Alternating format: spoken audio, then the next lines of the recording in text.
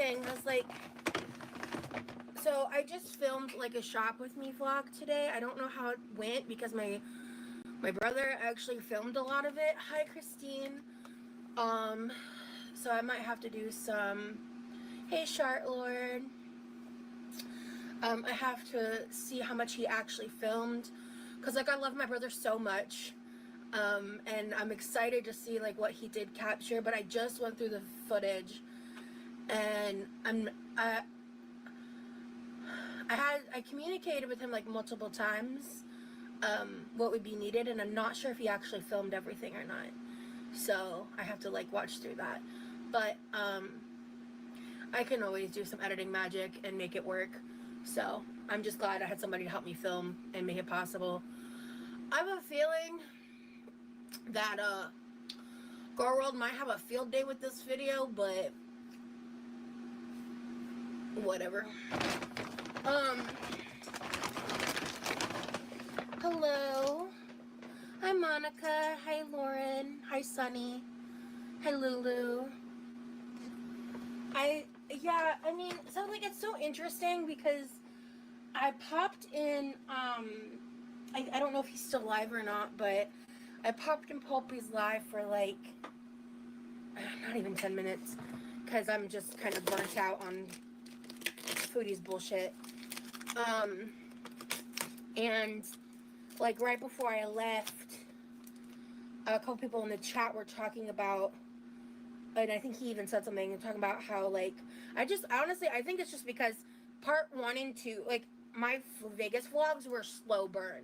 The beginning of the trip was like, my anxiety was like really out there, like until the project was done. Like I was just like in my head, I was like anxious, I was exhausted, I was nervous, like it's like, you know, all that stuff. And so like I knew like the first 1 to 2 vlogs, like not a lot happened, and what did was kind of disappointing.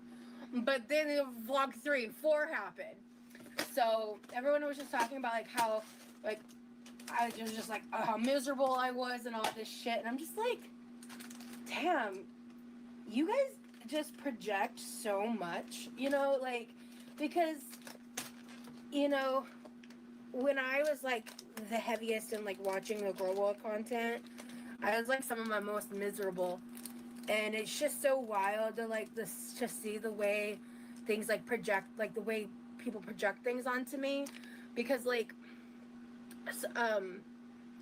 my audience is like watching the content and enjoying it and like seeing it for what it is, and it's just like people are crazy. You know my ish, keep up with Foodie's crap, but they're grasping at straws with you. Even I get annoyed. Hey guys, I didn't think anyone was going to show up, but basically this is from a little while ago. It's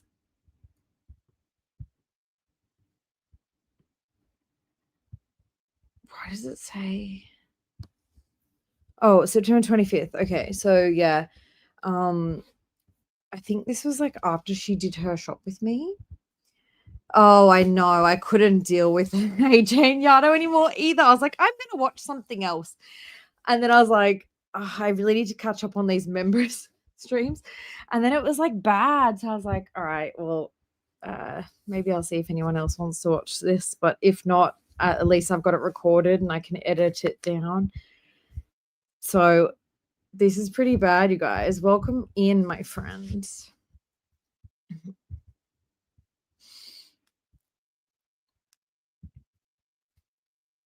And Rendell, you are now moderator, whether you like it or not, my darling. Yes, so I'll hit play. But man, she's so full of shit. Princess Sparkle Fairy. I don't know if I've seen you before, but welcome, dear. Nitpicking.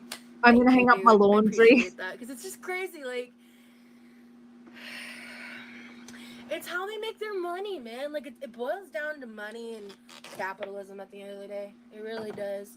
And they need some, they feel like they need a fallback person,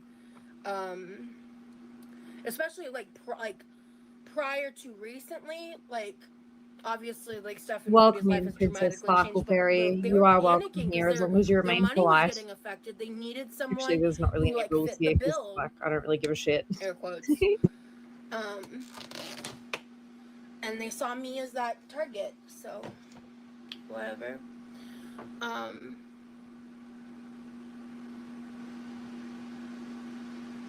Yeah, I get that, Jamie. Thank you, Mama Jazzy. Yeah, I washed it before I left to do the shop with me. And I didn't blow dry it all the way, but I blew dry it most of the way.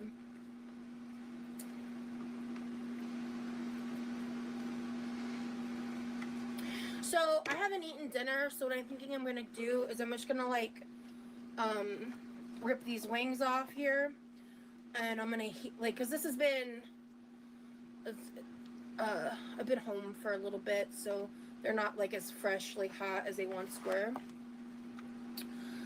Hold on.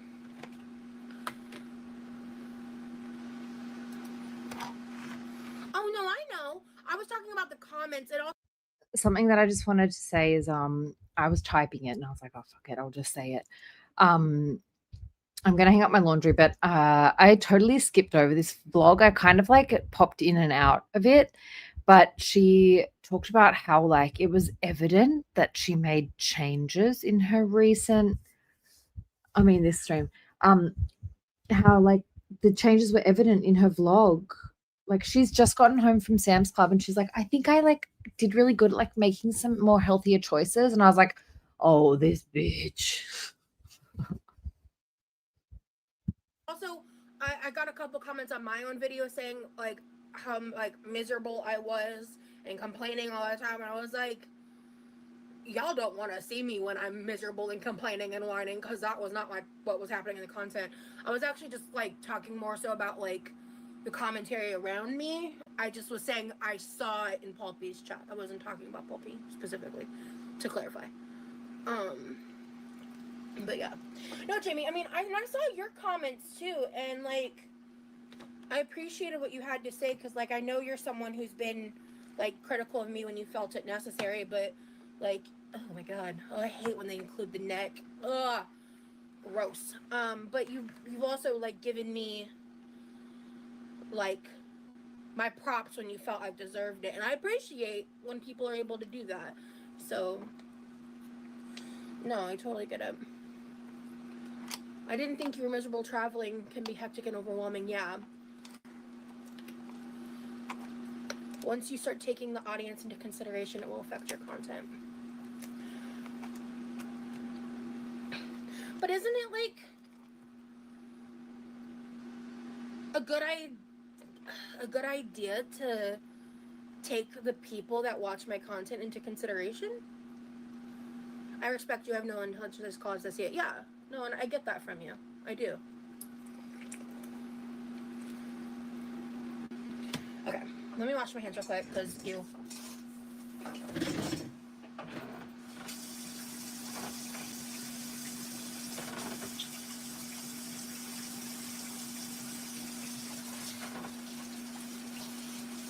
And I will be doing a public live probably pretty soon after tomorrow.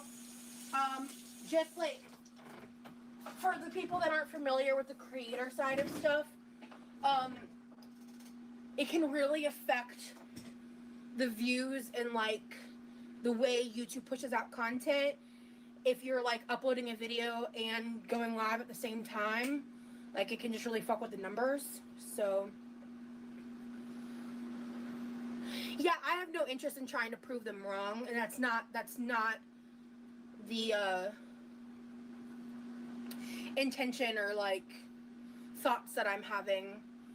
I don't have to prove it myself to people that I feel are committed to misunderstanding me. So, you know, we'll deal with the deconstructing the chickens after I eat my dinner. I think it's okay to see what people are saying, but you don't want it to affect how you portray yourself. Yeah, no, and if I feel like I'm like, there's been times where I've like I just was like today even, I didn't finish watching the live. I didn't like keep engaging in it because I was like, I don't feel like it. Like this is just, I'm tired, and I have like a lot on my mind, and you guys are gonna see it coming out of my content. And like, if you've watched the most recent vlog that I put up for members only, it'll go live for the public tomorrow. It's over an hour long, so there's some of you in here who may not have watched it all the way to the end. But at the end, I do talk about kind of like the very beginning of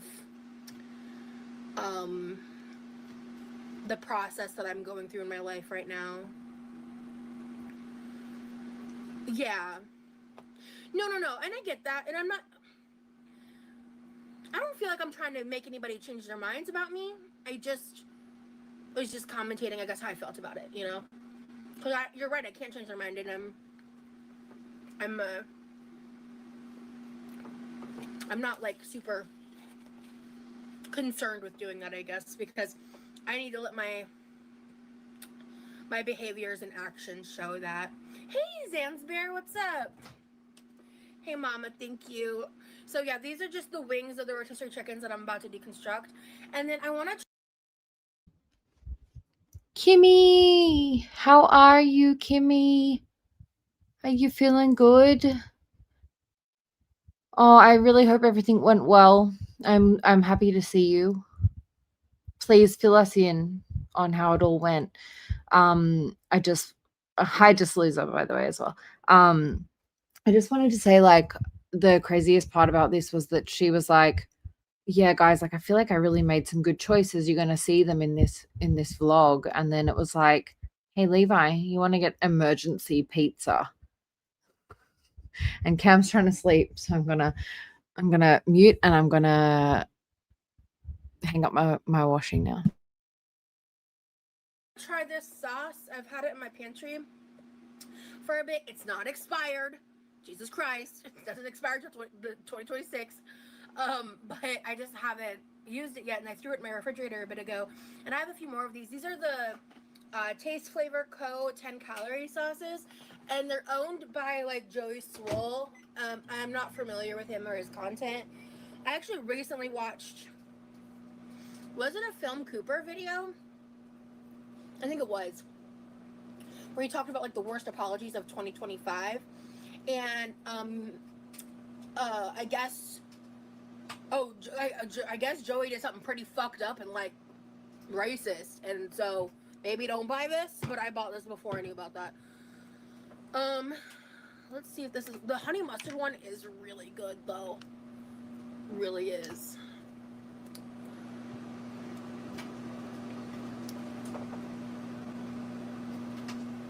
I get that, Jamie. I get that that's your opinion.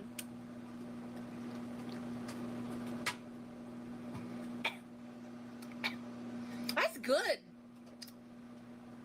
Damn, these sauces are good. They're like $8 a bottle though on TikTok shop. I don't know where else you can buy them. Made some chicken soup the other day, perfect for the cooler weather. Hell yeah. I like your dress top. It's a pretty blue. Thank you. It's actually a Walmart dress.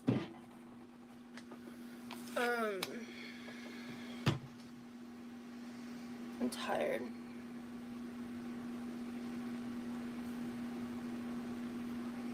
I just went grocery shopping.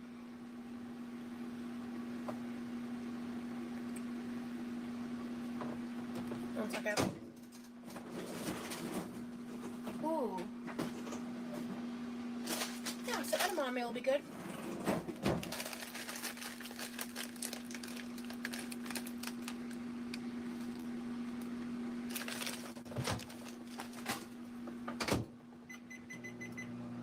Okay. Thank you, Jamie. Yeah, I got a lot of love for the green dress in the vlog that went public today.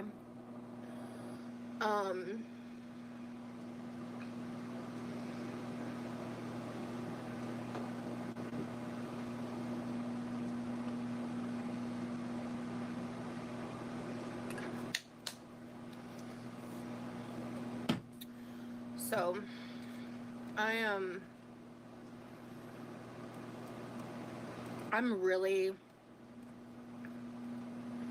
really fucking frustrated at like how much I'm still struggling 6 days later.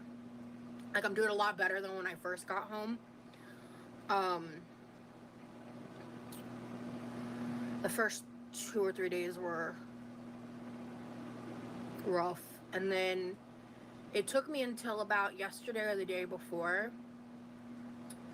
That was when like everything hit me. Because I don't remember if I still included the footage in the vlogs or not, but I like talked about how like I was probably gonna have a meltdown when I got home. And that started happening. It was either yesterday or the day before. I'm struggling a little bit with the time frame, so it took about 4 or 5 days. When everything just kind of like hit me, and I just started like bawling because I was just like processing all of these feelings.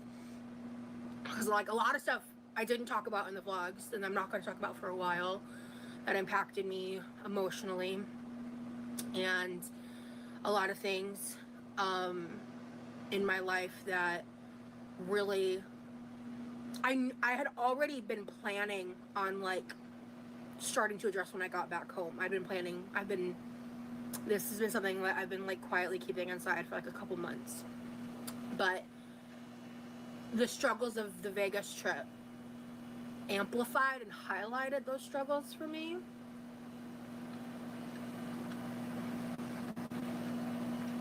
Hey Kim. Well actually I did get like a head cold for a couple days. Thank God it wasn't like anything serious. Okay, by the way, this is a great wing sauce. And these are really good. Damn. And I didn't put a ton of sauce on them either, because it's got a good kick to it. Damn. These are really good.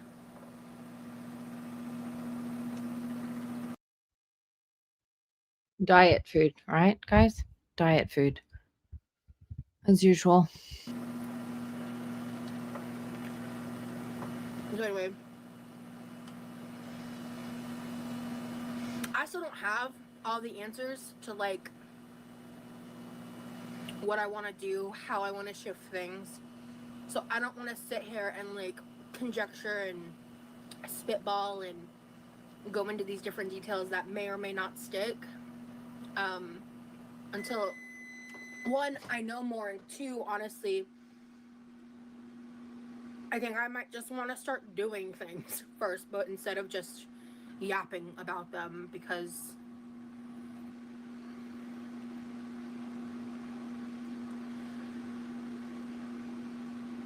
I think a lot of you that have followed me for like a longer period of time, like some of you who are newer may not like know fully like how my content used to be, and then the shift when I started doing the lives that happened. I've been running away from myself and burying my head deep in the sand,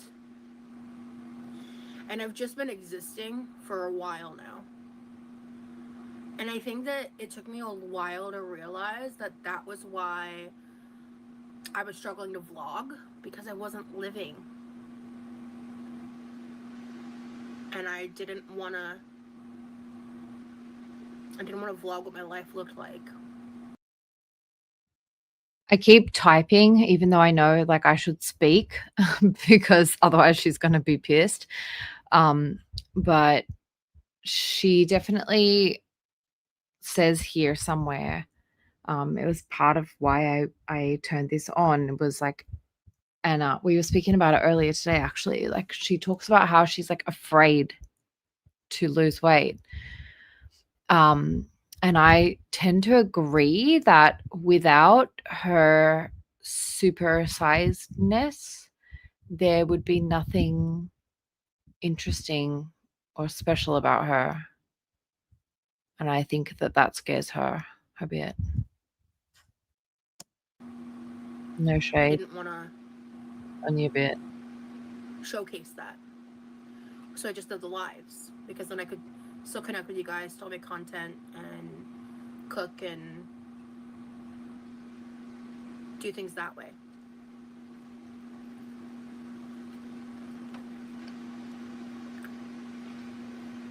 Hey, Joanne.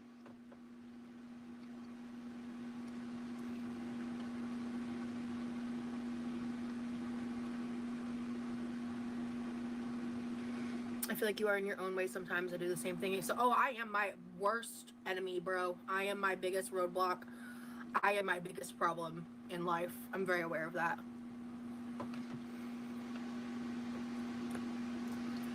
Oh, I don't know who that guy was, Joanne. That was the thing. I was like starting to vlog and he just walked up to me. Yeah, I don't plan on making promises to the audience because that's where, you know, the mistakes are made. Hey, Christine. Yeah, that whole exchange with him was very weird. Yeah, I agree.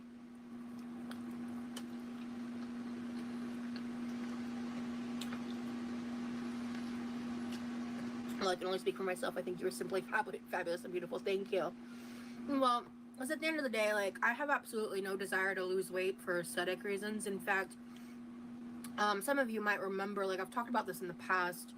Like, I tend to, just because of, like, what I've been through, the trauma I've experienced, the bizarre life that I've led, I tend to be more afraid of the process of losing weight because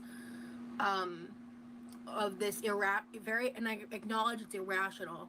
It's a rational fear that I will no longer feel or believe I am beautiful if I lose weight, and it's something that is very deep-seated and very, like,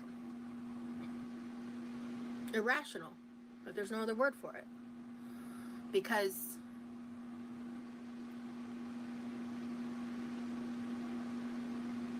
I need to care about my health.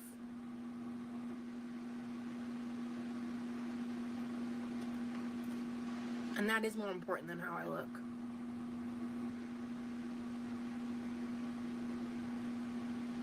It's just overwhelming and hard. Yeah, the audience does not matter when it comes to your health. It's only for you. Yeah, I agree. Oh, God.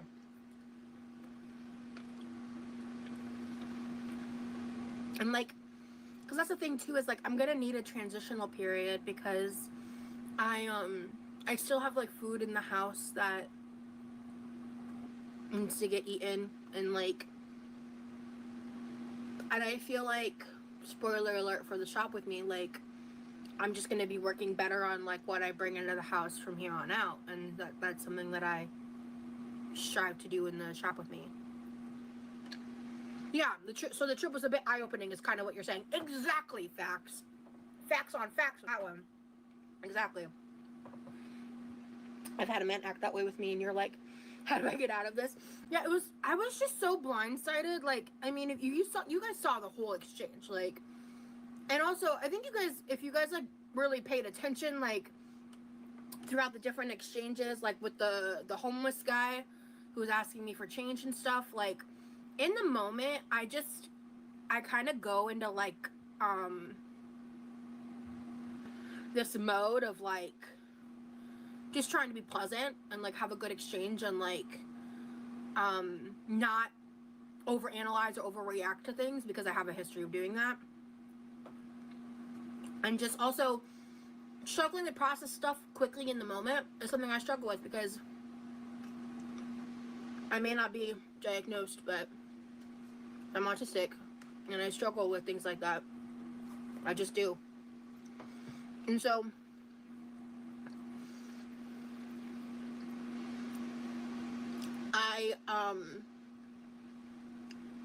once he walked away and the girl started talking to me and then I went, oh shit, was I even, like, aware of what, like, that's, like, I'm just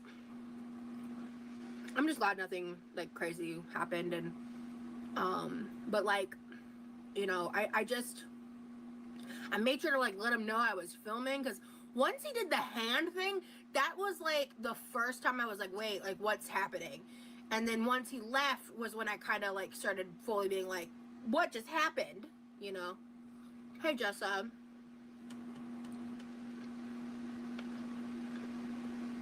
Yeah, you never know how men are going to react to those things. Exactly. Exactly.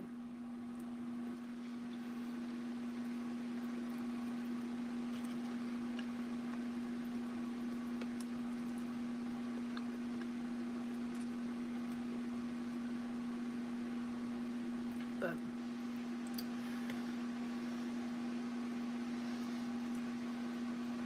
I really like this honey sriracha sauce. I'm gonna start trying to think of fun ways to use it. Those girls were amazing. What works for me is tomorrow. All right. Well, if you guys want to, if you guys are all still awake after this one's done, then I can put on the health coach series. It was a series. Of course it was a series after this. I'm actually going to get up and do my laundry. Moderate processed food and to add as much produce as possible to fill me up. Yeah, you can have indulgent foods but not in excess. Yeah, I remember somebody a while back talking about like an 80-20% approach with food. I don't remember who, but like just being like, 80% of the time just focusing on eating, healthy, and 20% of the time like allowing yourself in moderation, treats or whatever.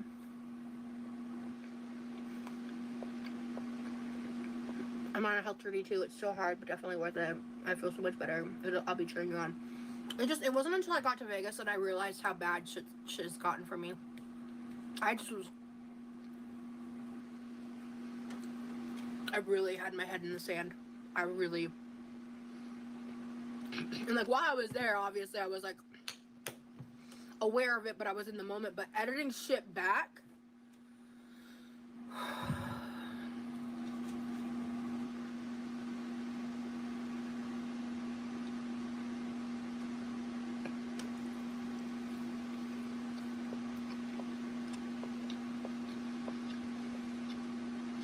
Era, how do you know what I'm doing?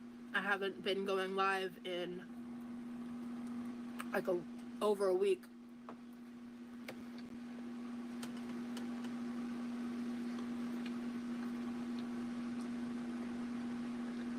How can you speak on that with any authority? No, this wing is like burnt and inedible. Ew. Ugh, that was gross. Okay. Alright. Oh, I still have edamame to eat. What's your plan if you come up with one yet? I don't have one yet, and again, I don't know. I think I have some content ideas because I think I just need to figure out how much of what I want to talk about and share and what I want to do. Yeah, Era, or Ava, whatever your name is.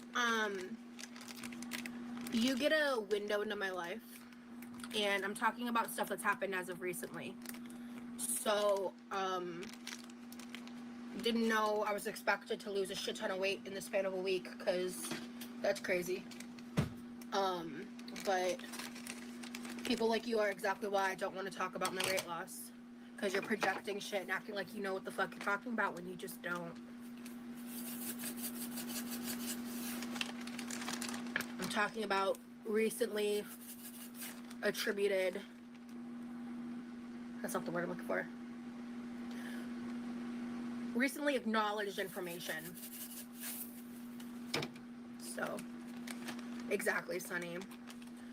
But it's always the ex-fats that think they can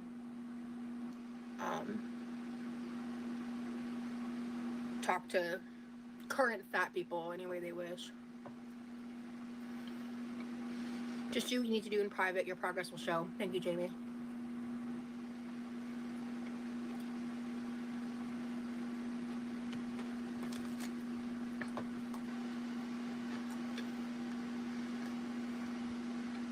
Thank you, Facts. But yeah. I'm gonna eat my edamame real quick.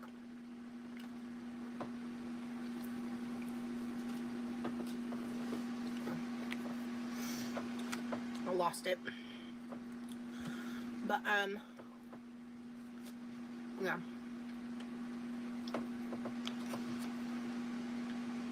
I need a drink.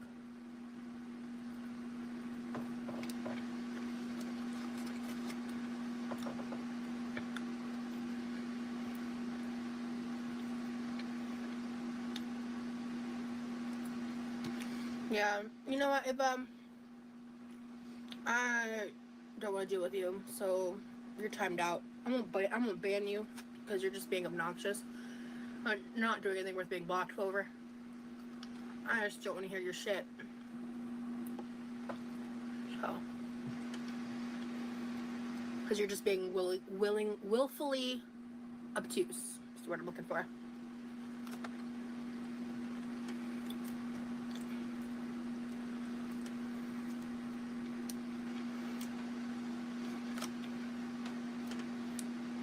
Because at the end of the day, y'all haven't been seeing what my life has been like recently, and today is quite literally the first day I've taken steps towards anything. So if you expect me to lose a bunch of weight in less than 24 hours, I don't know what the fuck to do. But people like her are exactly the reason why I'm like really nervous to talk about any of this publicly. So many people struggle with weight loss. It was easy. If it was easy, there wouldn't be a $1 billion industry surrounding it. Thank you for timing her out. Yeah, you're welcome, Julie. I don't want someone. It's like members only. We're here to be chill and have fun. And if you're not here to match the vibes, you're either gonna get blocked or timed out, depending on the nature of behavior.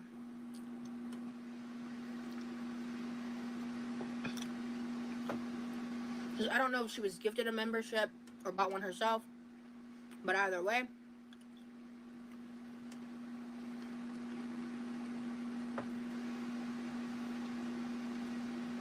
Yeah, Bella, for real.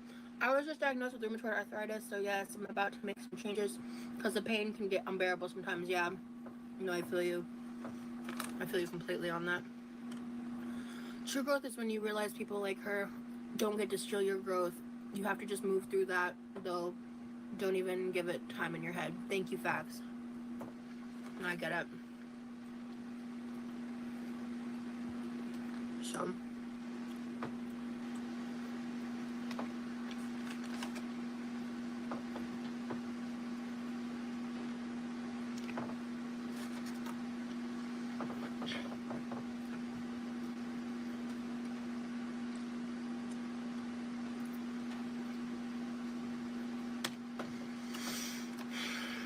Oh yeah, I said I need to get something to drink and then I didn't do anything about it.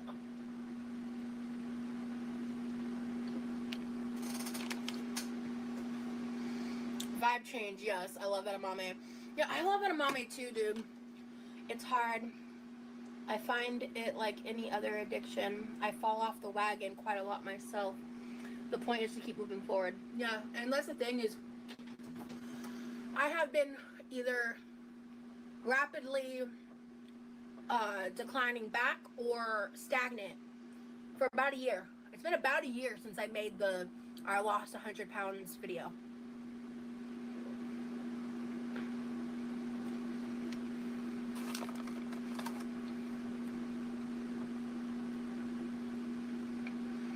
True supporters are here to give you words of encouragement and uplift you and be your support. Thank you, Monica. Oh, what does edamame taste like? It's soybeans, right? It's a very pleasant, like mild flavor. It's not it it has more of a flavor than like tofu does, you know?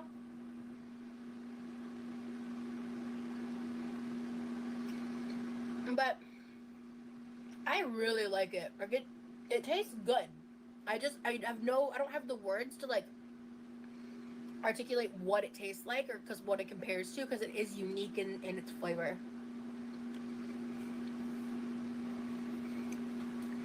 You did it before and you can do it again, promise. Thank you, facts. I mean, my real issue that's going to take a lot of time and like therapy is sticking to it. And I don't know if I'm going to, right? Like because my history doesn't reflect that. But God, I want to.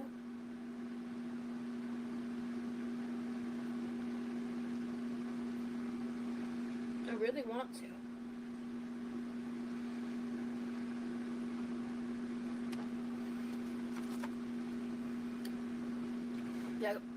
like the dried edamame, the crispy edamame is really good.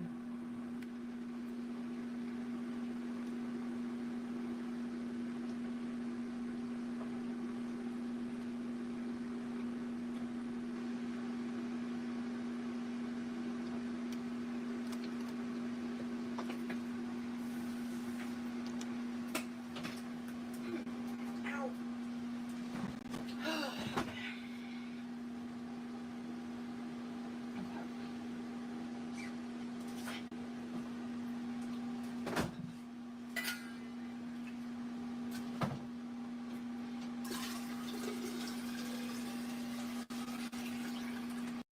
Look, I appreciate you guys all coming, but it means that I have to actually like do something because normally what I do is like I will just like record and like I'll just stream it like privately to like maybe a few people just so that I can record it so that I have it to like edit it later. But anyway, I appreciate you guys coming in and I'm just gonna, I guess, have to work and interrupt her every now and then. So this was the stream that she did right after she came home from Sam's Club. And the reason that I wanted to like, I was listening to it on my own and I was like, no, this is fucked. I need to record this. Because she was just saying like, and I've, guys that have been here from the start know that I've said like, she's like talking about, oh yeah, you know, you guys will see like the changes that I'm making. They are evident. But like at the same time, during that thing, she was not only scooting and like didn't even get up to reach for things. She just did like the most pathetic, like reaching for things, like, ugh, help me. And then not only that, but like emergency pizza. Hello? What kind of change is that? Tasha, don't. You're my mod. You can't A-log me.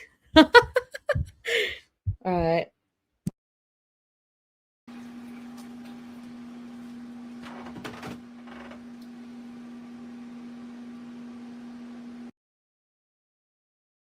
No, the reason that I have to interrupt is because it is a members stream. So I do have to make some sort of commentary every now and then if people are actually watching.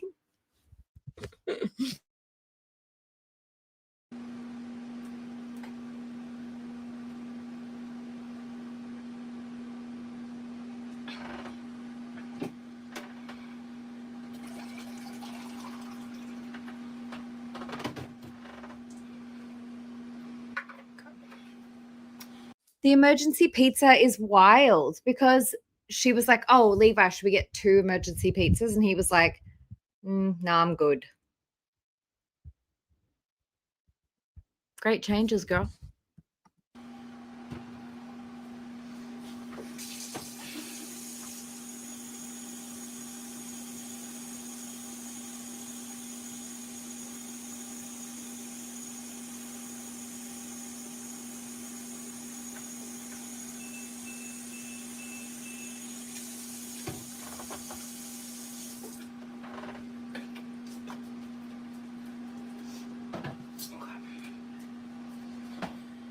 Oh, I'm not looking forward to dealing with this chicken.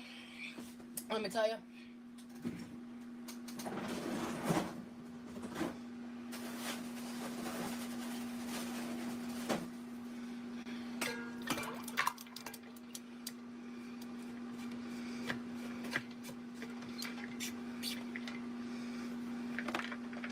Yeah, I don't plan on weighing in frequently. However, I have no idea what I weigh right now. Like I haven't touched a scale in a long time. There's a couple times I weighed myself privately and like didn't talk about it. So I have an idea of like where I was, and I just have no idea if I'm still around there or if I've like gained a lot more than I realized. I don't know. I genuinely don't know. Okay. So she said that she did 2 weigh-ins on her own. And she also weighed in at the hospital, which in the comments, somebody reminded her, hey, girl, you do know because the hospital weighed you. So what was that one? Not that I really care about the weight, but I think I'm working on a video that I have an issue with Rosie because she acted like she was so different to everybody else coming into this community and then ended up being just the same, if not worse, in my opinion, and threw a bunch of people under the bus on her way in, and said, like, I'm not doing theatre content. I'm never going to be like Nikocado. I'm never going to be like Foodie Beauty. And she's literally doing the same fucking shit. Anyway, I'm working on a video. I'm procrastinating. Y'all help me procrastinate. Well, of course, if it was easy, it wouldn't be hard AF and everyone could, but it's not. And don't focus on not sticking to it. Just try it one day at a time. Focus on getting through the day. Yeah. For me, actually, right now, like, my focus is going to be more on, like, lifestyle change. Shit, I'm sorry. I had her turned way down. This should be better for you guys, hopefully. Than, like, weight loss for a while. Because at my size, lifestyle changes will result in weight loss. And, so I don't plan on engaging in, like, an intentional weight loss plan until I get through the lifestyle changes, because it's going to take about 2 to 3 weeks of, like, being committed to, like, basically detoxing from, like, the sugar, like, and like, fast food quantities that I sometimes eat. So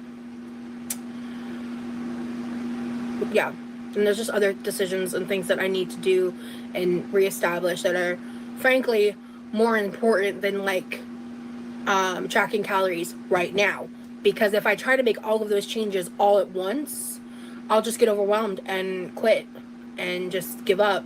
And I don't want to do that. Don't call it a weight loss plan, because that's my point. Call it a healthy eating plan. Yeah. You don't have to answer, but have you thought about about the weight loss shots? I've done them before. I've done Mounjaro before. I currently don't have the insurance or means for weight loss shots, but Mounjaro was a horrible experience for me. So I'm gonna finish my dinner real quick.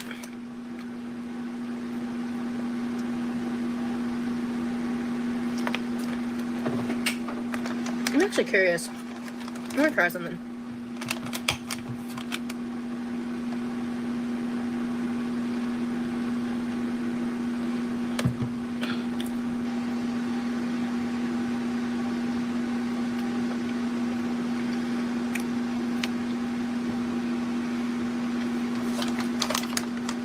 That's kind of good.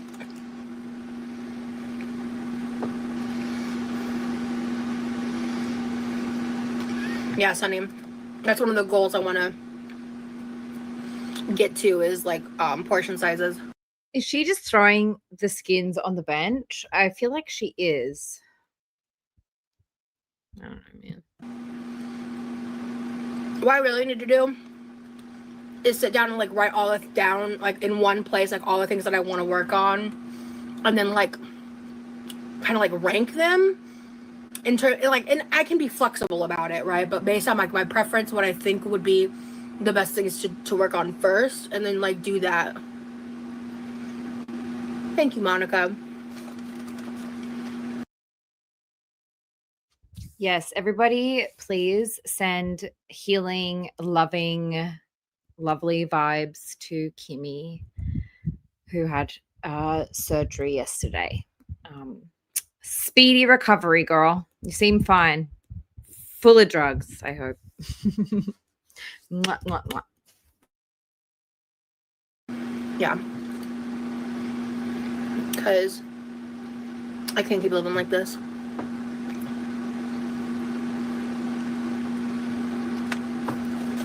I can't keep living like this. I can't do it. I'm still losing weight. I'm not counting calories. I was 250 in January. I just cut out takeout and processed meals.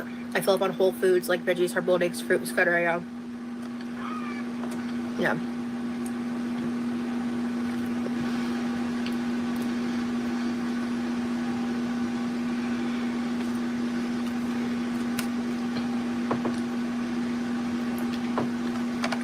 And that's like the thing, you know.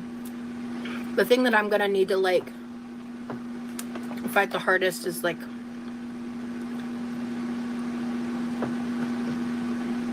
the cravings.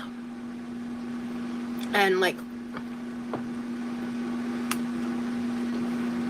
when I am feeling more emotionally unstable, sometimes I do just fall back on food as a crutch. And I know in the past I've gotten way better about that, but in recent history, that's like one of the things that I've fallen back on.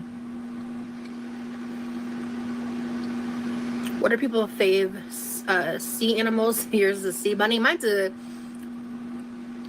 is it, yeah, seahorse? Yeah. I eat regular meals, just not processed stuff. I need to meal prep the day before to succeed. Yum.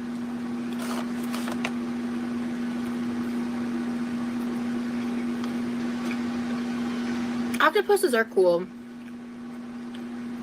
Shark and toadfish. What's a toadfish? I've never heard of a toadfish. Sorry, I lost the tab. Toadfish are so, well, the ones here anyway are so freaking cute. They are like little, it's like a miniature pufferfish, like same shape with like spots on it. And they are fat and chubby and just so freaking cute. I love them. Anyway, what the fuck? Tangent. I'm interrupting because I semi have to.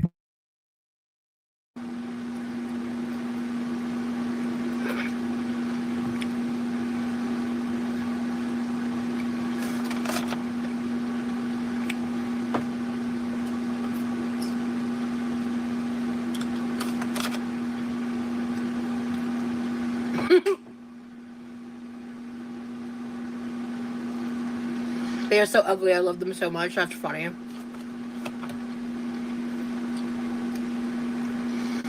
Yeah, I'm glad fasting works for you. I think fasting is bad for diabetics.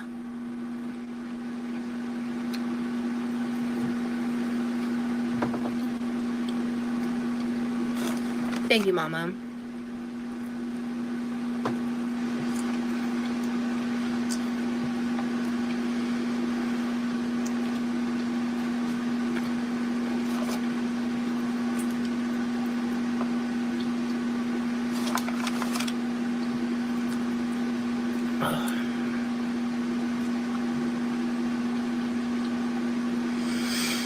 Yeah, just since I've been back from Vegas, I've just had a lot on my mind. And,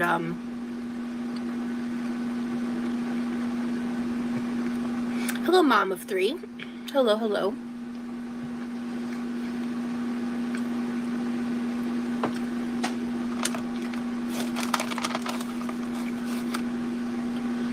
So when are we going to Vegas together next? No clue, Kim, if ever. But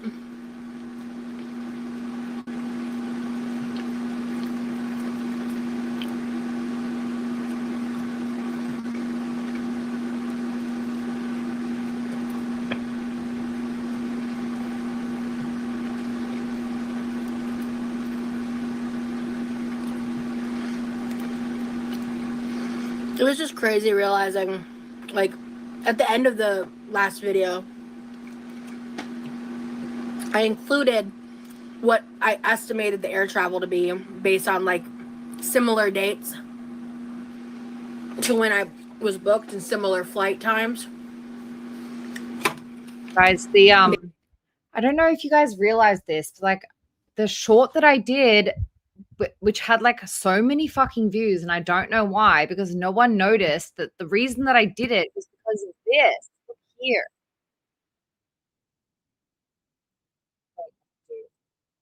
Fresh salmon to munch on. Here. Here. On the bench. Houston.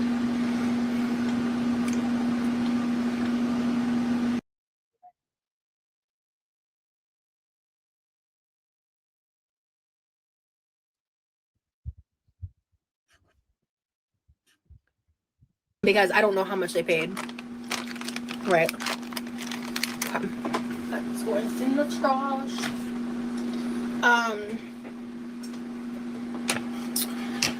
And just, yeah, man, like,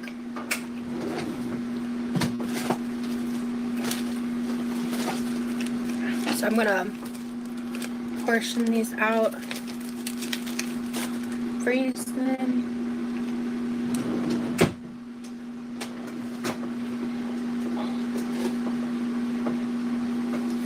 Let's see.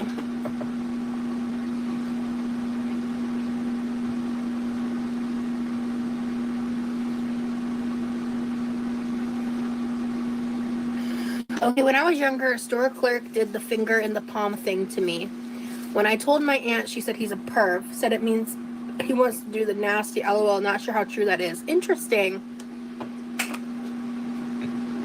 I wonder if that is a thing, or that was just, she was just saying that was like a flirtatious move. You don't know what a sea bunny is? Dishonor on you, dishonor on your cows. Sea bunny is a shellless sea slug and a very cute one. Oh! No, so she like took that salmon. She was making salmon patties in that other video, right? And she did like canned salmon and then also did fresh salmon. But like she ate, I would say 70 to 80% of that salmon fillet or fillet like on the bench. And like in just like, I'm having a taste, I'm having a taste, I'm having a taste. People don't know how much they're eating when they're having a taste, I think. But like on the greasy, disgusting stovetop where you've had your armpits and your fupa sitting there, man. I don't know. Oh, that's funny. So yeah, I'm a big fan of these sauces so far.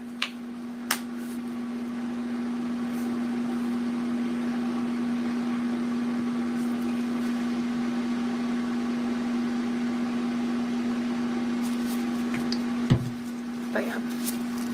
Damn. They are expensive though.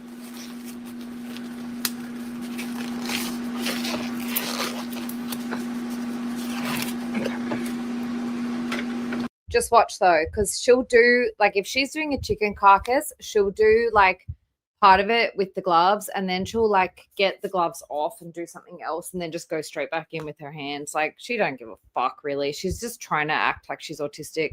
No offense to anybody, but it's all a show, to be honest.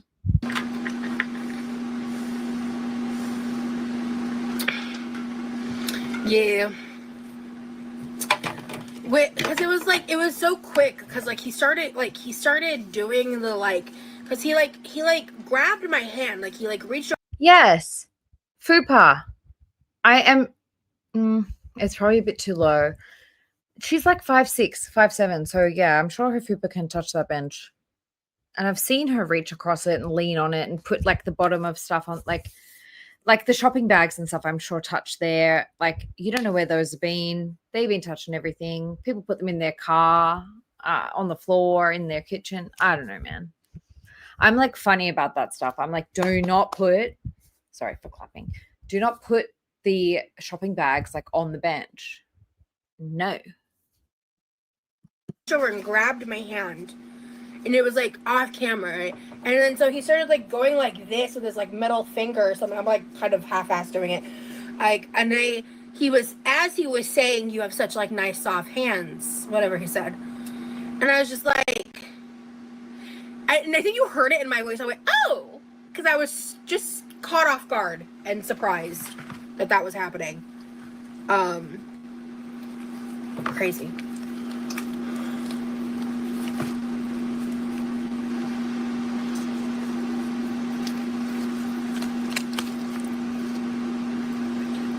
Dark meat. Okay. The excess. I think I might make another chicken broth because I still haven't actually thrown it away yet. But I have to throw away that gravy because I never used it before I left for Vegas.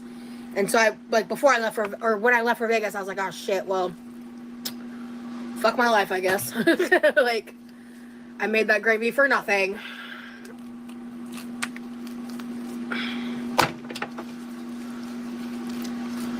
And chicken broth is a way to make a lot of flavor happen. I wonder, is there a way to make a healthier gravy? Is that even possible? Because isn't the entire foundation of gravy fat? Like, I'm so genuinely asking right now. Was he cute? He was like, I think a little too old for me. He was really well dressed. That was something like that I noticed, was like he was like really well dressed. Yeah, this is Sam's Club chicken. It is delish.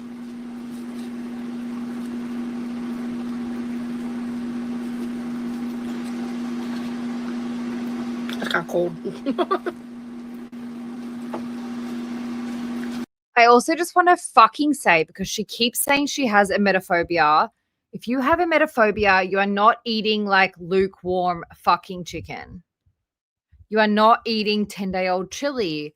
You are not eating expired foods. You're not eating anything that's like lukewarm. No, because you're afraid of vomit. Bitch. The skin will be good in the chicken broth though. It's not as good, but the powder gravy packets aren't as bad in calories. Okay. So I guess you could like mix that. And sorry to interrupt again, but like, how do you fucking justify not touching it with your hands because like you have sensory issues, but you're happy to like squish it around and separate it and put it in your mouth as an emetophobic person who is afraid of being sick? Don't make sense. That in with the chicken broth, right?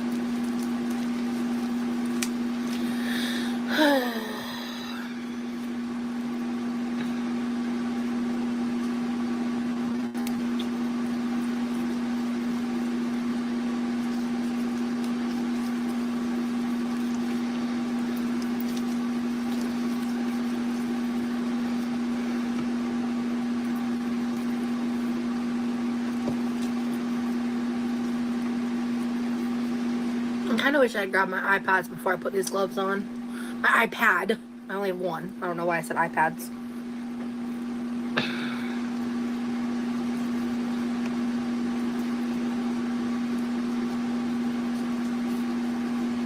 I've been going over some old Rosie content lately, and she was like, oh my God. She's so annoying. I'm sorry. But she said like, you know, people who have ADHD sigh more than other people. And I'm like, ma'am, no one ever fucking told me that. I've been ADHD since I was like 12. Like I've never noticed or been told that I sigh more than a normal person. Like what? Right now, I'm just prepping the rotisserie chickens that I bought. I did also buy my favorite Sam's Club chicken salad,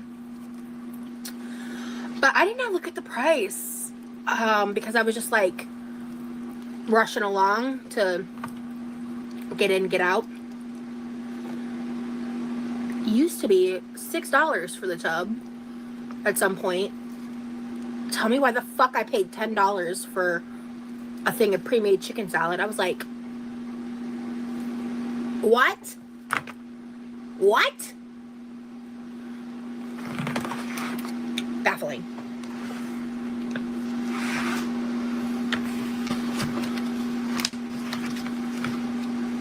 I use 2% milk or water when I do the gravy packets. I'm not a cook, so that's actually all The time, okay. Yeah.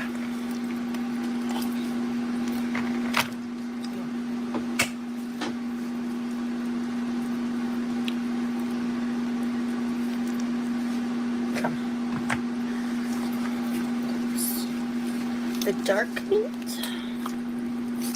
And then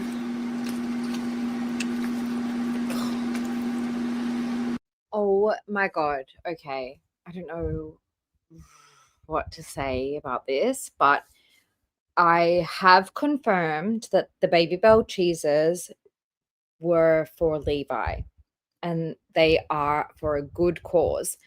So I actually don't care that those were stolen. But trying to steal like a billion pot stickers or dumplings or whatever they were, like, no, bitch. Like, don't act like you did that by accident. Don't act like you did that by accident.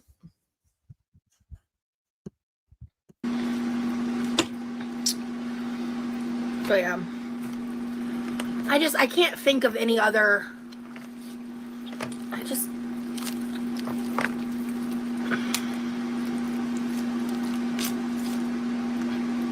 Princess Sparkle Fairy, good on him. I feel like Rosie would approve because she's so anti-capitalist, you know? And I also just think, like, at that age, you kind of deserve a bottle of whiskey. Just have one.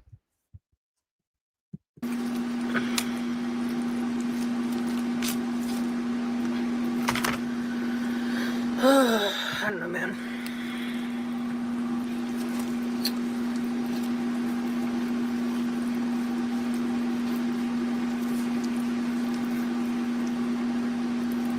Good morning, Jane. Okay, all of you guys. So Show up. I guess I'm curious, like, since you guys are my members, what do y'all, how am I feeling now? Rested. I feel a lot more rested than when I like first got back, obviously. I'm still just like a bit bone tired. I've had to like really push myself past day or two because I was expecting to rest for 2, maybe 3 days, and then like I needed to like clean the kitchen, I needed to do some stuff, and I was like, you know, day 3 rolled around and I was barely functioning. Like there was a couple days there where I couldn't even like cook for myself. Like it when I tell y'all that like this shit's been a wake-up call for me, like I'm not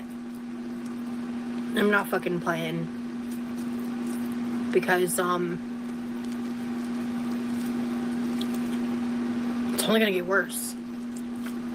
So if I don't do something about it, I'm gonna clarify that.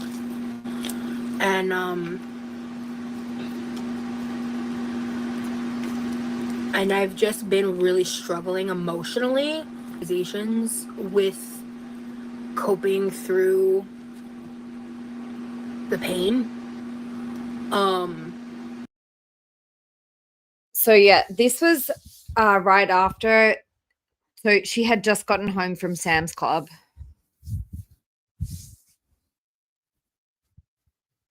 So she was deconstructing the chicken carcasses and putting stuff away and complaining. She got changed though, which is very unlike Rosie. Fondling a carcass. Oh my God. No one believes her way in. There was a chair right there. I'm sure her fupa was resting on that chair. Sorry. Don't believe it.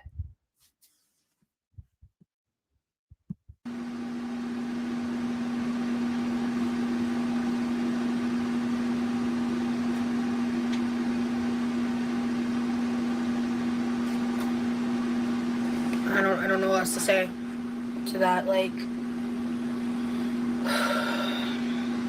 I'm a thing with limited counter space here. Okay.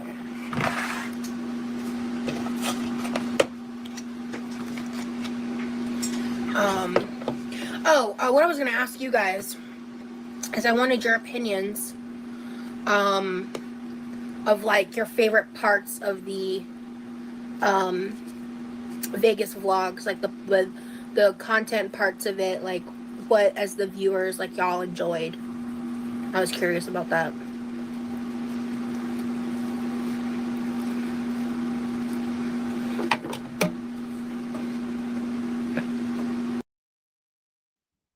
It does gross me out, but the thing is like that's why I either would be just like streaming this or recording this on my own, or I can share the joy with you guys. So I thought it was pretty bad and I would share it with you guys because it is gross. And like I'm doing chores and stuff, so I'm not like staring at the chicken carcass or whatever.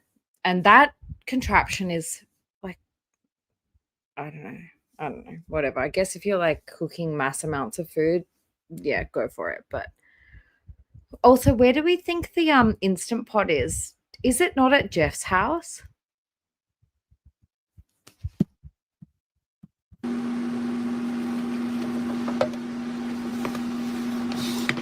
It is, James. It is. Yeah, I get that, Jamie.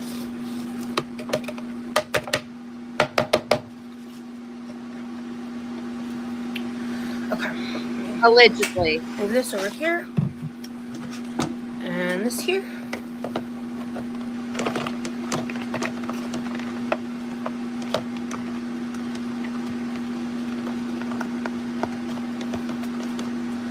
That's true, strange. She did take a peek at Fox's house, but I'm sure it had lid on it. You're right.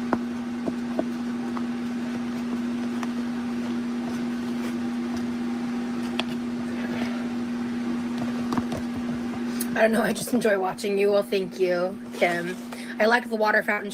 If it was at Jeff's house, you know that she would be like making that the excuse to go back over there immediately. So, I don't know. Show with you singing. Aw. Yeah, that clip was fun. Yeah, I obviously like edited everything, but I've like watched each vlog a few times. She was so disappointed. Okay, I'm really sorry to that subscriber who sent her that package. She was like, it was a huge package, and she like was like, ooh, and then she opened it and she was like, oh, plastic containers. Thanks. Like you could see the fucking disappointment on her face. Like she thinks she's a good actress, but I mean, you could see she was so sad about it. She thought it was gonna be something good.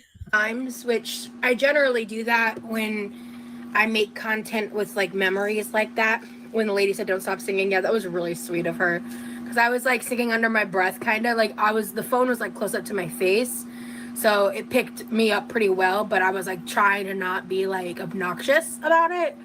So because they were standing right next to me, but I love that song. Like I grew up listening to 90s country music, and so when she said that, it just kind of like made my day a bit. I was like, that was really sweet.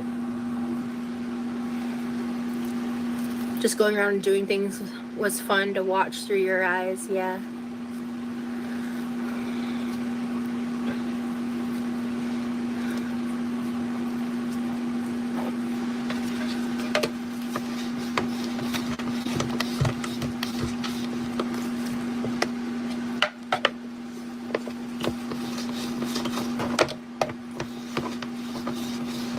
Come on.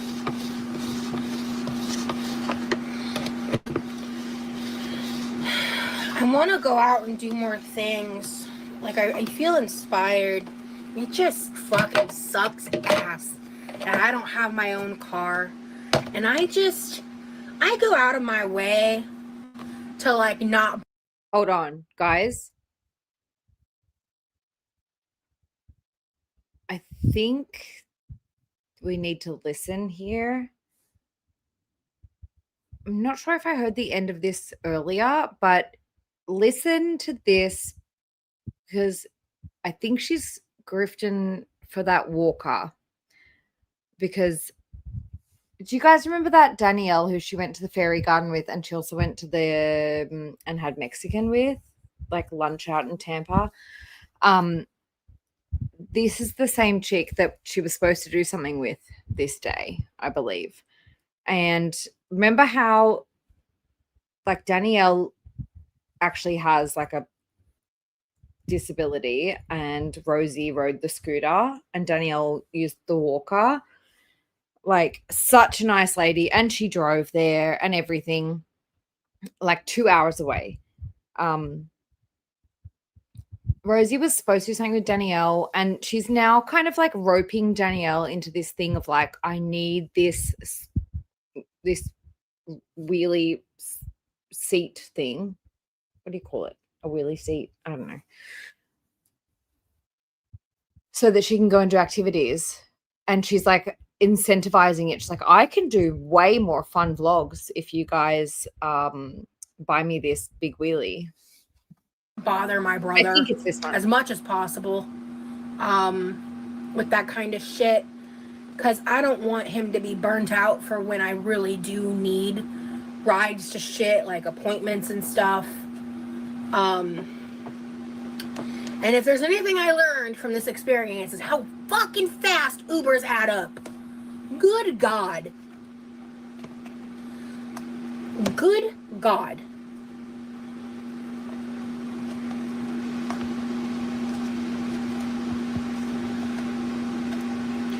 When you were proud of yourself, thank you, Cram. I'm proud you went out and pushed through. Thank you. Oh, right. Okay.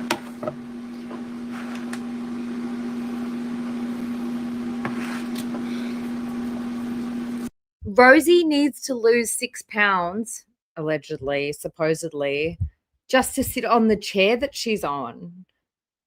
Everybody say a little prayer for that chair. That chair has a 500-pound limit. I haven't checked the comments in the bit. Honestly, I really enjoyed doing like the Cokes around the world like taste test thing. That was really fun. I just hated that I was rushed. Like, you know, I really liked those girls that I met from Hawaii. They were so sweet, and I just really enjoyed talking with them. And then when they invited me to eat lunch with them, which they just didn't have to do, I was just like, you know what, like, I'm gonna do that, because that's like an experience that's like having lunch with strangers and just like chit-chatting, like, I don't know, it was really fun. But it meant that I was rushed, and also, like, I didn't get to go to the M&M World, which, honestly, I just wanted to go to the Coke store. I was going to go to the M&M store because they were right next door to each other. But I was just kind of like, when I realized I wouldn't have time, I wasn't that butthurt about it. The one thing that I, like, really wanted to do that I didn't get to do was go to the Vegas sign. Mainly, like, because where it's located on the Strip, in case you're not aware, it's, like, really far out. And I had no idea if they had seating in the area or not, what that would look like. And I was just really trying to, like,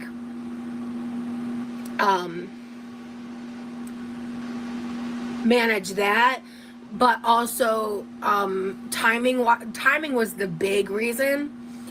But there was, like, nothing else around there that I would want to do.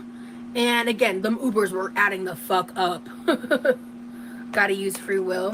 What do you mean? But like, yeah, so you don't want to go to Vegas unless you've got like at least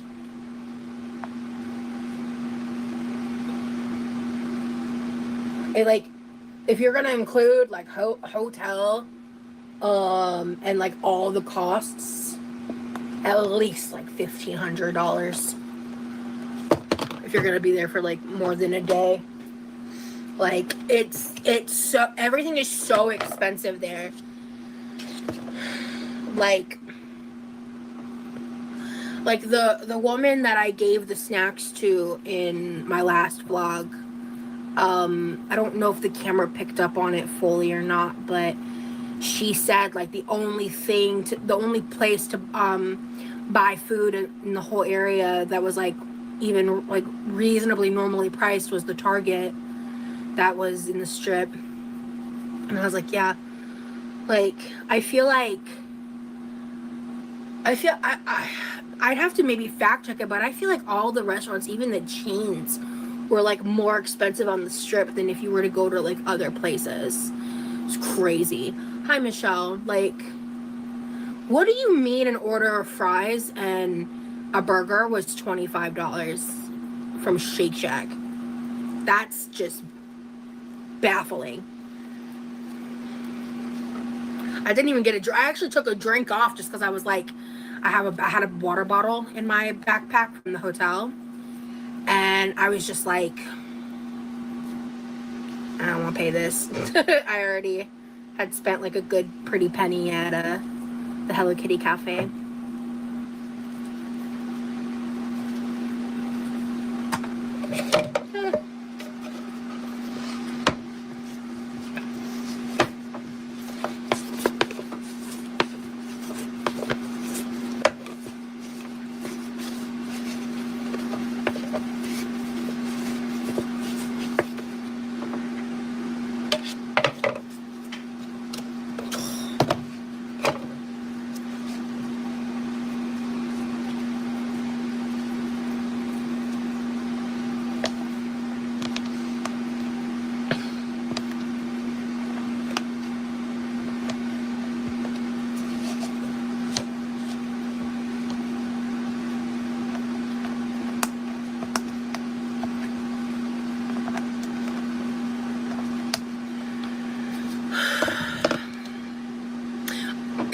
Oh, you haven't seen the Hello Kitty one? Oh, okay.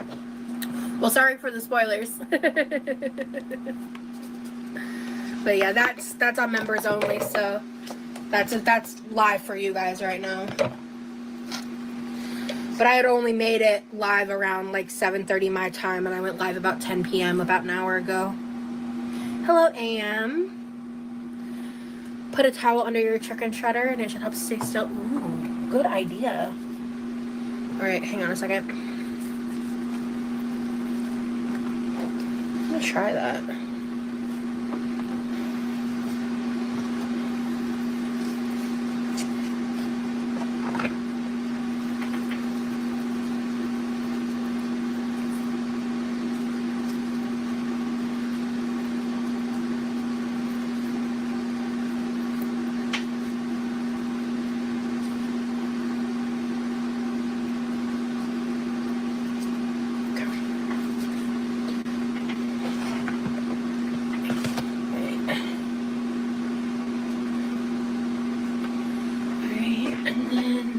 That's got a hole in it, so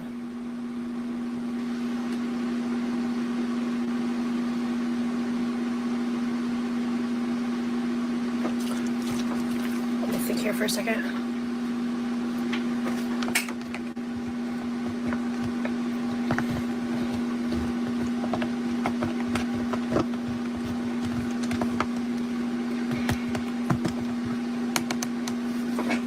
So then I'm gonna move this over here.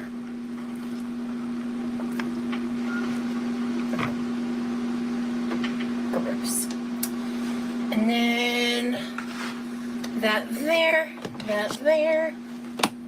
The bones can go in here. The bones and the skin. And then that can go here. Yeah, I never thought of that either, Count Cracula. Okay. Alright, and let me shove this back in there. Move this right here. Yeah.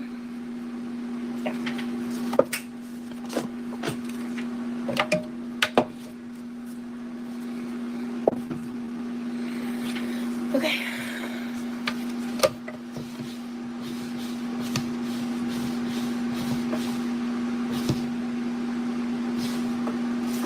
Damn.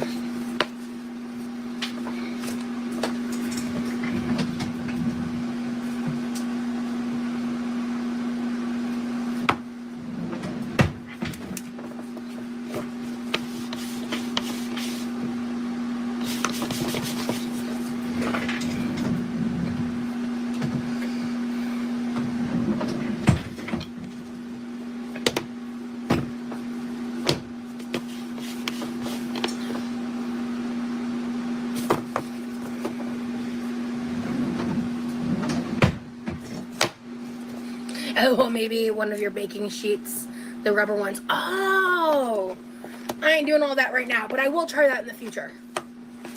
Because this is literally the last round of the chicken breast. So, and this does not shred dark meat very well, unfortunately. I've tried, but this saves my hands during this process, so saves my hands a lot more, I should say. That's a bone. Let's get that out of there.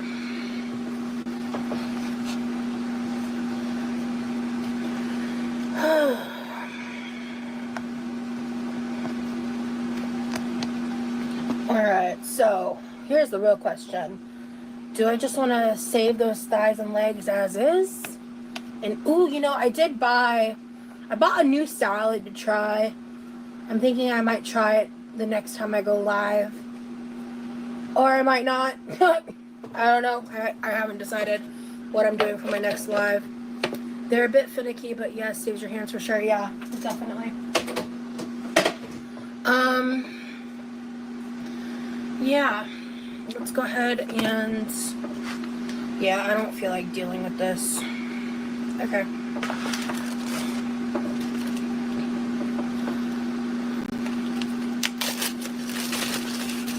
Okay, so actually, while we're here, let me just...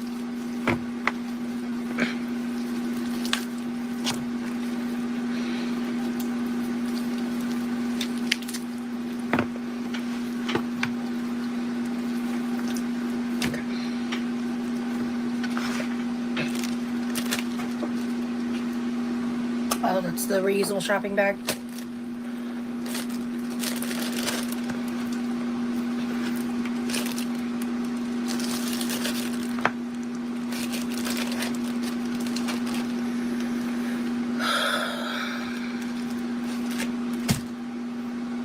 I'm just tired.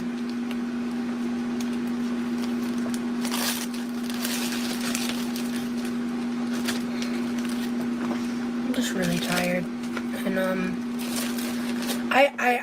I recently just like I had the thought, I think it's a bit of a cliche saying, but I just finally like hit this point where I'm just sick and tired of being sick and tired. Like I'm so over it. I'm so fucking sick of it.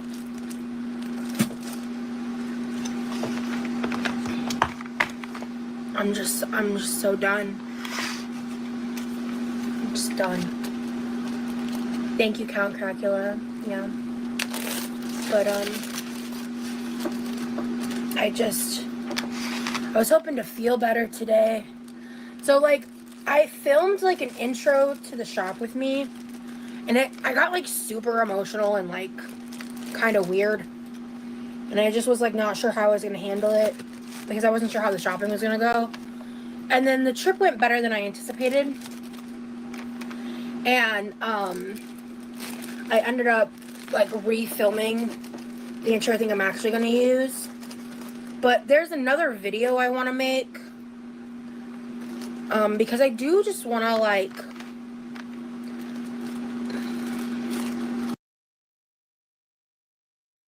Oh, sorry. I was outside. I finally finished. Kimmy, I finally finished hanging up my laundry. No, but you know when you buy like a bunch of new like socks and undies and stuff and you like want to wash it all before you use it. So I had like a million little things that I had to hang up. Anyway,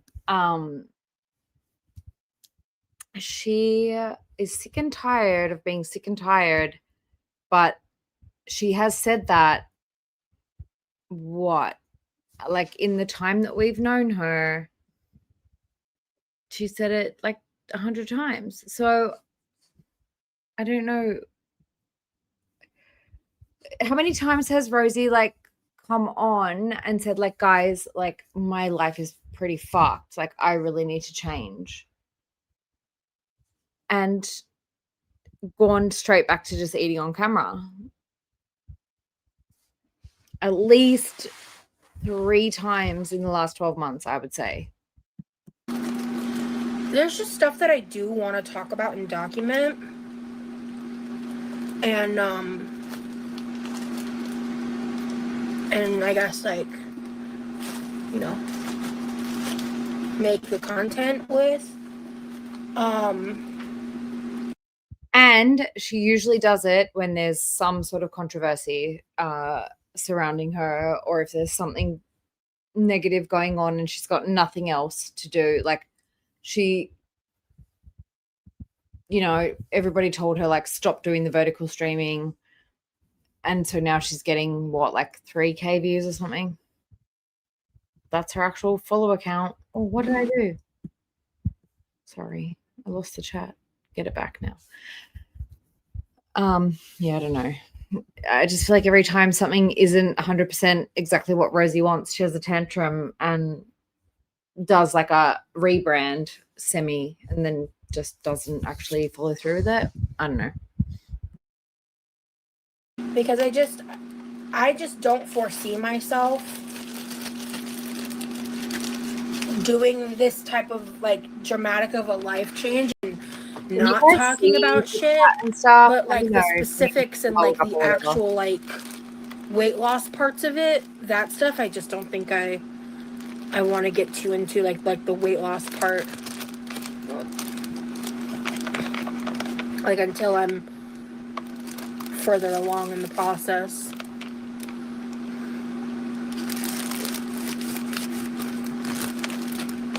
Because I agree with what Jamie was saying earlier, like, I do not plan on weighing myself a lot. Because that's just a bad move for me. Yeah, James, you missed it earlier where she kind of, again, for like the 100th time, said that she's like afraid to lose weight.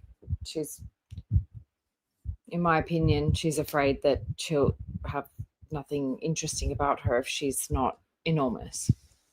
And that's like, that could be a valid concern. But don't pretend like you're going to change. Just like lean into it, I guess. I don't know.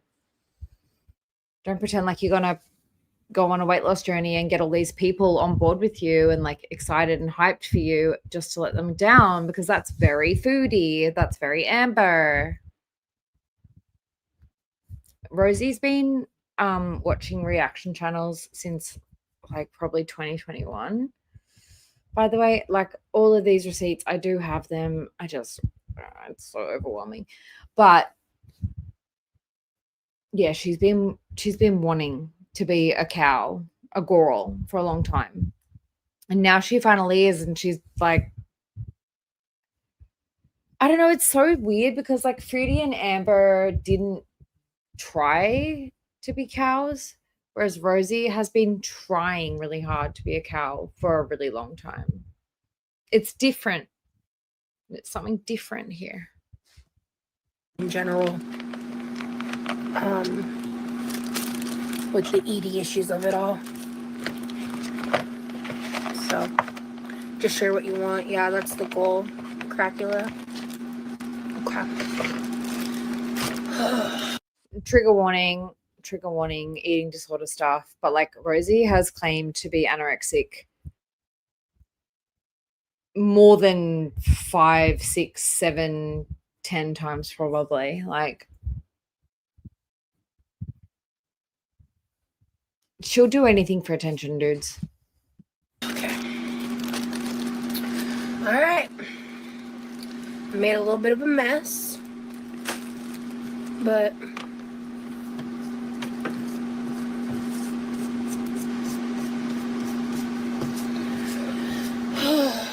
I just went and finished the vlog, girl. I'm so here for you. I'm on a healthier lifestyle journey. I struggle because of a lot of different health issues. Yeah, yeah, I'm sorry. I know that's a little bit triggering. Like, I am a recovering eating disordered person myself, and like, yeah, like, what the fuck, Rosie? It's not. I get that, like, okay, for example, if your dog is sick and doesn't eat for a week, they can call that anorexic, okay? but you don't go in an interview, or you don't go on a panel, or you don't go on a live stream and continuously say, at over 500 pounds, I struggle with restriction. You clearly fucking don't. Like, maybe a couple of hours to you is restriction. I don't know. Anyway, this is triggering. Let's just move on. I'm going to eat some fucking sausages in a minute. Don't let this bitch trigger you. I feel like Vegas helped me see that, like,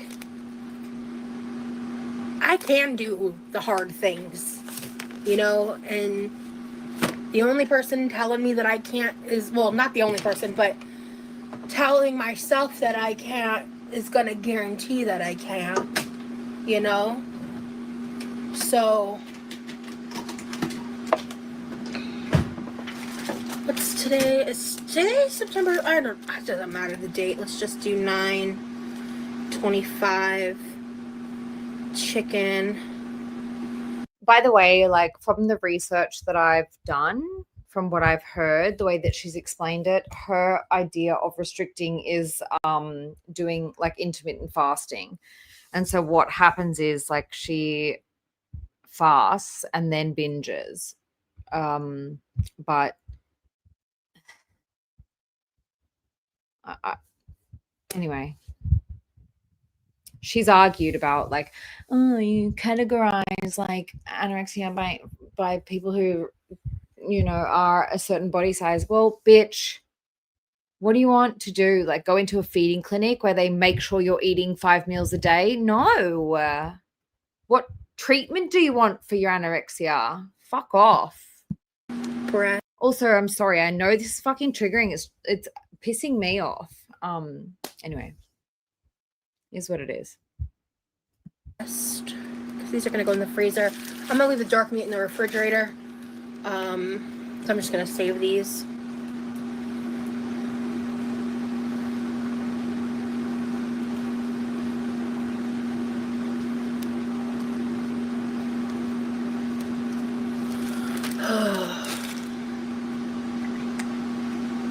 I hate how drained I feel right now.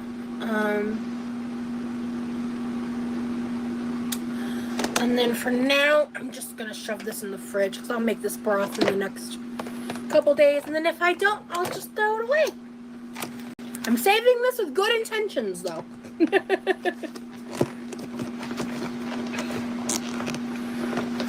So. And I really don't mean for it to come off insensitive, because I know that people can struggle with different mental health issues at all different sizes and stages of their life. But knowing Rosie, knowing that she fakes having a bunch of different disorders and a bunch of different mental health issues, I can't take it seriously. I'm sorry. Anyone else? Yes. But her? No. Not eating for 4 hours is not restriction, Rosie. I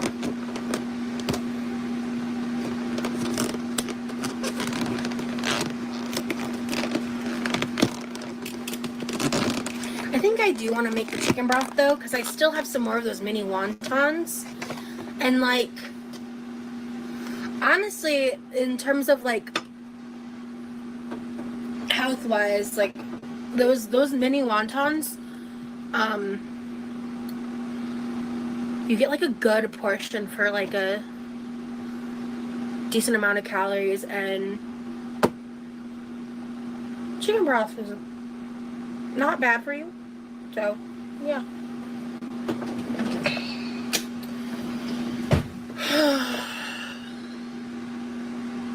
I'm just still, like, in the midst of processing everything, and how I want to move forward and stuff. So I appreciate your guys' patience.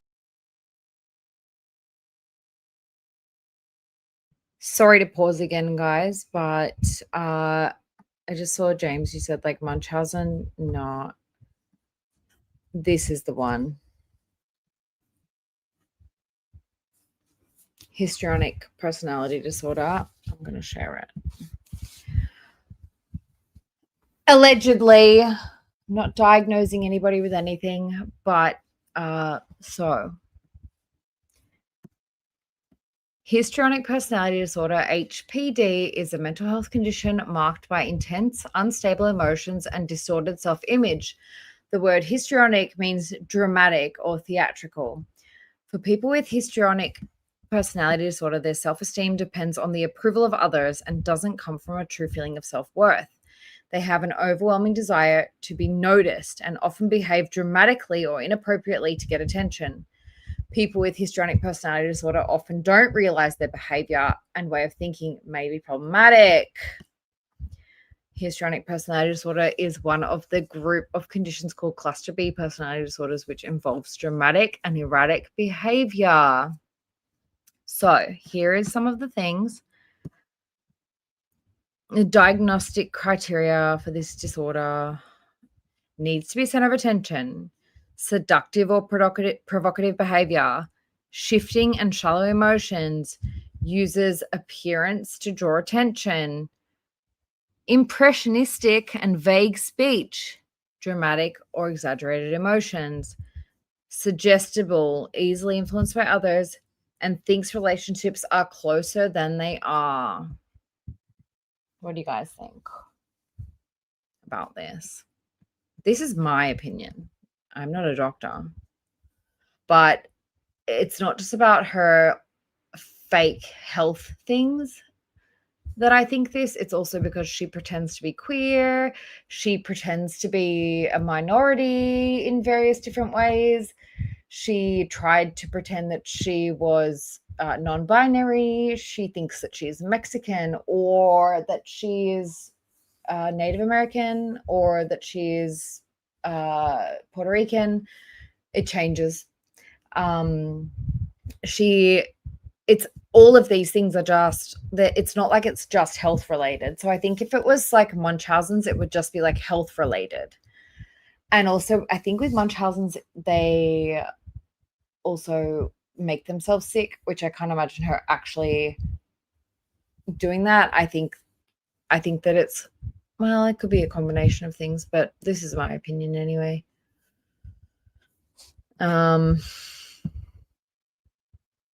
They feel underappreciated or depressed when they're not the center of attention, have rapidly shifting shallow emotions, be dramatic and extremely emotional, expressive, even to the point of embarrassing friends and family in public.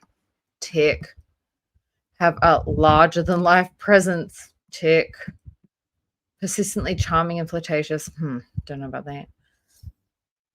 Overly concerned with their physical appearance. Yep, but hers is like not your typical, right?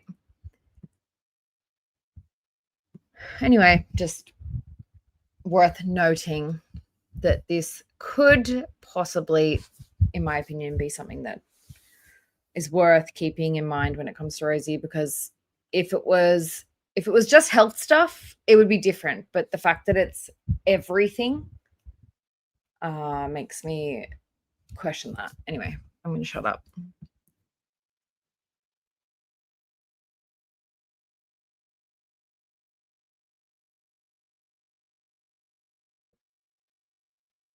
Allegedly, I'm not a doctor. I don't know shit. I'm just dumb and Australian. I'm just having ideas. All right?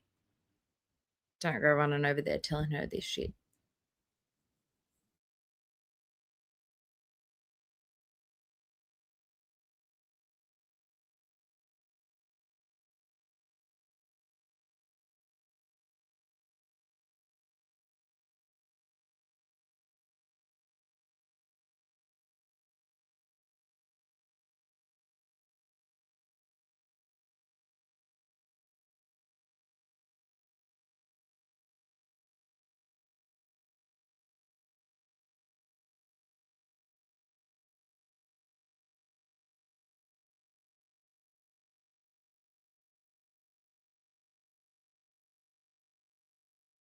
All right, bye, bitch.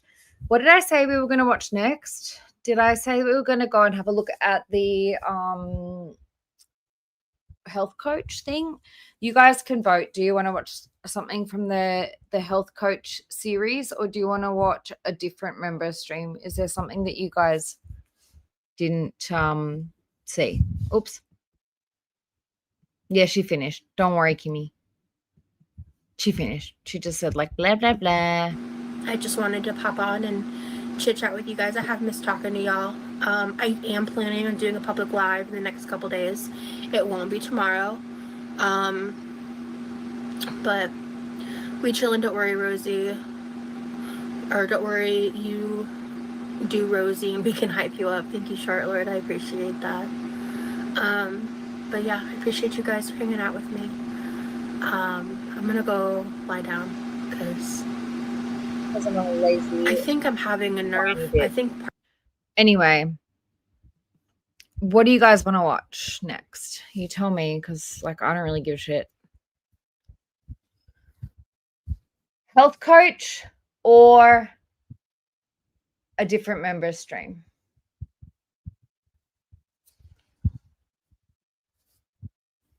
Hey, Brent Cheeseburger.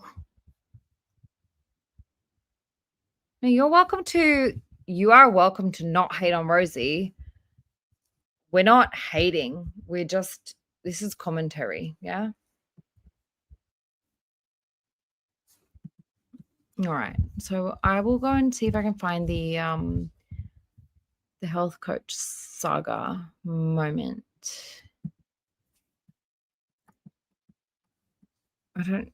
Guys, just talk amongst yourselves. Stop watching. Don't watch me. I have to search for it. I didn't think anyone was going to come, so I really wasn't prepared. I just wanted to because I thought there was a lot of fucking bad stuff in that members only stream. It was pretty bad. I thought she talked a lot of shit. Sorry, Brown Cheeseburger, I did.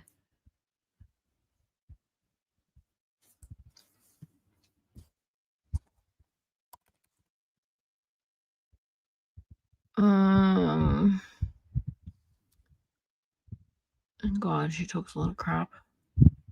Yeah, I'm gonna share it with you guys. Let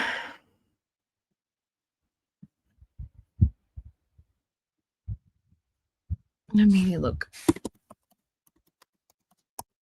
Have you guys noticed that the YouTube search function is really crap these days?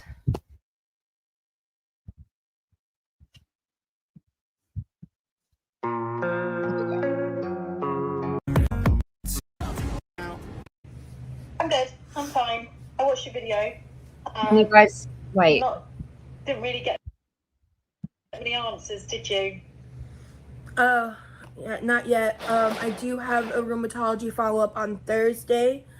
They got me in really fast because my markers are so high. I was at the hematologist office getting the iron infusion the next day, and I was talking with the nurse, and we were just having a conversation, and she was like, "Wow, you're." Hold on, this one came first. But I don't know. I still don't feel like. Hang on.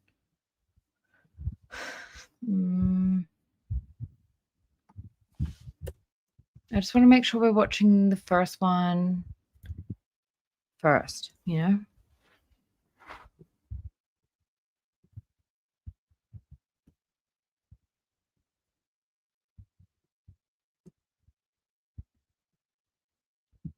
Okay, so there is opening up blah, blah, blah. That was May 7th. Then we have this one, April 27th. No.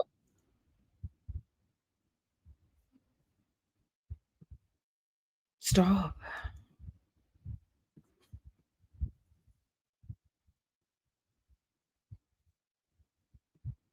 This one's the first one, right? Hang on. This one, I think, is the first one, the 25th of April. And then the 27th of April. And then May 7th. And then May 28th. Yeah, I got it. Got this. 25th, 27th. Yeah, okay, sweet. Let's go. Sorry. I don't really know what comes next. I'm just doing Severely ADHD, and it's like late at night here, and I do not have medication in my system, so bear with me. my best, even though I'm so stressed out. Everything just feels like a test that I fail, so depressed when I can't seem to get out. But something deep inside won't let me. I do try to stay positive, but I also stay real. And this is fucking real right Hey, wow, Brent Cheeseburger, 357 pounds you lost so far. That's pretty damn impressive, dude. Amazing. Well done. Congratulations. Inspirational, honestly. Keep pushing Rosie then. Don't get too emotionally invested though.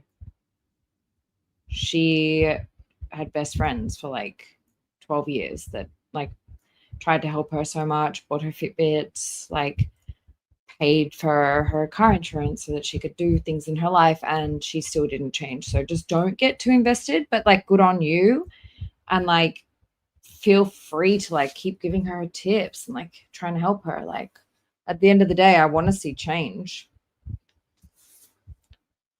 Good luck and well done. That's really impressive. Sorry about the pause screen. right now. Hi, Editing Rosie here. I just wanted to say, because honestly, I don't say it enough in my videos, I do have a member set up here on my channel for you to join. Starts as low as $2.99 a month. You get early more into a really great way, of course, if you're not, really do help people from Potencia Coaching. And we're just getting the process started, and I just wanted to talk about our first conversation. I'm very excited. I had a friend of mine that Freya reached out to, and my friend, for her own business reasons, wasn't able to move forward with this opportunity, and she referred Freya to me. And we just had a really wonderful conversation. And Freya is an online personal fitness and nutrition coach. And we just went over the details, and essentially she's giving me an opportunity to use her services and talk about them on social media, see how they work for me, see how it improves my ability. You guys see that Fitbit on her arm when she was like really making changes? That was what, a year ago, basically just over a year ago. And Chris and Britt, I think, got her that Fitbit. They were like her best friends and really, really believed in her. Anyway, I'm not going to rant. To lose weight, and then as that goes on, I want to share that with you guys, and I'll be sharing her socials and her links below. At this point, I still have to fill out the forms and everything, but I really love her. Before we had the business meeting, I spent some time and scrolled through all her reels just to kind of get an understanding of her approach to fitness, and I really like her approach to fitness. I feel like she's got a very she's not doing that whole like Yeah, Chris and Britt were really rooting for Rosie.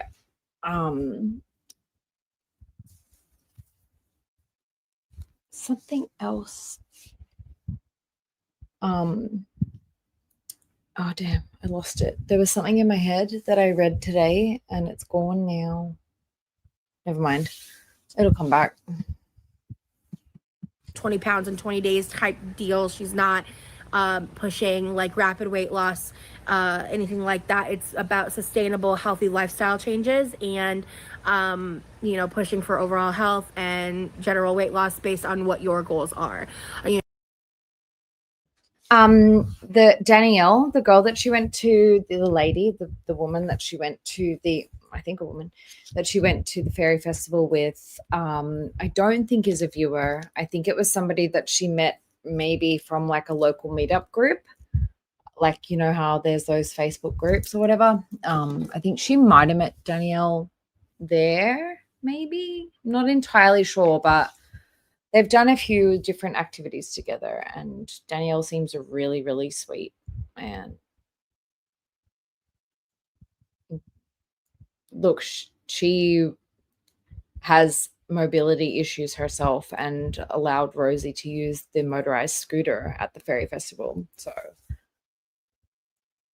and they were supposed to do something together the day that Rosie went to Sam's Club, and Danielle was having like, you know, health issues, and so she couldn't meet up. But I think like maybe Danielle could help Rosie like pick a good walker, scoot.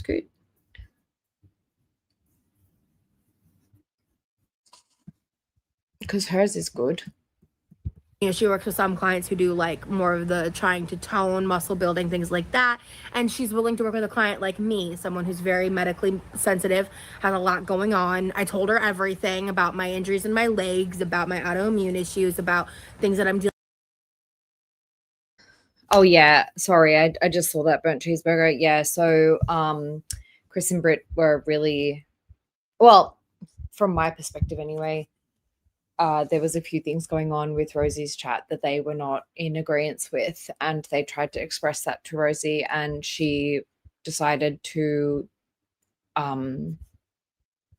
choose to continue doing what she was doing rather than work on the friendship. And she doubled down, like, even though she admitted that she has at least 9.4% child viewers.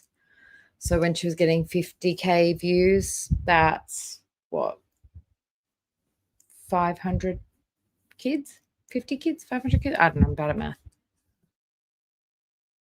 Dealing with behind the scenes right now, about my binge eating history, about my weight, how I've been doing, yada yada yada. And we were talking about what I'm currently doing, and I was explaining how I'm not really counting calories as of yet, but I understand, you know, I know obviously as I'm losing weight, I'm gonna have to be a little more specific and lower in calorie on things. And she goes, well, you're ahead, you're more ahead than like 3/4 of the population that I work with, because most of them don't even realize that like as they lose weight they need to reduce their calorie intake, and you already got that down. And I was like, oh well, thank you. And I'm very excited to work with her. She's got such a lovely accent because she is based in the UK. This is a service, I believe, based in the UK, but anyone can sign up for it. It's all done virtually. She's going to be sending me over the details to sign up for the app and fill out an application. So once I go through all that, I'll be sharing that with you guys. But I'm very excited to have someone who's going to be able to help me with the part that I'm the most struggling with, which is the physical side of things. And trying to figure out how to work around these things, and someone who will be able to work with me day to day and check in with me. And the cost of this service, I was so surprised when she told me the cost of this service. I was expecting it to be more, honestly. It's 199 euros a month. So, I mean, you'd have to translate that in whatever currency you're in. I'll do the math on the screen, but I'm not good at math in my head, especially when it comes to like currency conversions or kilogram conversions and stuff. I had to see how it goes. And what's really cool is for my agreement with her, you know, if it's not working for me, it's not working for me, and I'll be able to share that. And I'm going to be fully transparent and honest with you guys, because if you do sign up through with her through my referral, I do get a kickback commission. So that's a way of supporting me if you want to support yourself and getting that kind of help. So far, it's day 0 at this point, but I'm very impressed with her. I like the way her content displays herself and how she goes about this.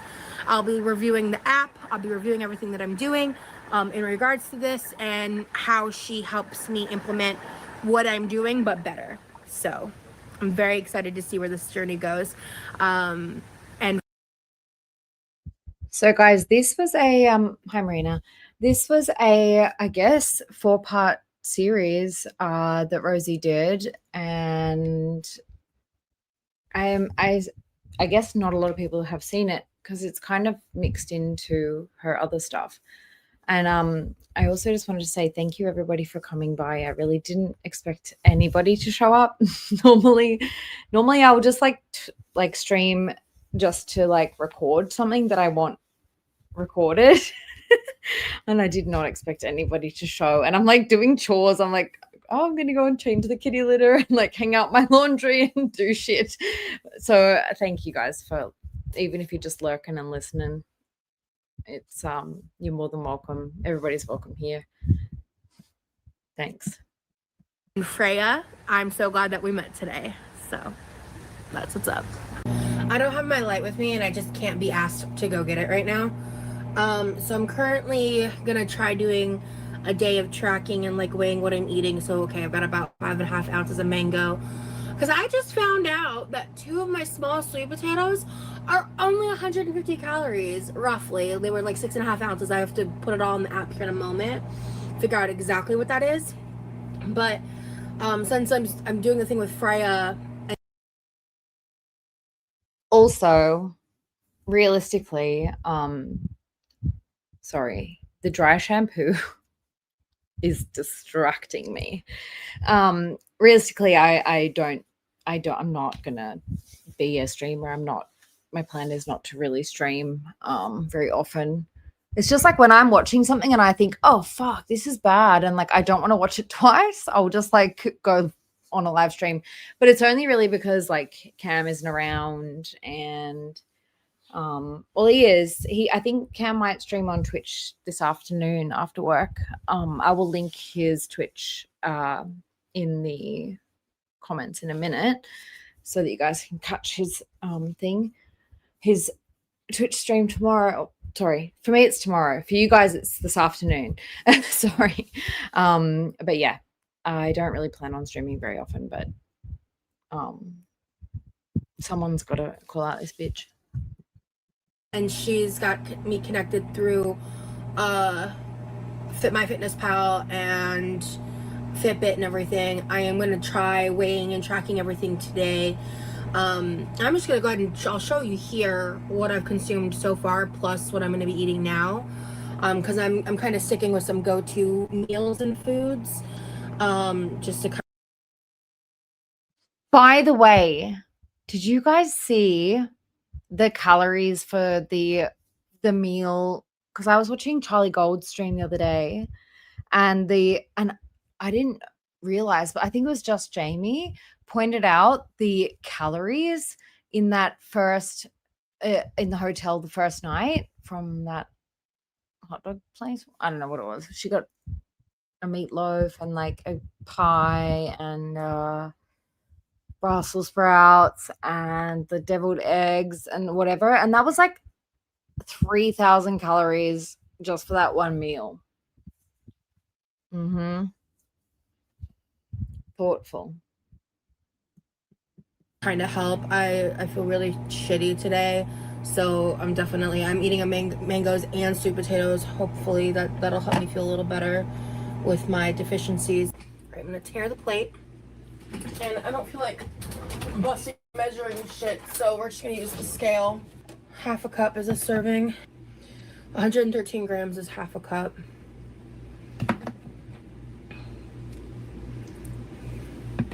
Oh, okay, I might use half a cup for 2 potatoes. So when I do 1 potato, I use about 60 grams. That's a 99 grams. Okay, I'm used exactly half a cup. For flavor, again, I just add a little bit of salt. I did salt the sweet potato. I didn't really add any other seasonings this time. I'm just gonna do a little bit of garlic powder. And then we're gonna tear this. So 21 grams is a serving. 21 grams is a tablespoon.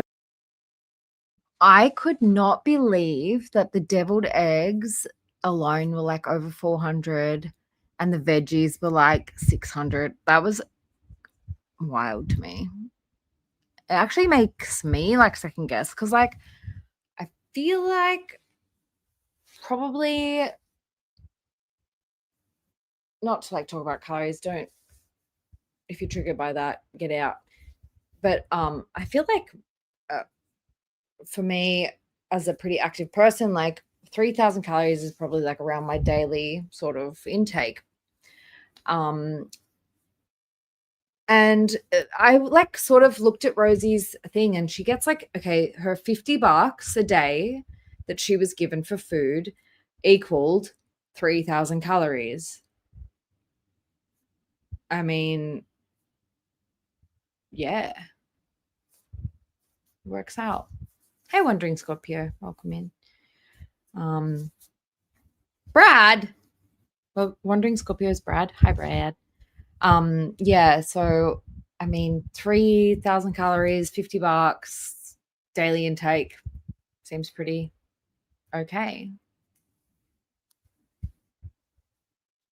Oh, thank you, Kimmy. I hope I'm not too chaotic for you when you're trying to relax. I'm gonna let her play for a little bit because I'm gonna, like I said, I'm gonna go change the kitty litter and do that kind of thing. So I'll be listening. I'll be watching. Spoon. So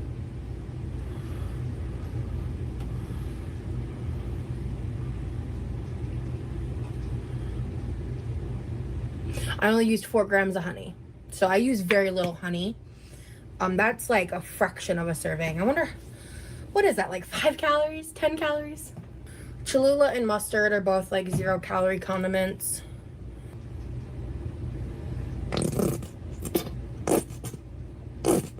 I'm already running out of this mustard. That's crazy. Okay, let me fix my mustard blobs. So I'm gonna go eat this, and then I have a mango that's a little bruised up but still tastes good. It's not rotten or anything. And I'm gonna eat this with the, oh my god, these are the chicken pineapple teriyaki meatballs from Costco.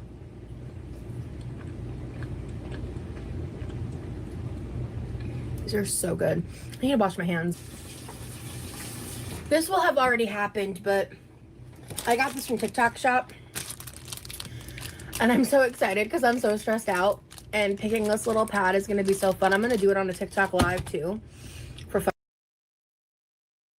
I know. I'm already interrupting. But like, what the fuck is with the adding? Like, I don't know that much about type 2 diabetes, but do you, this is probably going to be really dumb, but do you like crave sugar more if you're type 2 diabetic? Because like, why does she want to add honey to everything and like sugar to everything and like MSG to everything? It's wild to me. Like, when her mom, there was this one time where she made a cucumber salad and her mom tried it, and her mom's face turned into like she just bit a lemon. It was insane. I think I don't know what's going on with that. Maybe you guys can educate me about that. Funsies. And yeah, I'm gonna estimate based on what I know. This is gonna be roughly like a 600 calorie meal, and I've only had 400 calories today, and this is my second meal of the day. So I just got done logging my dinner, and I just like, you know, I'll put it here because this is an invention I've made. I haven't tried it yet, and I wanted to show you guys like my first day of logging my stuff. So I guess I'll just call these like chicken salad edamame topped tacos. I don't know. They're the low carb tortilla shells with my favorite chicken salad from Members Mark, the cranberry pecan chicken salad. And then Hold on. We saw her eat that chicken salad yesterday. That chicken salad is, what was it, James? It was 280 calories per serving, and a serving was a third of a cup. Right? Hi, Secret Squirrel. Welcome in. Thanks for coming. It's good to see you. James, am I right? Yeah, 280 for 40 grams, which is 1/3 of a cup.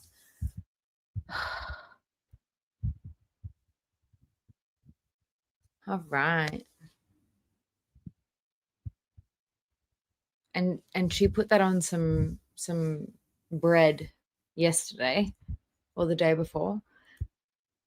This like looks like maybe it's actually a serving, enough to fit in that little taco. I also have I weighed out the peaches and I'm just eating them out of the jar because I don't want to get peach juice all over my plate. But let's try it. I'm curious because I've actually done this combo before. Side note, I don't know about you guys, but I really, as much as like I think Rosie has things about her personality that I don't like. Like I think she's not a good friend. I think she's lies a lot. But I mean, at least here she was being a good influence. Now she's acting like a good influence but doing bad things, and I think that's my biggest issue is like don't pretend like you know what you're doing. Don't give people advice. Don't act like you're someone different to the other girls when you're not. Anyway. these don't Here have she much was. flavor to them. So when you put these on chicken salad, it might seem weird, but like the texture is incredible. It doesn't really change the flavor much at all, in my opinion. It just adds a really needed crunch because I like a crunch with chicken salad. And I just did use half a serving, which is a good boost in protein. It's a good additional boost in iron and fiber as well, like, you know, through your food. So cheers. You heard that crunch?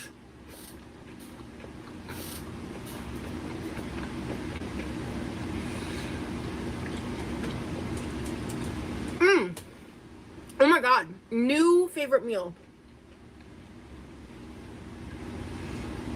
This is actually genuinely so tasty. I have a plan for tonight. So I will be back later because I am going to eat again today.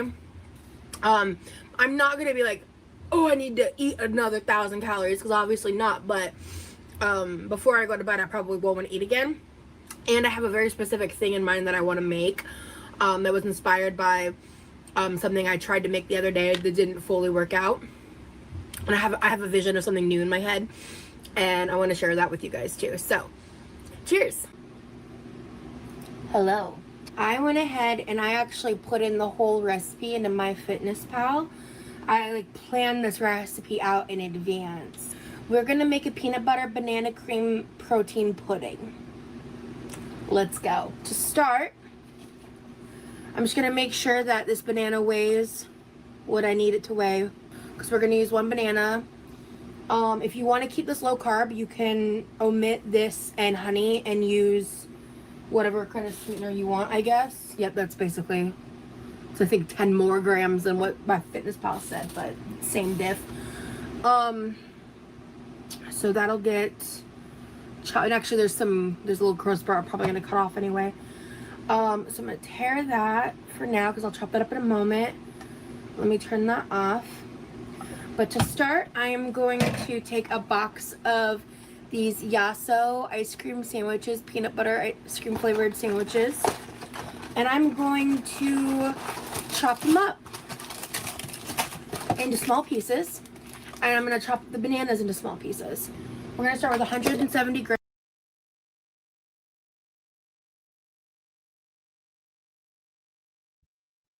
Can you guys read that?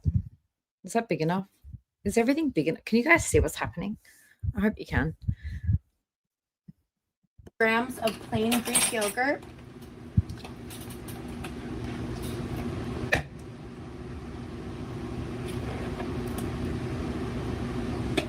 $172 is close enough. Tear. All right, and then next is half of one of these, so that's 5.5 ounces. Let me see. I don't know how much is in this specifically because I didn't measure it last time, but I'm at 5.7. This is gonna be roughly like 6 ounces. Oh no, 6.5. Okay, so I'll adjust that. For anybody who's just coming in, good morning, American friends. We are currently watching, I don't know how we got onto this, but Rosie did like a 4-part thing where she had like a health coach that was kind of helping her along. And I don't know if she's actually going to talk to her in this one. I'll stop interrupting.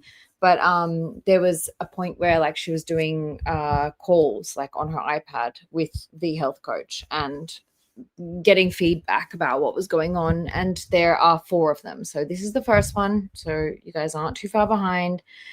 What we watched before this was a member stream from the 24th or the 25th, and that was also, you know, kind of interesting. So if you want to go back, feel free. But yeah, I didn't think anybody was going to turn up today, so I'm doing chores and just popping in every now and then, and I'm watching the chat and I'm watching the video, but sometimes I'm like in with the cat or like doing other things and hanging up my laundry and shit. So I'm around, but yeah, I didn't think anyone was coming. That, but I'm gonna use 6.5 because I'm gonna finish this container. It's honestly a pretty minuscule difference. Appreciate you guys. Thank you.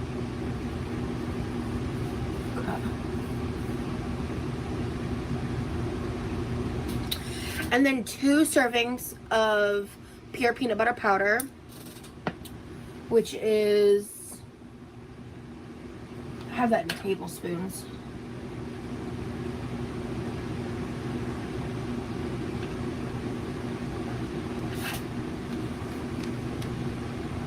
So 16 grams is also a tablespoon, so we'll do that. Go back. And then, yeah. Okay.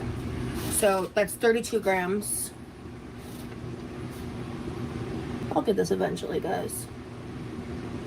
Okay, cool. That was almost exactly right. 25, 33. Well, I tried. So I allocated for 2 tablespoons of honey, but I'm gonna start by adding 1 in case I don't need to. But I'm doing that because if you use like the other kind that has the added salt and added sugar, you might not need to worry about adding honey. Honey is specifically because I'm using this powder. 1 tablespoon is 21 grams, so we're gonna go for 21 grams.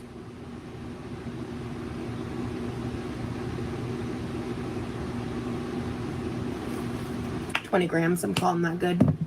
Do a serving of organic protein, which is 2 scoops.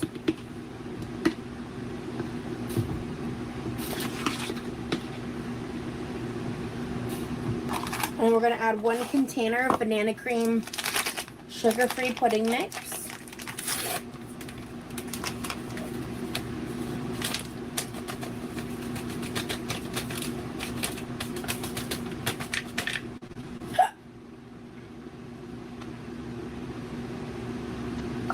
Alright, so we're gonna mix this up and do a texture check, because I might need more liquid. I'm gonna make the adjustment of a whole shake for this portion. It's gonna be, so I need 4 more ounces.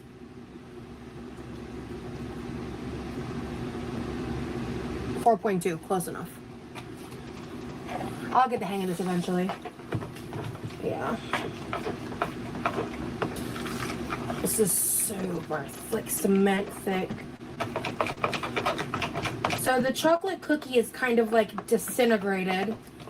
So really the only chunks I think that are gonna actually remain is the banana. So you could opt out of adding the banana if you want it to be smooth. I'm actually starting to smash the banana just because it's become the color of chocolate at this point. Because those cookies in those Yasos, they like stick to your fingers. It's one of the reasons why I don't like to eat them, like without, I don't know, a spoon or something. Okay, so this round was a success. We've got real pudding, guys. So let's do a taste test.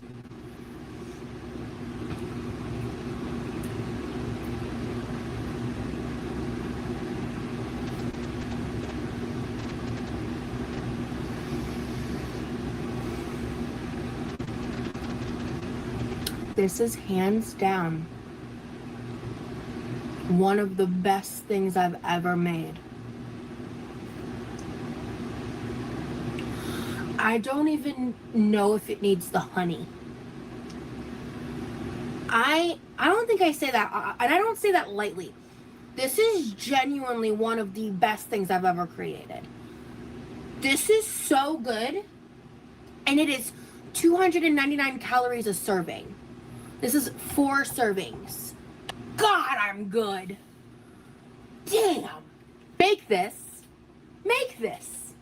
Make this. Make this.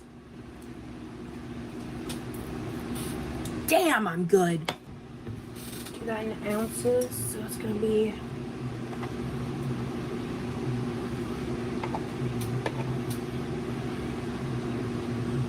so let's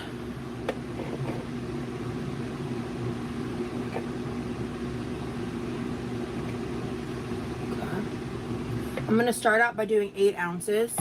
So I think this might not be enough for 4 8-ounce servings. It might be closer to 7. So the one I'm gonna eat, I'm gonna put on this paper plate that I cut the sandwiches up on.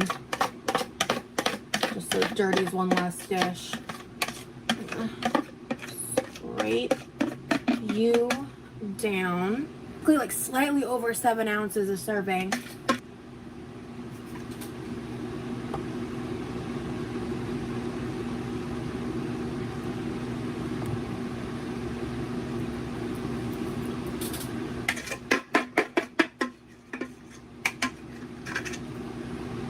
I'm amazing. And then the other part of what I'm having tonight, oh shit, is white cheddar popcorn, 43 grams. So 56 is 57 grams. Again, 58 grams, excuse me. I don't nitpick like that yet. Maybe one day, but I don't want that day to be anytime soon. I've had lots of water today, so I'm having my version of a nightcap, which is a caffeine-free Diet Coke. Love this shit. I don't care how bad it is for me. Don't tell me in the comments. I just don't care. Thank you. Have a nice day. I'm so excited about this recipe. There's so many avenues for this. Because you don't have to use the Yasso bars. Okay, it was just a talking torso. Let me put these in the fridge. So like I said, I'm just reusing a plate I used earlier.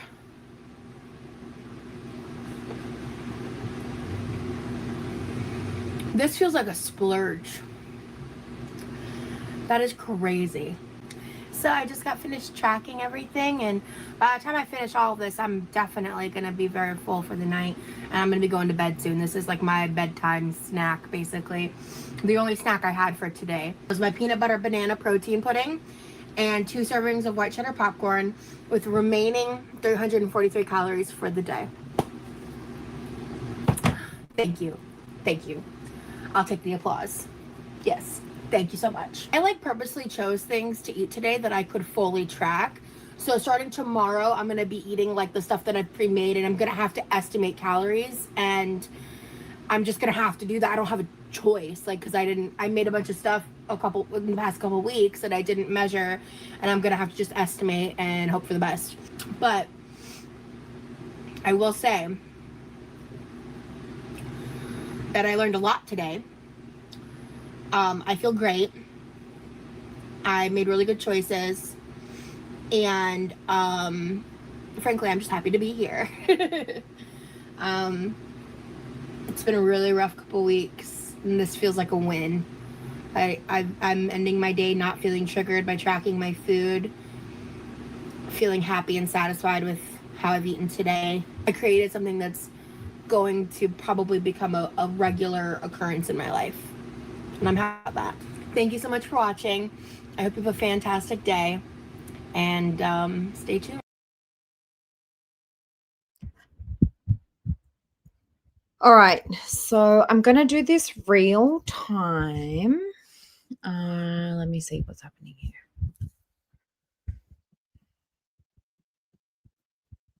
So this is the member streams, right?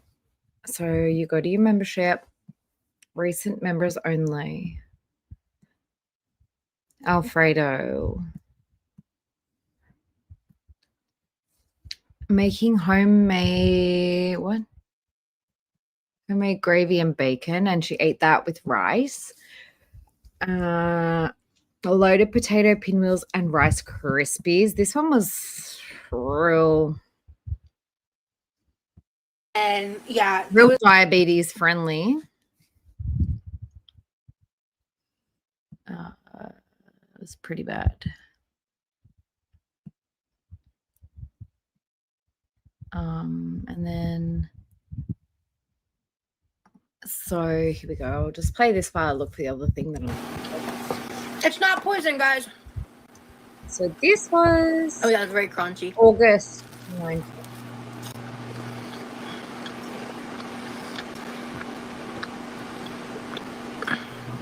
These are the perfect level of goop. Not too goopy, not too greasy, but not too dry.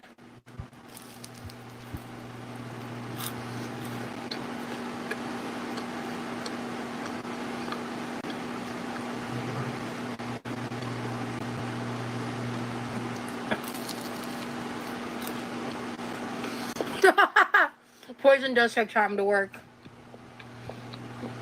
Oh no.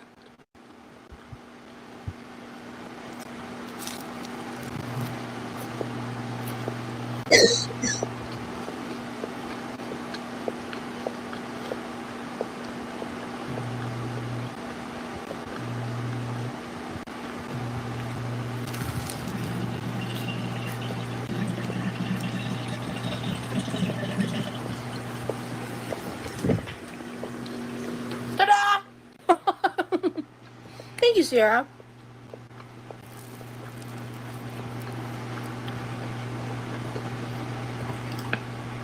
Apparently, the only reason I do my chores is because I asked you guys for ass pats. Whatever the fuck that means.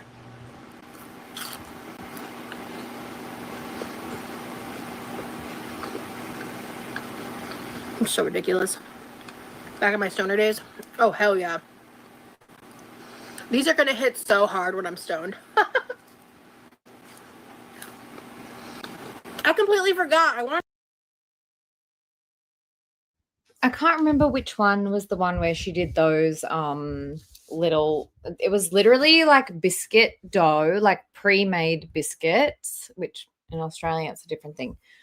But so she did them like little dumplings, like tops and bottoms, and inside them was peanut butter and jelly or jam or compote of some sort.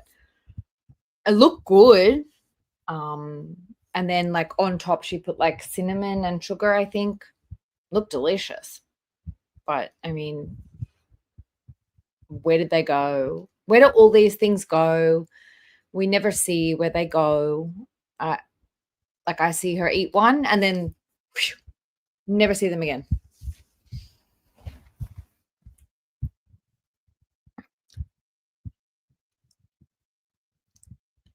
So I'm going to go back to the, if you guys want, like the health coach stuff, because I don't know why we got on that tangent, but we did.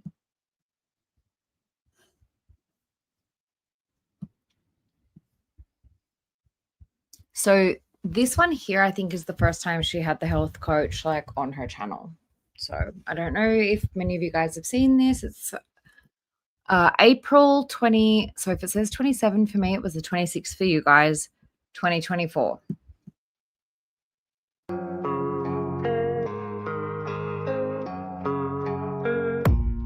don't really know what comes next. I'm just doing my best, even though I'm so stressed I can't. This is actually currently the end, but I just wanted to show you guys Freya.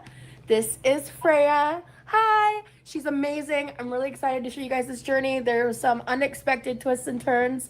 She made me cry in our first session, but y'all know I'm a crier, so it is what it is. But the interesting thing is that the way that Rosie literally doesn't let Freya tell her a single fucking thing.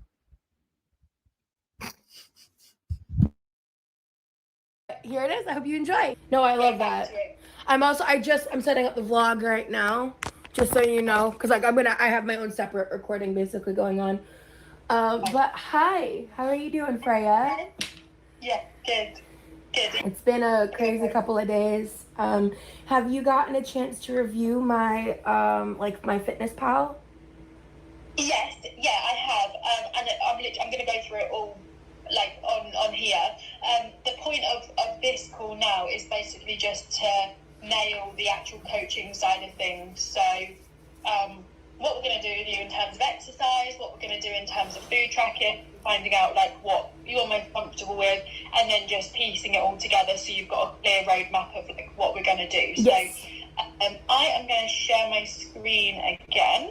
Quick question, are you using your Fitbit to track your food, or are you using my Fitness My Pal? Fitness Pal to track my food. My Fitbit, I just kind of wear it more than anything, and I like to use it to like if I am being more active, to like track my steps and keep up with my heart rate. So you did this up really quickly and pronto, which is excellent. Thank you. So I wanted you to have an idea of what was going on. So I suppose let's just start go through one by one. So in terms of your food tracking now, when we first had a conversation, you said you didn't know how you felt about actually tracking your calories and tracking your foods, right?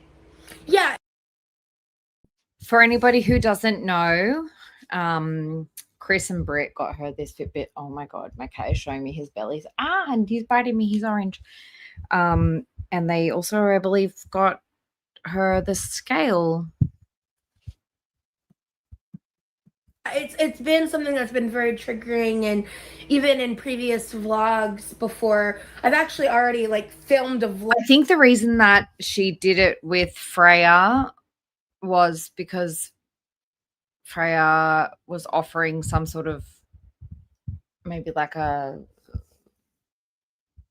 don't know, some sort of deal, like a first 3 sessions free, blah, blah, blah. Like if you promote me, I promote you. I don't know. I really don't know.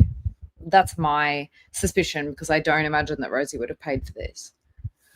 I think it's just, yeah, like a like for like, a share for share.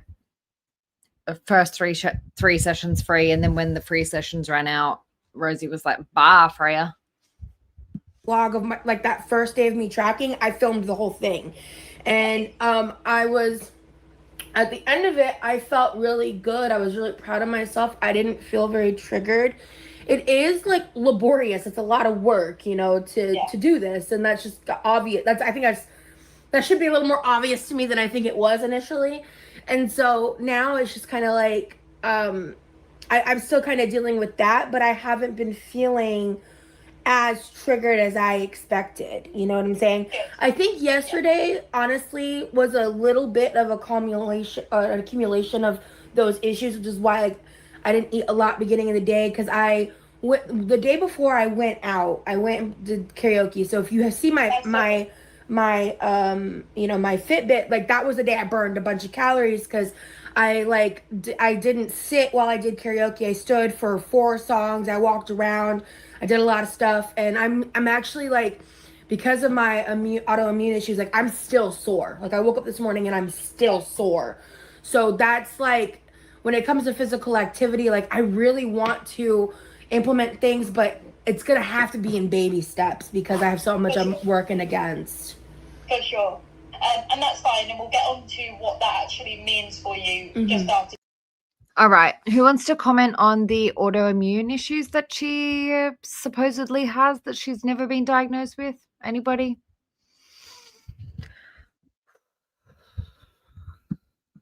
So I looked at your measurements, so it takes into account your height, weight, your age, your gender, and your, basic activity level. And I, worked out a certain amount of maintenance calories. So that basically means what calorie intake based on your metabolism and how much you burn day to day would make you maintain your weight. And for you, it was around the 3,300 calorie mark. Okay. Okay. So then we think, when in terms of weight loss, you just need to be under that, but it's important that we don't go way under, because then basically your weight loss will start to plateau. Like it will happen, but it will start to plateau quite quickly.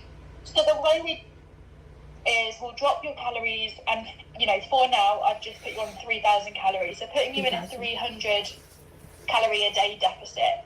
We take the calculation with a pinch of salt, okay? It's impossible to directly work out the exact figure, but based on that, we'll go at 3,000 calories. Then what will probably happen is every maybe 3 weeks, we'll drop them by a little bit more and a little bit more. Because if we drop them too quickly, there's then no wiggle room to then keep dropping them. And you'll have to eat really, not a lot to then be in a deficit. Because we want to keep your metabolism as ticking over as much as we can. So we're going to go at 3,000 calories at the moment. And I am setting a protein goal. So, sorry if this is quite a lot of information all at once. No, please. I'm on it. I'm right with you. Okay, good. So when we work out calories, that is made up of carbs, fats, and protein. Okay, and it's the percentage of these calories and these macronutrients that can really refine your diet. A lot of people tend to eat quite or can be quite low on protein and quite high in carbs, which if you're still in a calorie deficit will make you lose weight, but we do like to look at protein as well. So a nice protein amount or percentage is 30%. So that's why I put you on 30% of protein, and then 70% of your calories is carbs and fats, which I'm not breaking down at the moment because it's not necessary.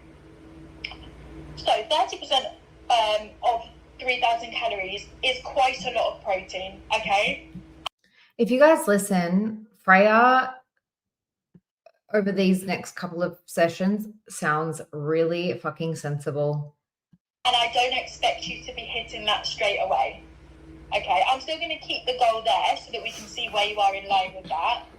But don't look at it and go, oh my God, how am I going to eat 225 grams of protein? Like, it's quite a lot. I get that, but we'll still keep I do feel like I eat a pretty high protein diet. Maybe not necessarily 225 grams high, but I think, and also, I don't even know if I'm going to be hitting 3,000 calories. I don't know if I want, because I've been eating at around 2,600 calories. So do you really think I need to step that up? So this is, let me just have a look. Did you? Because my weight, here's the other thing. I've been tracking my weight a little bit since I've started this too. I've been pretty stagnant at 208 kilograms. But I've also been struggling with my sleep. So and that's the thing. Welcome in, guys. Hi, Ashley. Hi, everyone. Just as a bit of a recap for those who are waking up, we watched a members only stream where she was saying some bullshit, and now we are, for some reason, I still don't really know why, but we're on to the health coach arc. This is the second video out of 4, and yeah, this person isn't a therapist. She's just a health coach, which I think was someone who gave a like for like, follow for follow, share for share kind of vibe. Or the first 3 sessions free, and Rosie does not listen to a single thing she says. So here we go. About my weight is also, even if I'm doing what I'm supposed to, my weight is very directly impacted by how well I'm sleeping. And I think obviously science backs that. And I have major insomnia issues. I have mental health issues that impact that ability to do that. So I have to kind of give myself grace sometimes. So sometimes I'm stagnant for a way to tell the health coach her job. The fuck? Your weight might be impacted by your sleep, directly, the next day you might gain a pound if you don't sleep well, but girl, you're not gaining 400 pounds from bad sleep. Okay. while, and then I'll have a oh, you just dropped like 5 pounds overnight because you actually slept. You know what I mean? Like that's happened to me before more than once. And so I have to like try to remember that and try to not weigh myself too often, because if I do, then it gets a little convoluted. And being on Manjaro, you know, this is a little TMI, but being on Manjaro, I think it stops me up a little bit. But just going back to you said you know plateauing a little, not necessarily plateauing, but you're stationary a little bit at that 206 kg. So I'm going to explain this in a way that makes sense. So if we have a maintenance calorie amount, so say yours is 3.3k, right? 3,300. Also, guys, like, let me know if you get bored of this shit or if you want me to speed it up or whatever. Like, I didn't think anybody was going to turn up today. I just wanted to record the member stream, but I'm chilling. You guys just tell me what you want to do. I'm easy. Calories. If you eat significantly under that calorie amount, your maintenance calories then start to drop because your body becomes way more efficient at storing energy, because it thinks, it goes back, you know, to when we, you know, were first around and food wasn't around. Your body becomes, you know, better at storing energy because it's not anticipating you getting food, if that makes sense. So that figure then starts to go down, but then that means that it's harder and harder to put you in a deficit because you have to lower your calories to match that. So what's probably happened is you've potentially under-eaten, and it's starting to come down a little bit, and we need to make sure that it's up at that level to kind of kickstart it again. And then that calorie deficit, so that 2,600 calories that you're actually eating, becomes a lot more effective. Does that make sense? Yeah, so essentially you're saying you do want me to eat more for a little bit.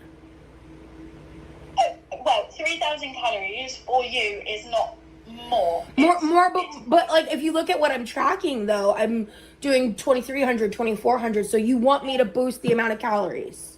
I do, yeah, I do.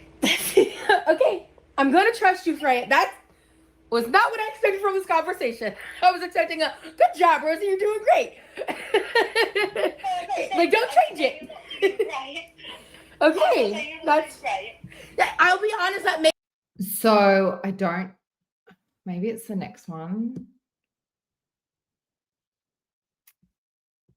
She, after this, when the coach told her, like, don't undereat because there is a tactic to proper weight loss where you need to reduce your calories at a certain time in a certain way.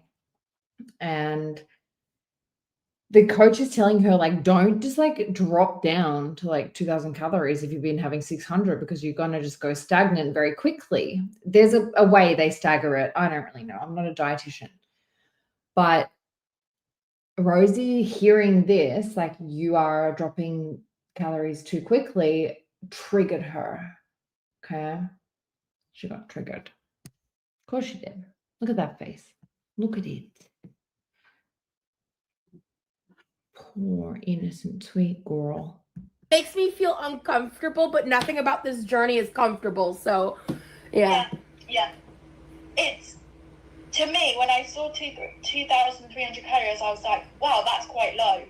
Really? Good morning, Mama. You know, don't mean this in offense to you. I thought you'd be eating in more. Well, I am on Manjaro. You know what I mean? So, this is another thing. I did some research into the Manjaro because when you first said it, I wasn't 100% what it is, and I don't know if it's a bit bigger in America or whether it has just. It is. It's also a diabetes drug, and it's helped reduce my diabetes. Okay. Yeah. Exactly. So. And I'm on a low dose too. Yeah, the Manjaro that you're on, was it first prescribed for blood sugar regulation? It was prescribed for both. Like, so my doctor initially brought up Ozempic a while ago, back when I was still like in fat acceptance. And it was to regulate diabetes, and it was to help with reducing weight loss, to help reduce my eating. I was very against it. Then I lived my. Hi, Alice. Hi, everybody coming in. so far, there's no reason for me to private it, so it should stay up, hopefully. I think we've done all right. I don't think I said anything too nasty. We've got a couple more videos to watch, but you guys, I'm like not a streamer. You guys tell me like what you want. Wait, this was live? No, it wasn't live. This was a pre-recorded. This was pre-recorded.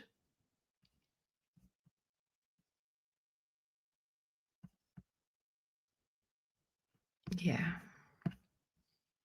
Stop looking at my algorithm. Oh my God, I was watching this like jelly art this morning. Fuck. That's what I woke up to. So weird. My life, things happened. My ideology changed.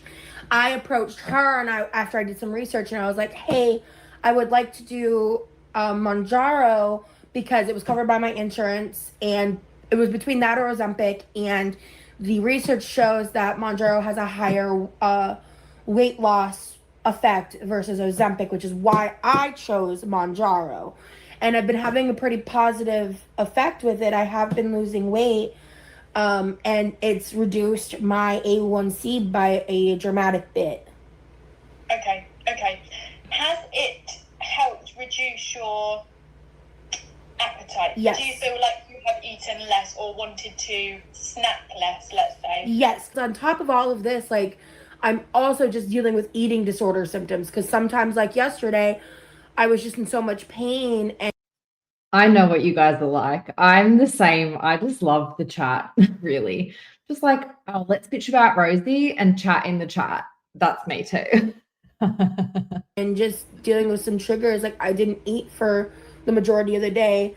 And like my first meal was at like 7 p.m. So I was ravenous. And I probably could have eaten more yesterday.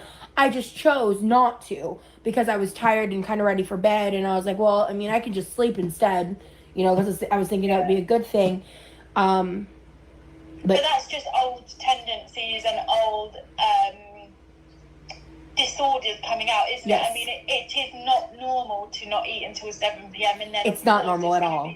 Right. Really difficult to consume 3,000 calories in like 2 hours before you want to go to bed, isn't it? It's going to be really hard. But yeah, I'm a bit shocked that you're shocked about like 3,000 calories. Rosie's like, no, that's not hard. Can easily take in that 2,000 calories right before bed. What are you talking about? I mean, no. Oh my God, crazy. No way. Look at me. No, as is. But, you know. Well, my MyFitnessPal is the one that gave me the 2,600 calorie mark based on my weight. Yeah, I mean, again, take MyFitnessPal's like calculation. I'm gonna take your opinion over MyFitnessPal because that's all automated. You know what I mean? So that's why I thought that. Like, I have been trying to keep under 2,600 calories to be in a deficit. That was my thought process. But I guess the 2,600 was a deficit, and it's a larger deficit than you would recommend. I mean, yes, it is a deficit, and it's really good that you knew that you had to be in a deficit, but there's not much room to move from that, and that's probably why your weight is starting to plateau because you just went in a bit too low too quickly. Okay, so we will get down to 2,600 calories, of course, but you just need to do it a bit. Lizzie, good morning. I was wondering where you were. Where were you? You're late. No, I'm kidding. But I was like, where's Lizzie? Anyway, welcome, Lizzie. And yeah, this is like, who cares what's actually playing? Let's just talk about Rosie. Smoother. But it is interesting the way that she knows everything about diet and weight loss, so much that she's educating the coach. I think it's kind of telling. So in terms of food tracking and nutrition, let's run with that. The way we phase things is we have an initial like 2 weeks, one or 2 weeks in an attention phase where you know, we will put you on a certain amount of calories and just get you tracking and just get you used to the whole process, because like you've said, you have to, it's just an additional thing to do, isn't it? You have to build that into your routine. We'll also see what your weight does in line with that to just solidify that the calories that we've told you to eat are the correct calories for you. So you're in an attention phase now, and then, you know, we'll be talking a lot to map out what we're going to do for your push phase. So typically a push phase is when we do put people into a bit of a bigger deficit, and we might continue to drop them, you know, every 3 weeks or so, if appropriate. Which, you know, okay, so we're going to start the rise, and then every like 3 weeks or so, you want to kind of... Probably. Yeah. Okay. We won't put a time frame on it. We'll just see what your weight is doing. Based on what my weight's doing. That makes a lot of... Do you guys also get the vibe that she's just doing this so that she can show everybody that she knows everything already? It's so weird to me.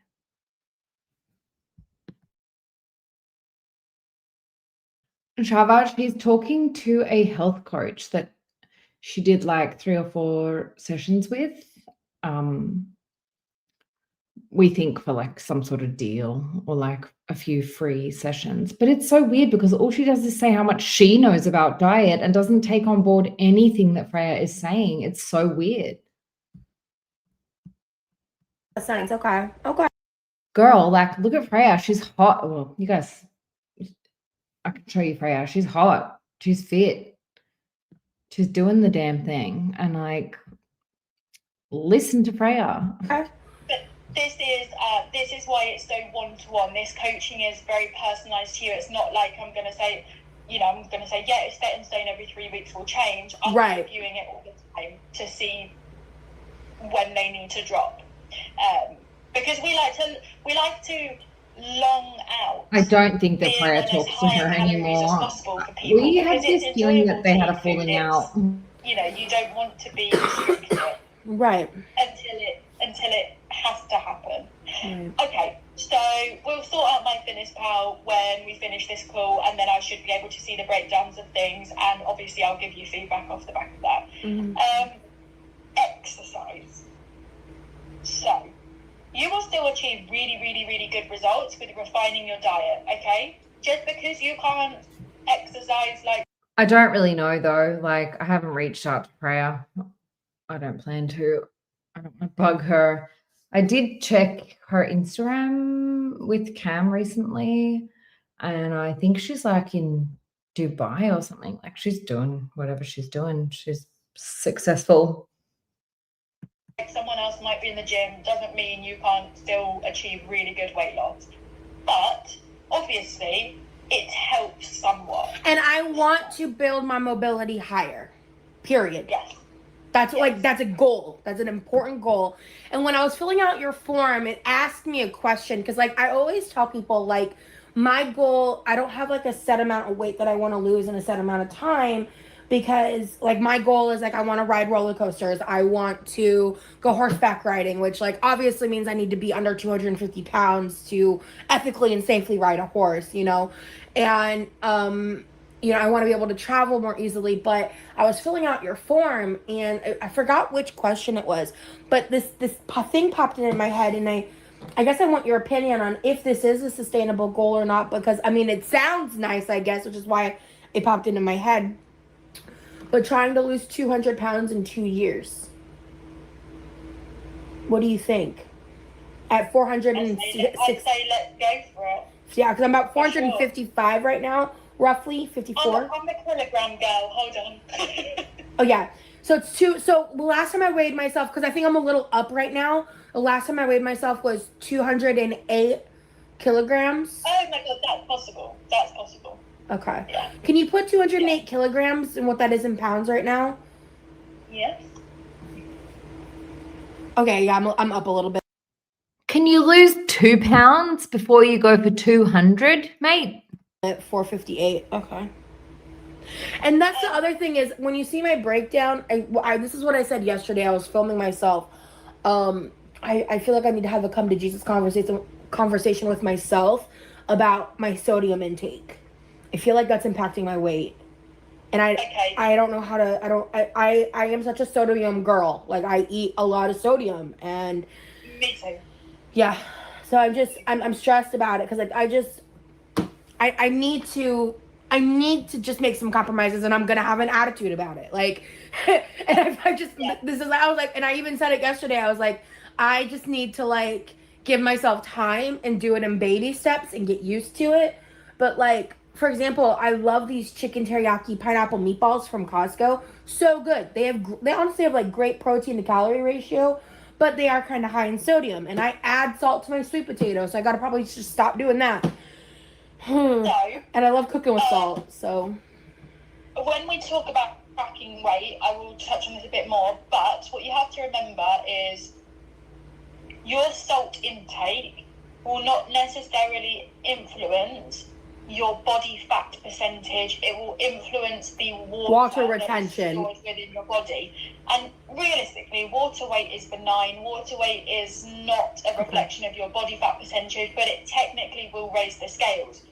But eating too much sodium or salt is obviously not good for your general health, your blood pressure, things like that. So raising it is just good for a generally healthy. Would you be interested if I screenshot like my most recent blood work and sent it over to you? Would you like to see that information? After this, send it over to me, and I can have a look at it. Because like my blood pressure's been good, my sodium levels are even good, but like obviously that can change as I age. So it's something I do want to I don't want to like obsess about it. I don't be like, oh my god, I think that's too much sodium for me, but like all the time. But like I want to be more mindful, and I just, as I've been tracking, I'm like, god damn, that sodium. Let's keep it in our mind about your sodium intake. You've already said your blood pressure is okay, your blood work is fine. This is obviously something that over time, and if you have, say someone had raised blood pressure over time, yes, it might not be directly affecting them now, but it could in 30 years. And obviously, we all want to be as healthy as possible. Right. So let's just roll with it. Let's not necessarily put a figure on it. Let's not do anything drastic to reduce your sodium intake. Okay. But I'll have a look when you've done a week's worth of tracking and see where it is. And it's mindful things like not covering. I mean, I'm the first person to do it, for goodness sake, covering my food in salt and whatever. Like, it happens. It makes food taste lovely. But it's just not doing that and just getting out of that will reduce it. But back to exercise. Your baseline mobility right now. Tell me, what's it like?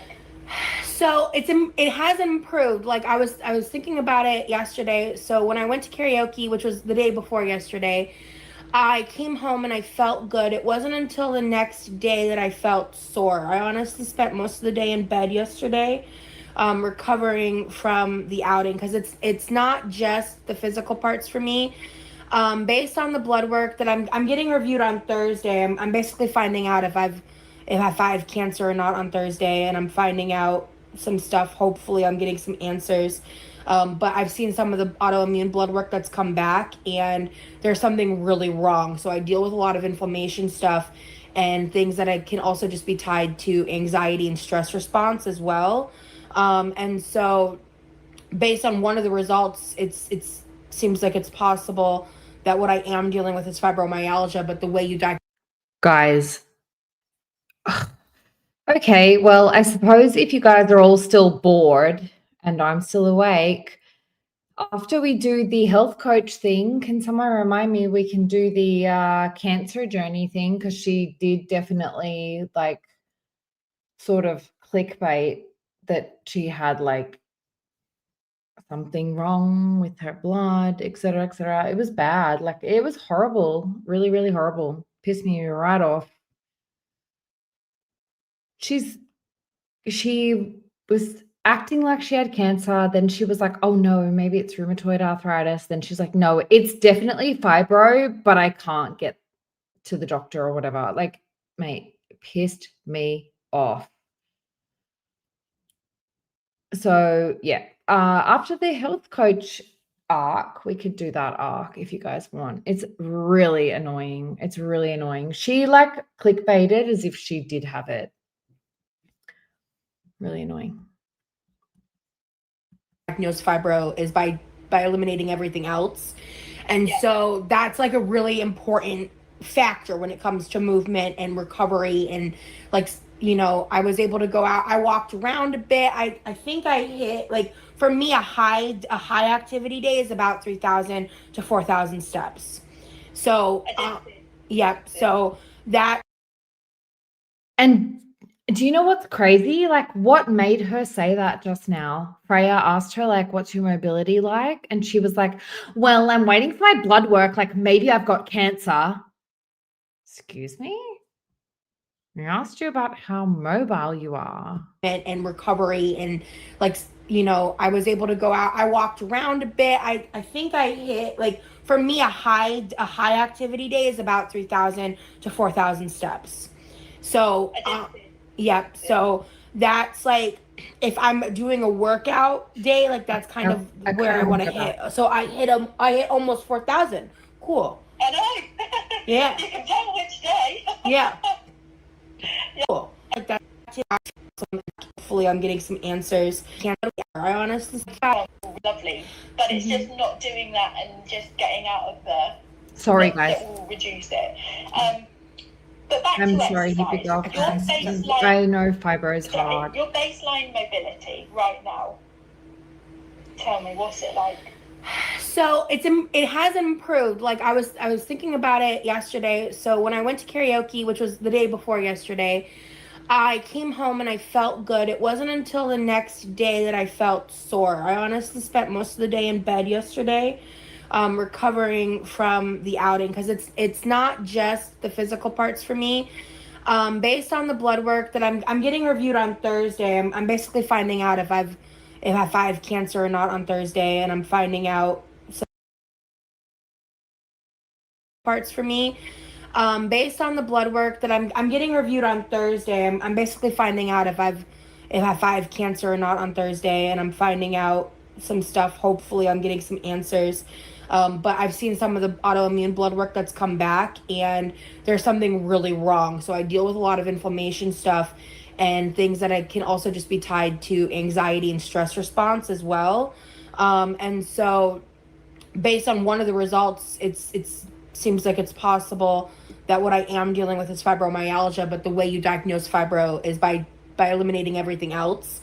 And I just want to say, like, everybody that is dealing with actual chronic pain or chronic illness, I am sending so many hugs, and I am so sorry that there is somebody who is basically co-opting and stealing your diagnoses for attention and sympathy and money. I'm sorry, but I am just so fucking grossed out by this. I'm mad, like, I'm angry. Anyway, I know that you guys are actually suffering, and she just has to lose like 100 pounds, right? And she would feel so much fucking better. It's just so unfair. It's so unfair. And I'm really sorry to people who are genuinely suffering. It's really, really fucked of her to do this. Sorry, I couldn't think of another word. so that's like a really important factor when it comes to movement and recovery. And like, you know, I was able to go out, I walked around a bit. I think I hit, like, for me. However, I do think it is important to spread awareness, and this is the reason why I don't like Rosie very much. We all know it's been a year. Where's your cancer? Where's your fibro? Where's your following up with your therapy? Where's your following up with your dietitian? Where is any fucking effort to improve your life? Not happening. It's pissing me off. All right. Anyway, sorry. A high activity day is about 3,000 to 4,000 steps. So yep, so that's like, if I'm doing a workout day, like, that's kind of where I want to hit. So I hit almost 4,000. Cool. I know. Yeah. You can tell which day. Yeah. Yeah, nice.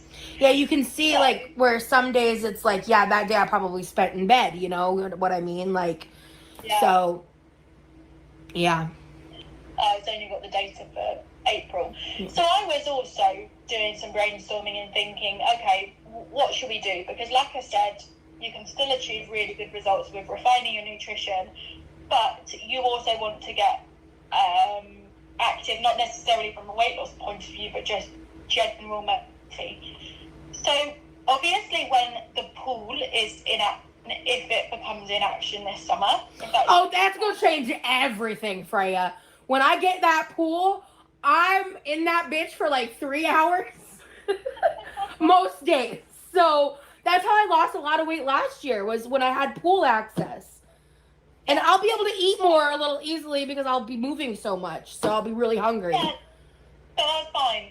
And it, like you said, it eliminates the pain aspect because it's not, it's, you know, very low impact. Impact on your joints and things. So when that happens, when that is in function, you take the reins, you just do that because that's great. But it's not at the moment. So realistically, I think I was wondering, do we simply set a step goal? Or do we honestly not put a program in for exercise at the moment? Or I can just give you some like functional exercises to do, which can be as simple as sitting and standing from a chair. So the functional exercises, I think with a goal of like 2 times a week, would be a great starting point. Yeah. You know what I mean? Yeah, like I want to set a goal of some kind to push myself towards, even if I don't hit it the first week, you know, even if we have to adjust it, even if it makes me hella uncomfortable, like, I just think doing anything right now would be better than doing nothing. And, yeah. This is bullshit. Rosie will never do a single thing. I'm sorry, burnt cheeseburger. I know you like Rosie. Maybe you're learning something, but she will never do anything to make herself uncomfortable. She won't even allow herself to have the smallest like grumble in her tummy. She won't walk Sam's Club. She walked the fucking Vegas Strip because she felt like it. Won't walk the grocery store because she didn't feel like it. That was fetish content. Sorry, it was. Anyway. I'm going to get my dinner. I'll be back in a minute. That's what I think.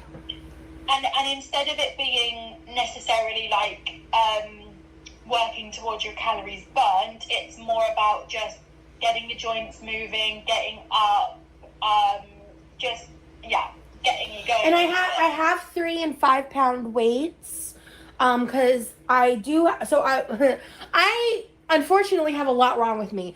I have pretty significant wrist and hand pain.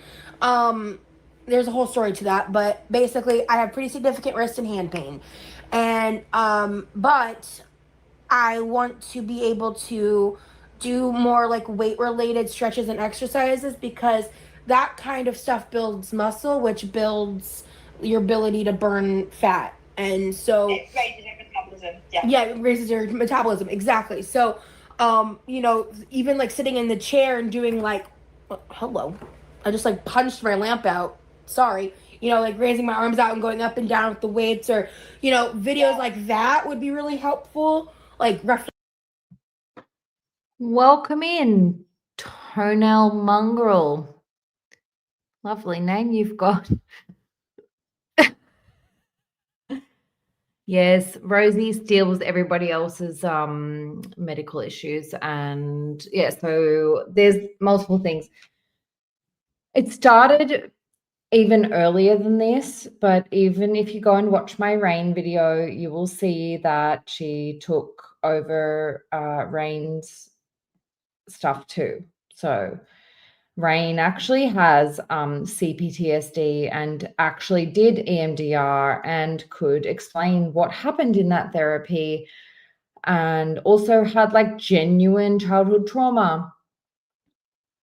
I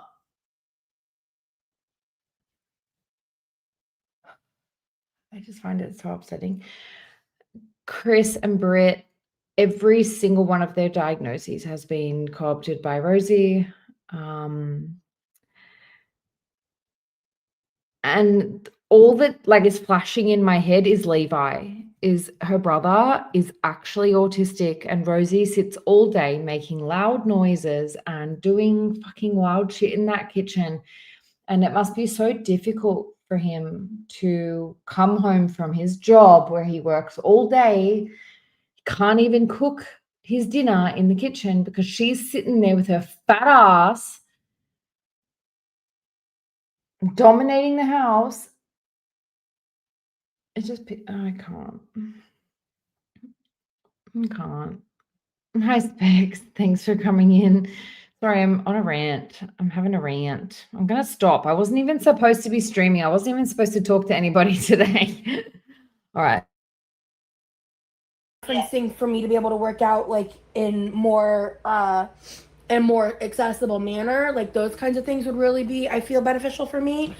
And then like working my way up eventually, but like even just doing the 3-pound weights can be kind of not painful, but like when I go up to 5 pounds, sometimes it can be painful. So working my way up, like doing super low impact weighted workouts, just again to build those muscles. Because I also have like, shoulder pain and stuff. So I have to kind of mitigate that, and I have to ride that balance of pushing myself, but not pushing through the pain too hard of injuring myself.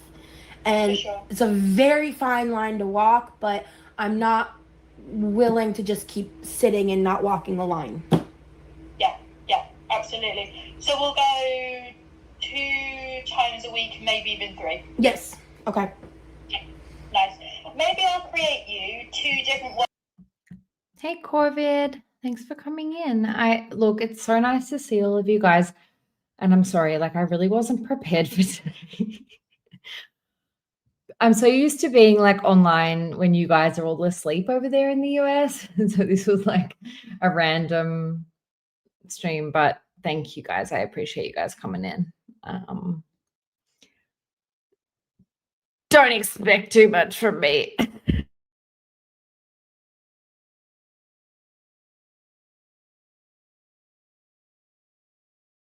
Workouts, and I say workouts, sessions, and if we'll aim for 2 as a baseline. If you wanted to do 1 again and maybe both again, if you're having a good week, then let's just do that. Yeah. And I have an anti-fatigue foot mat.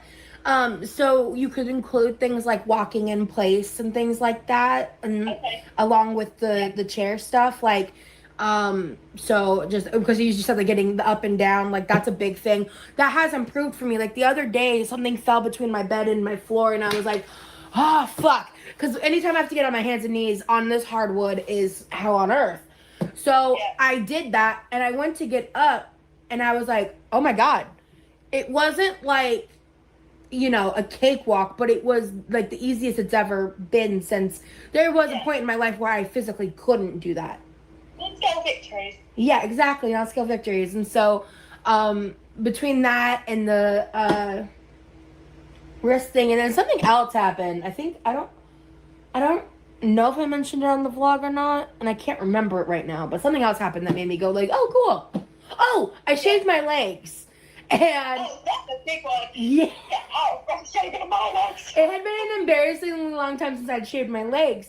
And I was like, you know what? Because the big thing that was stopping me was just like, it's just so laborious. Like, it's so difficult. Like, I get out of breath. I hate it. It's hard. It hurts my knees.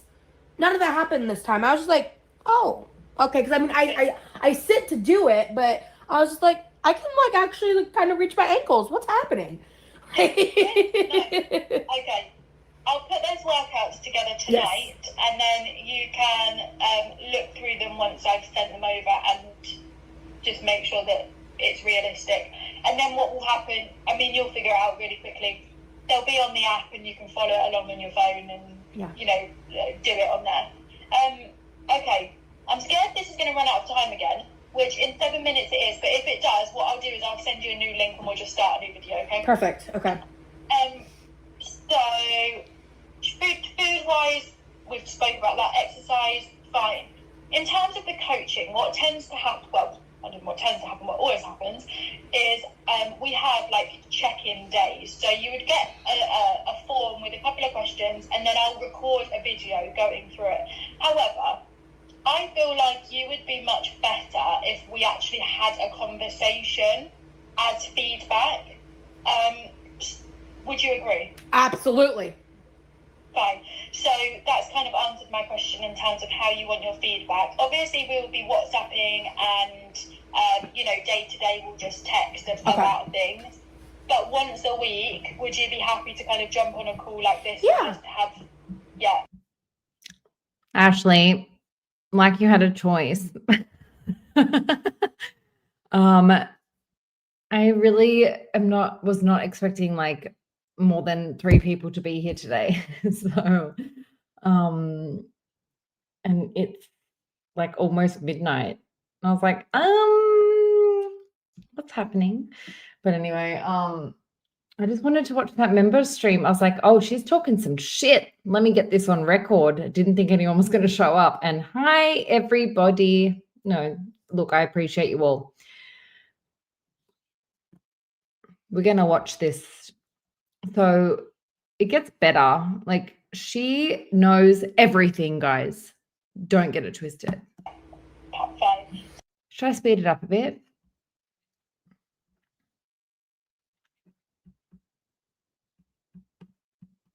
Some people don't like the phone call all the time, but Can you guys still understand her? I personally think that it would be best for you because we can just chat through things and have the screen up. Nice. Oh, is that a bit too hard to understand?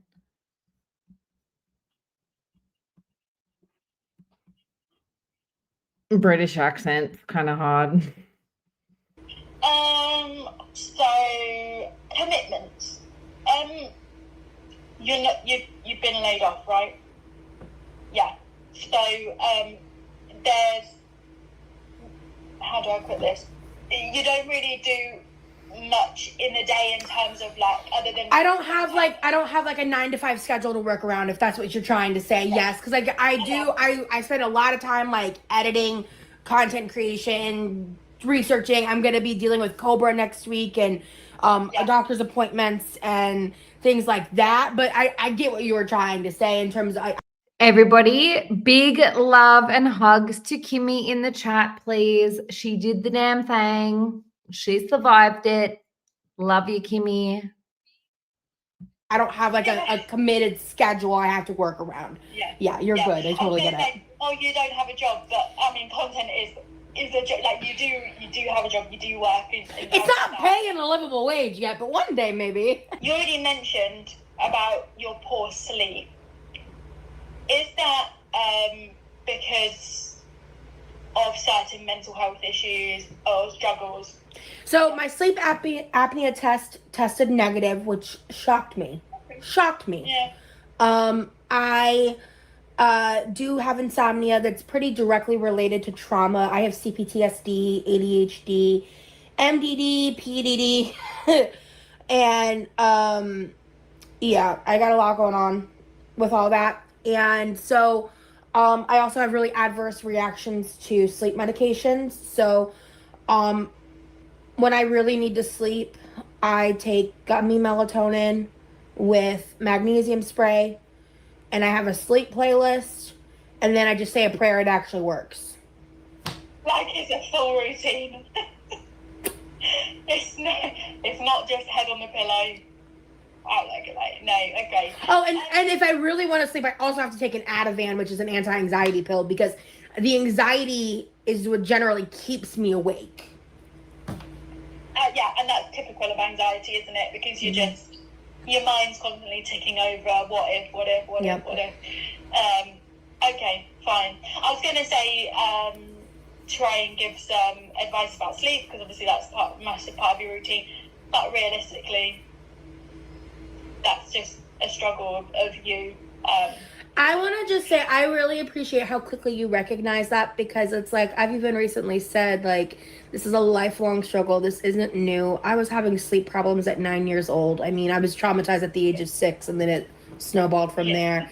And so, I mean, I was up most nights till like 3 o'clock in the morning, and then going to school at 6 a.m. Like, this is an ingrained issue in me. It's just really unfortunate. It's not that I can say, you know, I'm not going to come in and say, oh, just take magnesium and stop drinking coffee like I would with most people. I don't even drink coffee or caffeine. Well, when I have caffeine, it's like Diet Coke. But I buy unleaded Diet Coke most of the time. But like the night of the karaoke, I was up till 6 a.m. because I got turnt on too much Diet Coke. Right? Because yeah, I didn't even. And I know you guys don't like do a zero alcohol policy, but I didn't drink because I don't normally drink. Like, that's not a very common thing, but I will track it if I do. You know what your issues are with your lack of sleep, and things like cherry juice or even bloody magnesium at this point is not going to get rid of that trigger and whatever is affecting You're right. your sleep. Yeah. So I think that losing some weight would probably help. I agree. Yeah. Don't get me wrong. And it just comes down to the whole mindfulness breathing and meditation tactics and, you know, actually winding yourself down. It's not necessarily anything that I can recommend about supplementation. But it will come, you know. Yeah. I can't say I've suffered massively, but, you know, I've had times in my life where I was anxious and your sleep is affected. Yeah. Because, you know, you just feel your heart going in the night. Like, yeah, I feel like everybody has that experience in life, but it's like an entirely different beast when it's a chronic, like a lifelong thing to overcome. Yeah, exactly. And I can't say I've first-hand experienced that, so I'm not in a position to fully try and help you with I respect that. Stuff. But cool. Yeah. So, next is about, you know, measuring progress and how we're going to see that you are progressing. So really there's the non-scale victories, like we've already said, they happen. Great. Realistically, next it is body weight. Yeah. And then photos and actually visual changes within yourself. So, now, we usually ask clients to weigh themselves every single day. Okay, but you've already touched on it, and I recognise it, and this is, I'm going to tell you why, but I'm also going to appreciate that this may not be the right thing for you. So, if your weight, apologies for this really crap demonstration, drawing. You're good. Let's say your weight, I don't even think you're going to pick up my pen here. Can you see that? It's honestly not really. You might need to make it a little bold. Yes, I can see it. Yeah? So your weight is going to do this every single day, okay? And that is because of water retention. Now, water retention can happen if you're dehydrated, if you eat too much salt, if you have any alcohol, if you're coming close to a period and whatnot. That will, you know, mine does that every single day. Everyone will do that every single day. As long as it looks like this, over, you know, a period of weeks, yeah, and we're still making progress. Okay. Now, the only thing with, we ask people to weigh themselves every day because, for example, if you picked a day that was like, I don't know, you weigh yourself once a week and you picked this day and it was really high because this day, the day before, you ate more carbs or you simply ate later or you ate more salt, you'll be like, for God's sake, I've not made any progress this week. Okay, so that's why we ask people to measure. However, you have to then take into consideration, some people find this really triggering and some people find this too much. And I'm getting the vibe that is you. Well, here's where I stand right now. I have decided to put my trust into you. And I've decided, and I realize and recognize what you just said makes sense. When you have the ups and downs, as long as the trajectory is going downward, that is the goal. And the day-to-day fluctuation is not worth getting caught up in. Getting caught up in the decimal points, getting caught up in like, I did good this day, and like so the next day I should be lower. When it's like there's so many factors.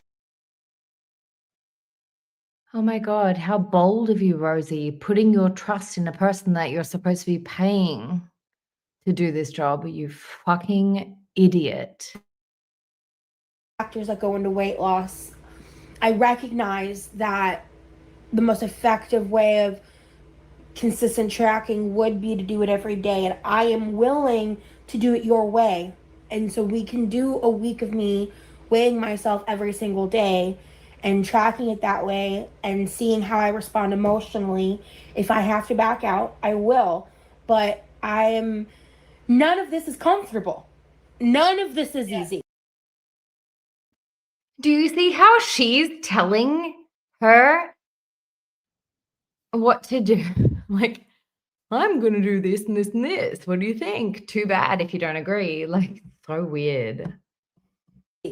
None of Insane. this process is inherently fun. I have to make it fun.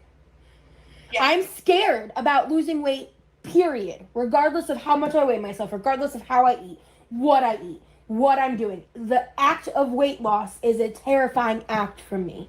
It's scary and confusing with my history in fat acceptance and feederism, and there's special ties that I have to the and my trauma and my autism and my fibromyalgia and my cancer and my Mormonism and my groomed into feederism and my stalker and my other stalker and my other stalker after that and my ex-boyfriend and my what else, Rosie? Stop making excuses. You're gonna fucking die, bitch. This process that I don't wish it upon you, but you are just making excuses to continue eating whatever the fuck you fucking want. Pretty much, I can assume all your clients don't have, and a lot of the world doesn't have. There's very few of us that recognize this. I have a couple friends, thank God, that get it and that I can talk to about it, but it's a very the parts of it related to feederism is specifically what I'm talking about is very unique. No one else is like me. I am so unique. You will never have a client like me. Don't even think about it. It's only me. And very hard and traumatic. And so, all of that to say, I am willing to make myself uncomfortable, and I'm willing to push through my fear. Yeah. And if it doesn't work, it doesn't work. I will tell you. I will communicate openly and honestly with you, and we can. No, you ain't. Circumvent from there. Yeah, because if it doesn't work, that doesn't still mean you're not going to make progress. It's just we measure it. We have to measure it in a slightly differently. Different way, yeah. Which yes may not be quite as effective, but it doesn't mean that progress isn't still going to happen. I'm sorry. No, it's fine. It's the reality of it, isn't it? It's the reality of it. Where's Azria? I need her to do the.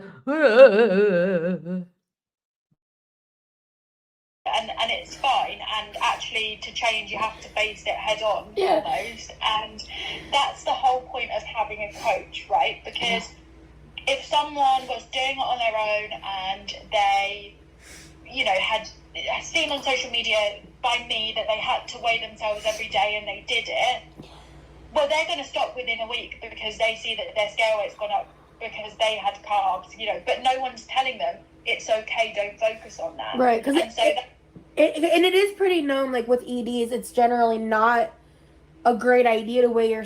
Good morning, Chris. Welcome in, my dear. Yeah, this is so we were watching a recent members only stream and something happened that made us want to watch.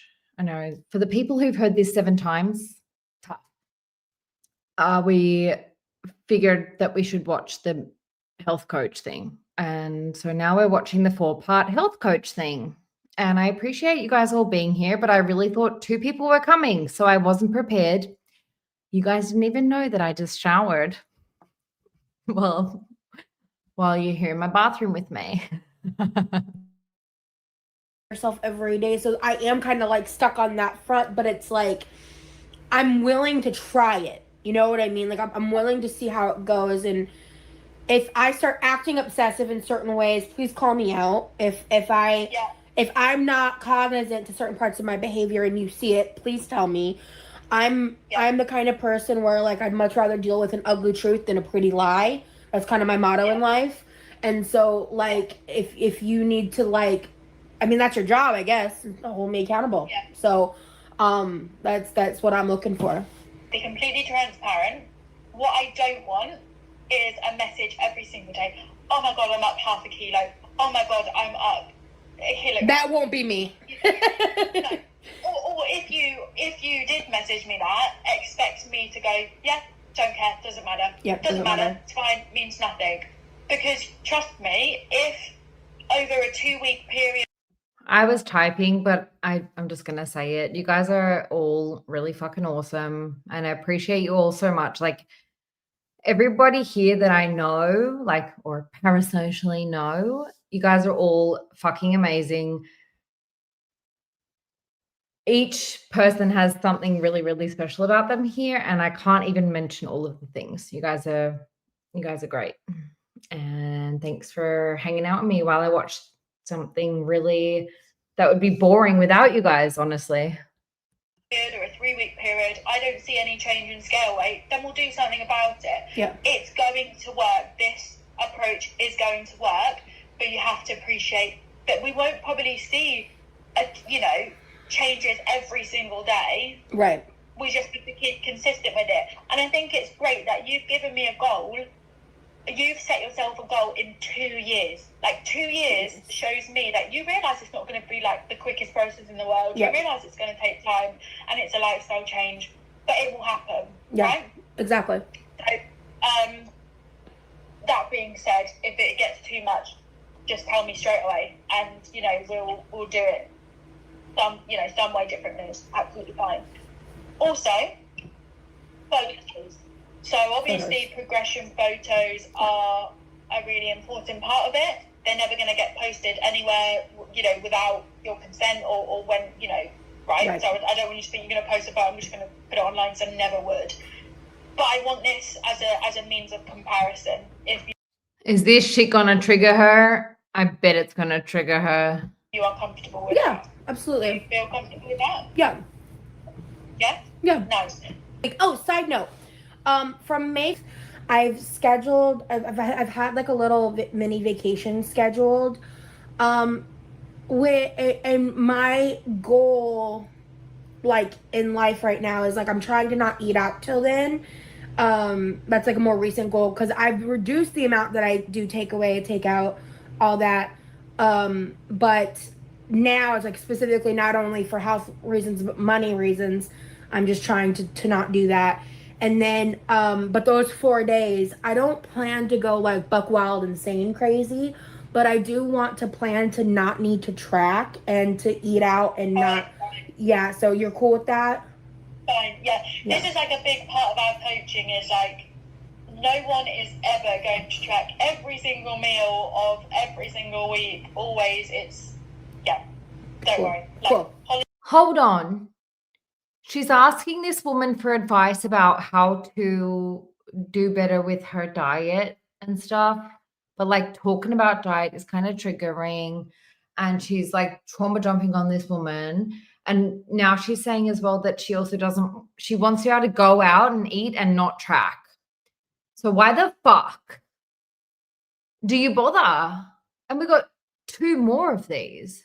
Jesus fucking Christ. Holidays. I'll remind you when it's coming up, but I've been talking to a guy, and he's flying out to Florida, and I'm gonna be hanging out with him.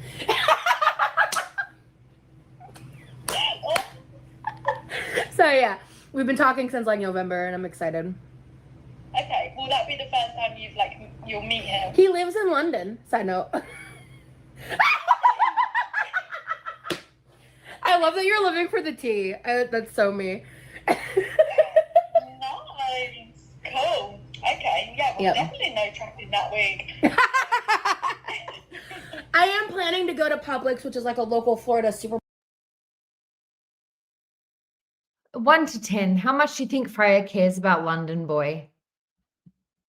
market. They have these really awesome salad kits, so I was planning on buying a few of those and like some chicken tenders to chop up, so like I don't have to eat out every single meal every single day, and just so that way I'm still ingesting vegetables and vitamins, because like I don't know how I'm gonna approach that, because like I don't want to eat a bunch of shit and then feel sick, you know. So I don't that's why it's like I'm gonna enjoy things. Like we're planning to go to a meadery, so I want to drink a little bit, you know, and things like try a couple meads. But You guys don't know how to follow instructions, do ya?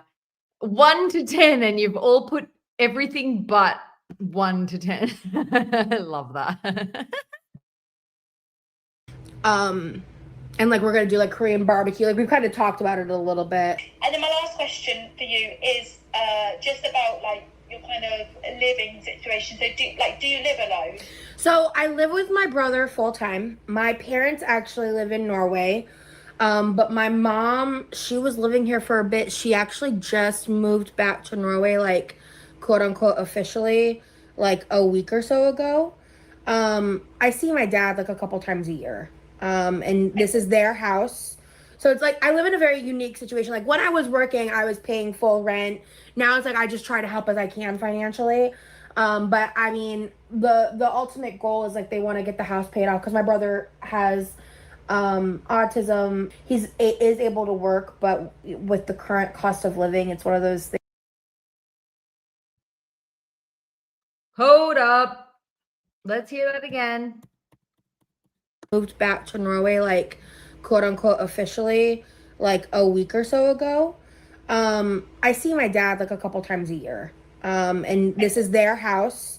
So it's like I live in a very unique situation. Like when I was working, I was paying full rent. Now it's like I just try to help as I can financially. But I mean, the ultimate goal is like they want to get the house paid off, because my brother has autism. Is able to work, but with the current cost of living, it's one of those things with him and his level of capability. It's just uncertain, like long term, like, you know, once my parents pass, things like that. So me paying towards the rent is helping him possibly have this house or somewhere. Hold the fuck on. I'm sorry, but I thought this house was in Levi's name. What the fuck is she saying? Like, oh, my brother is like fucking disabled basically from his autism. That's not fucking true. He's more capable than you, for starters. She just said that it's her parents' house and they want to pay it off. This house was inherited. Interesting.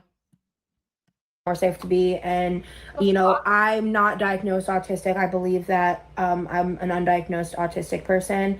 For me though, I'm a high masking person, and I was raised like I wasn't autistic, and so that's another aspect of for me, like when it comes to trauma and stuff, that's a thing. And my communication skills and stuff, and my anxiety is like,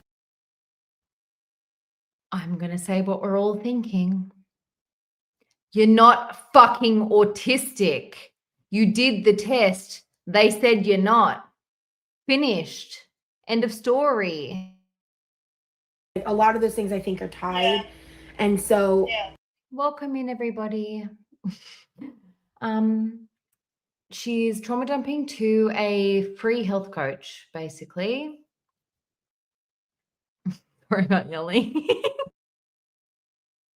But with the way I've kind of lived my life, I'm also just more of a social person than my brother. He's very antisocial, and so yeah. Anyway, Fuck off. Levi is not antisocial. What the fuck is she talking about? This is really fucking pissing me off.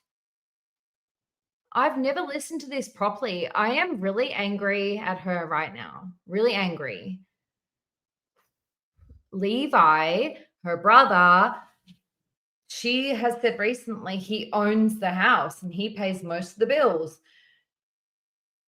Here, what, less than a year ago, a year and a bit ago, she's saying that he's like a fucking invalid and he can't manage and he's antisocial and that he's not able to like do anything. Like, she's such a fucking liar. I'm getting really angry. Levi's a legend and he's better than you are, Rosie. Anyway, I'm oversharing. No. It's more so that I could just, you're in charge of your own food, no one else is. Yeah, so when my mom is here, it's a little different. We have like one day I may even give you a freezer. Well, actually, I want to make a YouTube video of doing like a freezer tour and like cooking out of my freezer. We have a big deep freeze in the garage and a chest freezer. And I have like a discount store habit. I'm a little addicted. So like I've got close to possibly like a year's worth of protein in my freezer right now. Between like chicken and pork and discount habit, which is not gonna. Sorry guys, I didn't mean to get mad and yell. It's getting late here and I'm like so frustrated with her. Like, I can't believe how much she changes the narrative about Levi. Like, one minute she acts like he's so incapable and the next minute we're seeing him doing everything. He's doing all the pool maintenance. He's probably the only one cleaning the house. He's the only one who's able to go and like do the groceries, bring them inside. Like, who is the one that's like incapable? Sorry. I'm trying not to get mad. I've just not lost my job. Well, here's the thing. When I first got laid off, I actually went into it a little bit harder because I have a 2-month like payout. Like I get continuation pay and then I get a severance package. And so I'm like, okay, so I have a little bit of steady income for a time being. So let me stock up so that way when the money runs out and I'm going to probably still be struggling to find a job that I can do because of my multiple disability issues. I have to work from home for one, among other things. And multiple disability issues. Anyway, so like in the last stream that we watched, literally Levi came home from work and he was obviously just like hovering there and she was like, what do you want? And he was like, like cook some dinner. She's like, well, can I cook it for you so that I don't have to move out of the kitchen? This poor guy, if he owns that house, I guess he can't because like, I just feel like he's in a pickle, honestly. I feel like Levi's in a pickle. He's kind of trapped.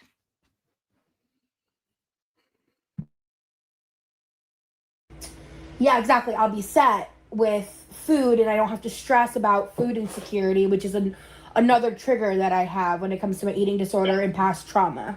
Realistically, I was thinking, when I said to you,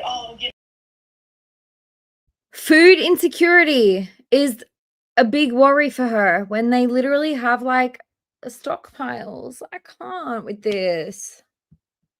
will the pool be in function? I was like, because obviously they're expensive, but if that's not going to be an issue. We have a pool in my backyard. Oh, okay. So it's a screened in pool with like a UV protection. I can use the pool at night. I can use the pool any time of day. They handle the maintenance fees for the pool. That's something that like my brother I think is always paid for. And it's like, because the way the pool maintenance works essentially is if you don't pay for the maintenance and you don't have to keep water in it, it'll actually, like the pool cement will actually pop out of the ground eventually. So you have to either keep the pool running or fill it with cement. Like it's one or the other. Yeah. Okay. Yeah. So, like my mom explained that to me once. I was like, why don't we just like not pay for it during the winter? I don't get it. She explained it to me and I was like, oh shit. Oh, that's right. Yeah. So. Yeah. Oh, an expensive luxury, a pool. Yeah. Which is why we can't afford a heater, which is why we can't use it year round because like the startup cost is like $5,000. yeah, it's mad. It's crazy.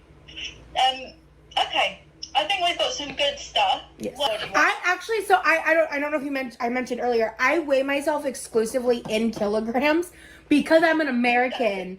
And when I weigh myself, 208 kilograms means nothing to me. I don't know what that means. So it's a way. 208 kilograms is 4 of me. That's what it means. I detach myself from my weight, and it's easier for me to be not triggered when I weigh myself. Because you almost just don't know. I just don't get it. I'm like, if it's dramatically low enough, I'll go on Google and I'm like, what does this mean? Yeah, because I throw it in the converter, and that helps me. Because then if it's higher, then I'm like, I don't know what that means. Yeah, that's. I don't want to, because people, like, my friend was like, oh, the conversion is this. How come you told her to weigh yourself in kilos? Like, I feel like, I don't know, it's a much, sorry, I know most of you guys are American, but like, I don't get pounds. I don't get Fahrenheit. I don't get it. So you guys are going to have to like calculate for me like pounds and Fahrenheit. I don't get those. But yeah. So what is 208? Oh shit, what did I do? Never mind. Stop doing things, Nikki. Just let it play. And I'm like, don't tell me that. I don't want to know. That's fine. We'll just keep it that way. So, just be blissfully unaware. Protein is high. That's what I'm saying. Yeah, so yesterday I was only 45 down from hitting 225. Yeah, that other day was lower. Because that's the thing is, like, some days with protein, also, I made the most. I guess the difference is like 45 kilos is an entire child, whereas 45 pounds is what? I don't know.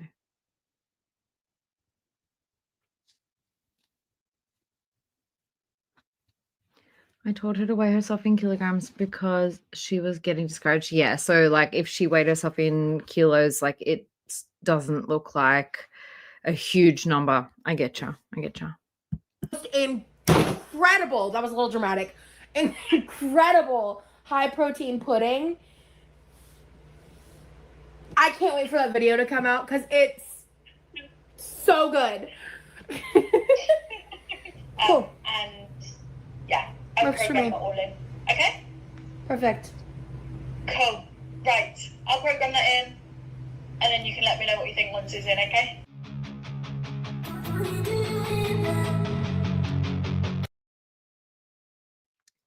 Everybody, was this your art, Ashley? Was this yours? Did you do this one?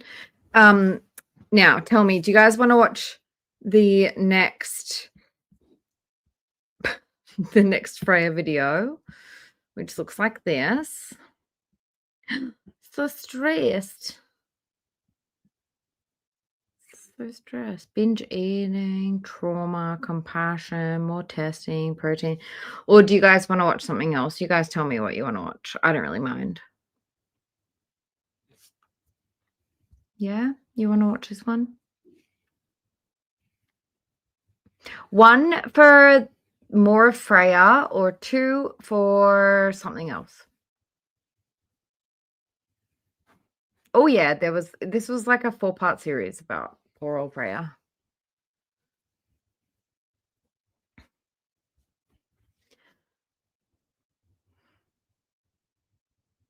More Freya? Okay. Here we go.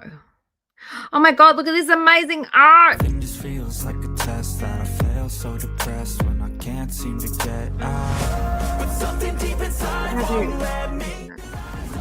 I do try to stay positive, but I also stay Y'all real. can commission Fucking Ashley. real right now because I've not been sleeping Shoot her well. an email. You guys all know her. Go over there, commission her for an intro. It doesn't look like this. It doesn't look like this. It looks like this. No, not this. This. I don't really know what comes next. I'm just doing my best, even though I'm so stressed out. Everything just feels like a test that I fail, so depressed when I can't seem to get out. But something deep inside won't let me. I do try to stay positive, but I also stay real. And this is fucking real right now. Because I've not been sleeping. Here we go. Oh, how are you? I'm good. I'm fine. I watched your Oh. video. I will say, like, I've seen a lot of Ashley's art and drawings and animations and stuff like lately, and they are amazing, like really good. Like, I'm a member because I want to see the art and I want to like use the emojis. Like, everybody sub up AYE, everybody sub up, like everybody. I've got a few people here who are creators. Like, feel free to share links, guys. Like, obviously. Go ahead and share your links and stuff, yeah? No shame in the game. Go ahead. Didn't really get many answers, did you? Yeah, not yet. I do have a rheumatology follow-up on Thursday. They got me in really fast because my markers are so high. I was at the hematologist office getting the iron. Ashley, yes, share your link. Chris, I can mod Chris. Oh shit, my phone's dead. Hang on, I will mod Chris too, but yeah, share Chris's link, share Tasha's link, share Kimmy's link, share everybody's link. Everybody's great. Any coverage of Rosie to me is good. Like, you can't really go wrong. The next day, and I was talking with the nurse, and we were just having a conversation, and she was like, wow, I was looking at your blood work, your inflammatory markers, they're so high. And I was like, yeah, da da da da. And I was like kind of almost surprised at like how concerned she sounded. She looked at me and she just goes, you must really feel like crap, huh? And I looked at her and I just went like, yeah. And then I started crying. I just started crying. And she was like, oh my God. And I'm like, no, I'm sorry. Like, is it because it just feels validating? And I was like, yeah. Yeah. Yeah. Right like, word. I've had, no one has like recognized that in me ever. Yeah. And yeah, so that was a lot to process. It makes me feel a little bit better about how hard all of this has been. I just weighed myself. I haven't even put it in the app yet. And even though I significantly under 8 yesterday, my weight is up. I don't know. But I also know I didn't sleep well, and I know it doesn't really matter in the day-to-day shit, but I know that this week has been insane, and like on this. You have a lot of other stresses on this week. Like, we take weeks like this with a pinch of salt. Yeah. Which is why I questioned if you wanted to start, and I'm glad you did start, but also, there was other priorities this week, which is potentially why I wasn't quite so pushy, because one thing after another will just make your mind explode. But okay, do you ever get like a fever? Sometimes, yeah. Sometimes when I'm laying in bed, I get randomly hot. Yeah. I mean, obviously, there's nothing I can say about what's causing the inflammatory markers. And I know you mentioned about diet and if that can help. And it's hard to know until we find out what is actually causing it, because I highly doubt if you filled your diet with a bunch of anti-inflammatory foods that is really going to do that much at this point, with saying how high they are. But really, it's just things like blueberries, nuts, cherries, certain like fatty fishes, and things like that. Your like things that can cause inflammation or hinder it slightly is your processed foods, the refined carbs, the fried foods and stuff, which actually isn't a massive part of your diet. It's not a massive part. Like, you eat quite like whole of foods, don't you? Yeah. So I can give you, I will write out a list, but I wanted to say to you, like, don't obviously hold your hopes on it changing everything. Right. No, I get it. I just not. wanted to at least like introduce things because like when I was reading through it, I was like, okay, so I think by just listening to my body intuitively, I have reduced a lot of inflammatory foods. Yeah. Sorry, guys. At the moment that I was like, okay, let me just like share some of these links, my phone died. And I've been like doing that kind of thing on my phone because in StreamYard, it's kind of weird to do it. And yes, I'm just using free StreamYard, whatever. But yes, thank you, Ashley, for linking everybody. I have no issue with any of that. Like I want people to like link themselves and stuff, y'all. Please do it. I've reduced like because like this week I did have Arby's, but other than that, like that's the only fried food I had this week.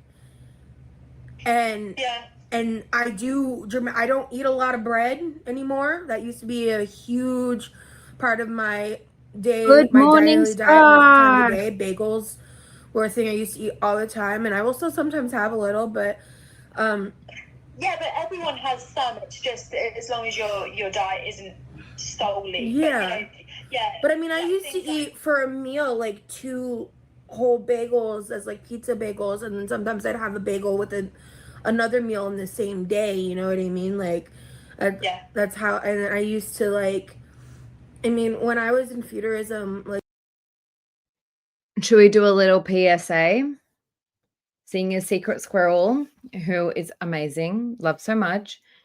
Seeing, as you mentioned, blood tests, like, hey, I booked in next Tuesday. I'm going to go and have a freaking cervical screening. I'm going to have a blood test. I'm going to have a skin check. I'm going to do all those things.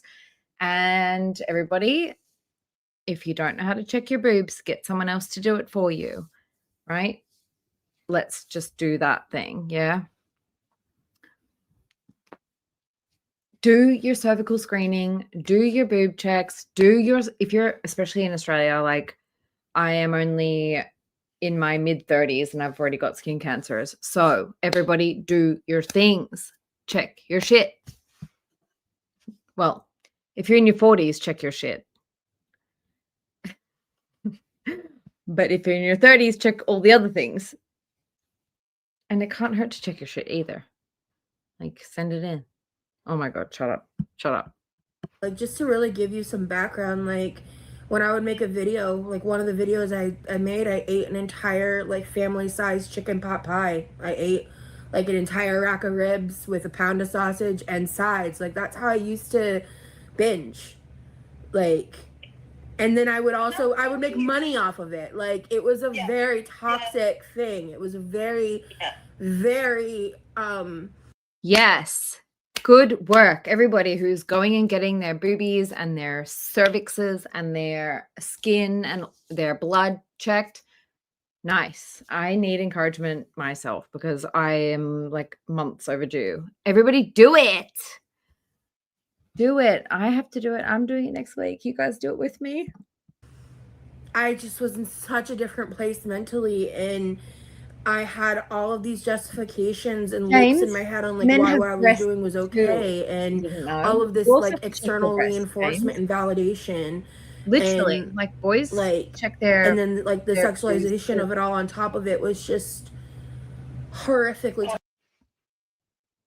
Everybody check your boobs, check your balls, check your cervix. Phone a friend. I don't know. I gotta stop. Toxic and dangerous, and it led to me getting diabetes. So it impacts your health, which is the one thing, Ashley, she'll tell you who to call. When you look back at your old self, when you were in the USA, there you go. When your lifestyle was like get that. Your mammogram. How does it make you feel now? Like, do you ever get? I don't know if embarrassed is the right word, but do you ever just think like, why? Yes, I think why. I don't think of it in being embarrassed, at least now. Maybe in more time. I don't know, but I don't. I I do think why, but I think I know the answer. The answer is When do you guys think Rosie had her last pap smear? I don't know why I'm asking this, but I am actually curious. Because, like, it's really important that you do that. So, and I just can't imagine, like, I know she's been to, like, the ER. I know she's, like, been to the psych ward, but has she been for just, like, a general checkup?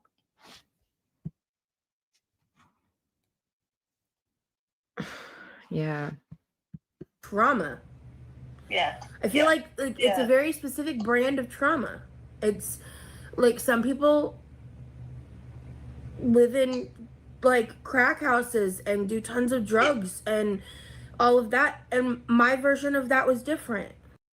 I feel like it's a very specific brand. I you know, I do think why, but I think I know the answer. The answer is trauma.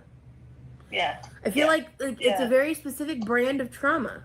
It's like some people live in like crack houses and do tons of drugs and all of that, and my version of that was different. Yeah.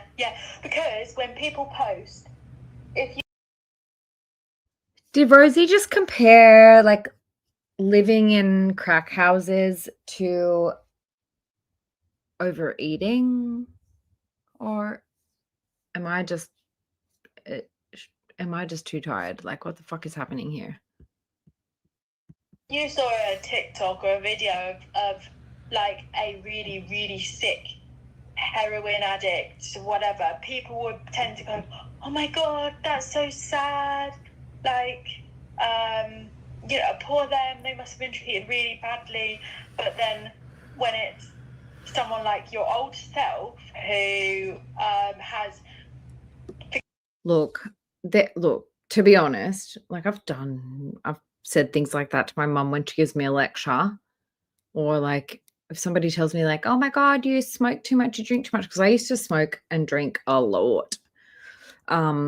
And I was like, well, just be grateful I'm not a heroin addict or like a crackhead.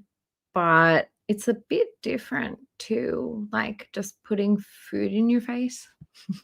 Forgive me saying, but you know, neglected their body in a different way, where people are just like, she's fat, she's damaged her body herself, no one feels sorry for her, and that's the constant struggle. Now you're trying to... And that's another thing. And this is like, I'm sorry, I'm yapping. I am so yapping. But no, she really is minimizing genuine trauma. Like, I don't know much about, look, I do. I'm not going to say anything, but people have really been through some shit. And to see somebody as spoilt, rotten as Rosie complain about their traumatic childhood can be kind of hurtful, I think, to a lot of people. Hey, Sarah. Good to see you. Yeah, I don't know. Trigger warning, like, this is kind of like hard as well, because like her story changes all the time. Like, initially she said like it was just about her like bullying in high school. Then it was about like more serious things, and it got more and more serious as the stories went on and time went on. So I don't really know like what to believe, but I don't think her parents are abusive. They seem very, very nice. I can't imagine them, or maybe they said no to her. I don't know.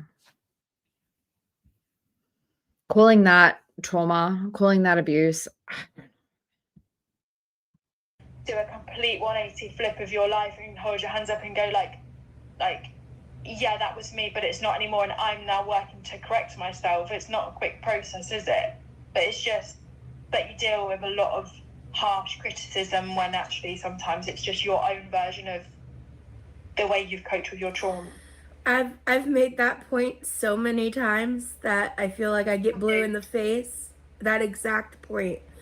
It like, and I literally made a video like a few weeks back where I talked about how you know, there seems to be more compassion for people who do have those types of struggles. Like there's people that vilify addicts and vilify, like, that exists, that is its thing, but there is a larger density of the community that has compassion and resources and like a desire to help those people escape those things. And then a lot of those people will villainize people like me, like how I was, people that look like me, you know, like. But they wouldn't villainize someone, they wouldn't judge someone who was anorexic because they chose to not eat because of their traumas. Just bizarre, isn't it? Okay, so actually, in terms of everything that's happened this week... Trigger warning. Obviously. Eating disorder stuff going on. But anyone who missed it, like, I have seen in the last couple of weeks more than 5-6 times that Rosie has said that she was anorexic. And I mean, for example, I have a bird, right? And sometimes this bird just like doesn't want to eat. You can call that anorexic, right? If an animal refuses to eat, they would categorize it as anorexic. Fasting for like 4 to 8 hours, just can't. I just can't. I'm gonna stop. Good that they did rule out that it is very likely not cancer. Yeah. That's one weight off, but still no answers really. Is there? I mean, because unfortunately, I do have to do more testing. Like, yeah.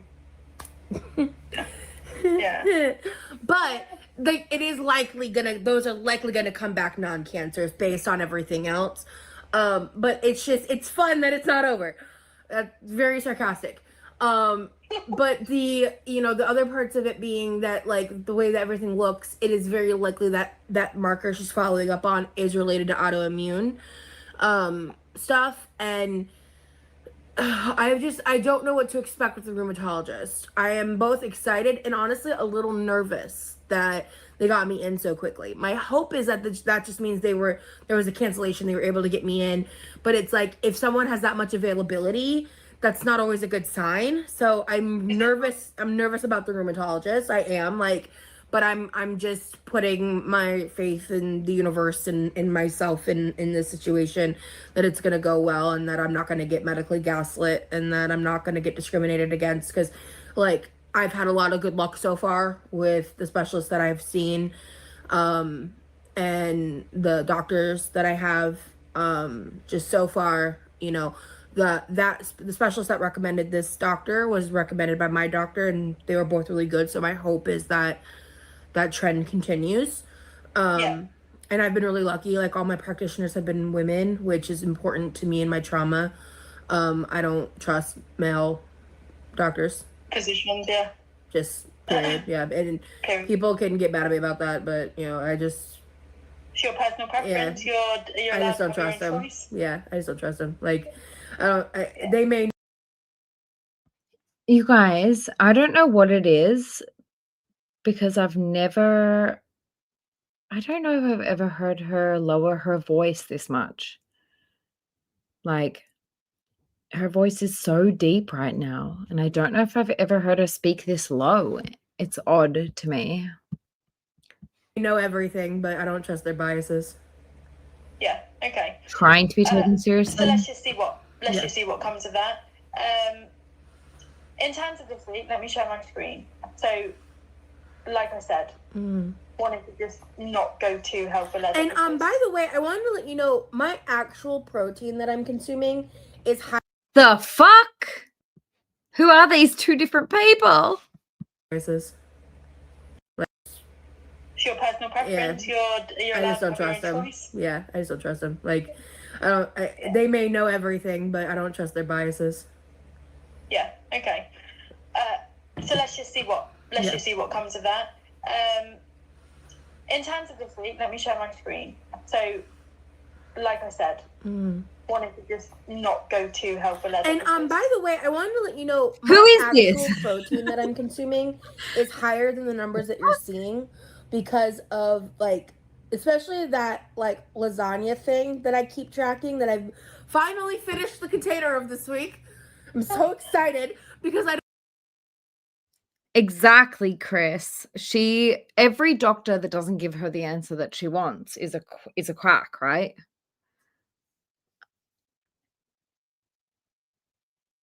Every psychiatrist, every psychologist, every rheumatologist, every single fucking doctor. And I imagine that if she was getting blood work thinking that she was having cancer, she probably would have seen a hematologist. Were they a quack too? Like, probably. I don't know. You can't. that had like a ton like ground beef and Why is everybody else who is a professional trained in their field a quack, but Rosie's the expert, including right now with Freya? like other stuff with protein in it. And so that and like some other things like the homemade buffalo bites, that was a pack full of chicken and cottage cheese and fiber and all that. So realistically, I've been hitting a lot higher protein when I already know my protein's been pretty okay in the trackers like most days. So it's just not like obviously hitting that 200 marker in the trackers. But you see right there, lasagna, cauliflower rice, egg, mozzarella, all those things have like protein in them. So like, and the apps always say like they have high protein. Well, the mozzarella and egg at least, but that lasagna, cauliflower rice thing. Is that a recipe that you've put in? Yeah. Well, so I made that before our first meeting. Yes. Yeah. You said that there was quite a lot of. So from now on, like I'm going to be doing a cooking prep stuff soon. From now on, I'm going to be tracking the recipes and the ingredients so that way the tracking is more accurate. But there's stuff in I do have like a couple bags of that in my freezer, so it might pop up in a month again, you know what I mean? But there's just stuff like the way that I've cooked and financially I can't just like not. It's more consistent. It's more convenient to do it the way you do it. Yeah. So when you make, annoyingly, I'm not logged in. When you make something on MyFitnessPal, you can make a recipe. Oh yeah, doing that. I did that with the protein pudding. Good. So then, if it comes about and you dig something out that you've made from the freezer, just whack it in as a recipe, and then it's tracked. I know you say about your protein, which is great. Realistically, though, the only thing that truly matters is the calories in and the calories out. Mm-hmm. And regardless of what your protein is, it does come down to your energy balance and calories and stuff. So protein's still been nice and high, and I believe that it's higher than what you're saying it is. In terms of your scale weight, so well done for tracking it. It's actually come down really nicely. Now, I'll take the highest weight that there was and then the lowest weight that you've hit in the week. And the lowest weight that you've hit in the week is 206.6. Now, realistically, there is absolutely no way that from this figure to this figure, you would have put on a kilogram of body fat. Okay. There is absolutely no way that is. So, and like, send. All right. I know you guys are probably kind of bored at this point. It is kind of boring, but right now, I remember the first time I watched this, it's worth paying attention to because it's actually really sensible, reasonable advice. Like your weight is going to fluctuate a couple of pounds here and there, but as long as it's tracking down, it doesn't matter like day by day what it's doing. It's about like weeks and months, especially when you're this size. Like she could do a huge shit and lose 5 pounds. Let's be real. It's not about day to day necessarily or hour to hour. It's about like what's happening over weeks and months. And Freya's giving like what I consider to be like pretty reasonable, fair advice. So if anyone's interested. Since that 206.6, I've been struggling with sleep. Yeah. this will just be water retention and how we say, you know, scale weight takes into account everything, not just body fat percentage. However, the fact that your scale weight has got, you know, down this low, that will... I swear I'm gonna stop. Do you guys remember a few months ago, Rosie said, like, for her, I think it was like after the last time she quit or whatever, she was like, I need like serious help. I need like what Tammy Slayton had. And I'm like, Tammy Slayton was in a coma for like 6 months. The fuck? Is that what you want? will be, you know, the reflection of your body fat percentage going down. Okay. We just obviously don't look at it day to day, like you said. Okay. Remind me, do you track in kilograms on your weighing scale? Yes. Yeah. And do you input it in kg on our app? Yes. Yeah. So you've been pretty consistent throughout the whole week. That's fine. Okay.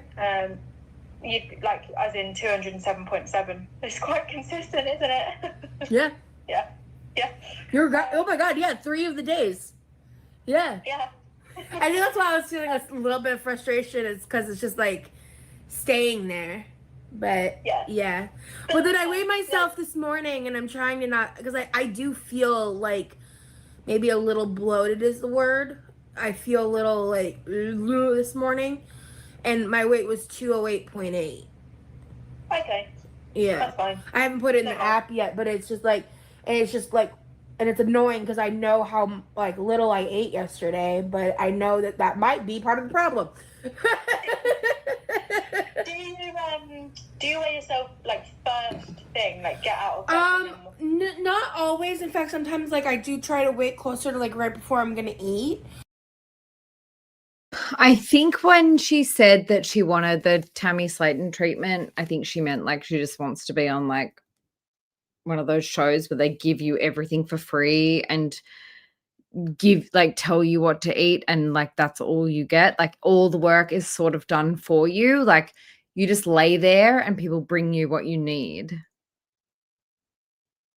Even in the Biggest Loser video, she was very much like, I just want the quickest, fastest, easiest, most simplest solution. Like, and I think that's like, I don't know, she like does the whole like, oh, I'm just gonna like drink this protein drink, I'm just gonna like eat this thing, I'm gonna take this shot, oh, it made me feel sick and I can't eat how I used to eat. Well, I'm not doing it anymore. There is no, I don't think there's anything that can overpower like your will to stuff yourself, except for willpower. Like you can get the willpower to do it, or just like mind over matter and take the shots. Like I think, Chris, did you say you're going to start taking the shots again? I can't remember, but yeah, sometimes you're just like, oh, okay, the shots make me feel sick, the shots are supposed to stop me from eating so much, makes sense, fucking take it. I don't know. But today I did weigh myself a little bit earlier in my morning. Change that. Weigh yourself you have to weigh yourself every single time at the same time, every time. And the most accurate reading will be first thing when you get up in the morning.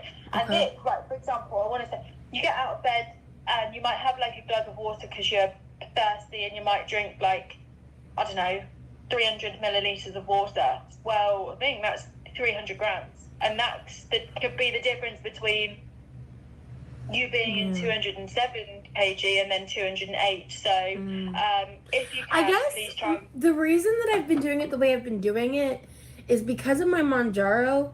It takes some time for my stomach to get moving and for me to like use the bathroom, and I'd rather like use the bathroom before I weigh myself. That's why I've been doing it that way, you know? And it takes time like for that to happen. So like that's why I was like, oh, I can use the bathroom. So like that's why I texted, let me use the bathroom, and then I weighed myself and immediately called you. Like that's kind of how I did that. But you will, if you do it that way, if you want to do it that way, fine. you will probably notice bigger fluctuations than day to day. Okay. Be it like me being honest. Okay. But we should technically still see a trend over a 2-week period, Yes. whether you weigh yourself at that time or not. Okay. So if it works for you and that's what you prefer, stick with it. So I'm not going to change the calorie goal or anything yet. No way. Okay. We're just going to have another week of you track. How have you found the tracking? What do you mean by that question? So, you said at the...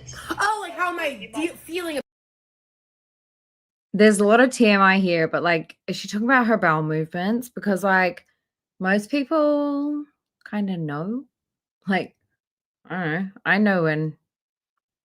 I know my times of day usually, unless something's really wild.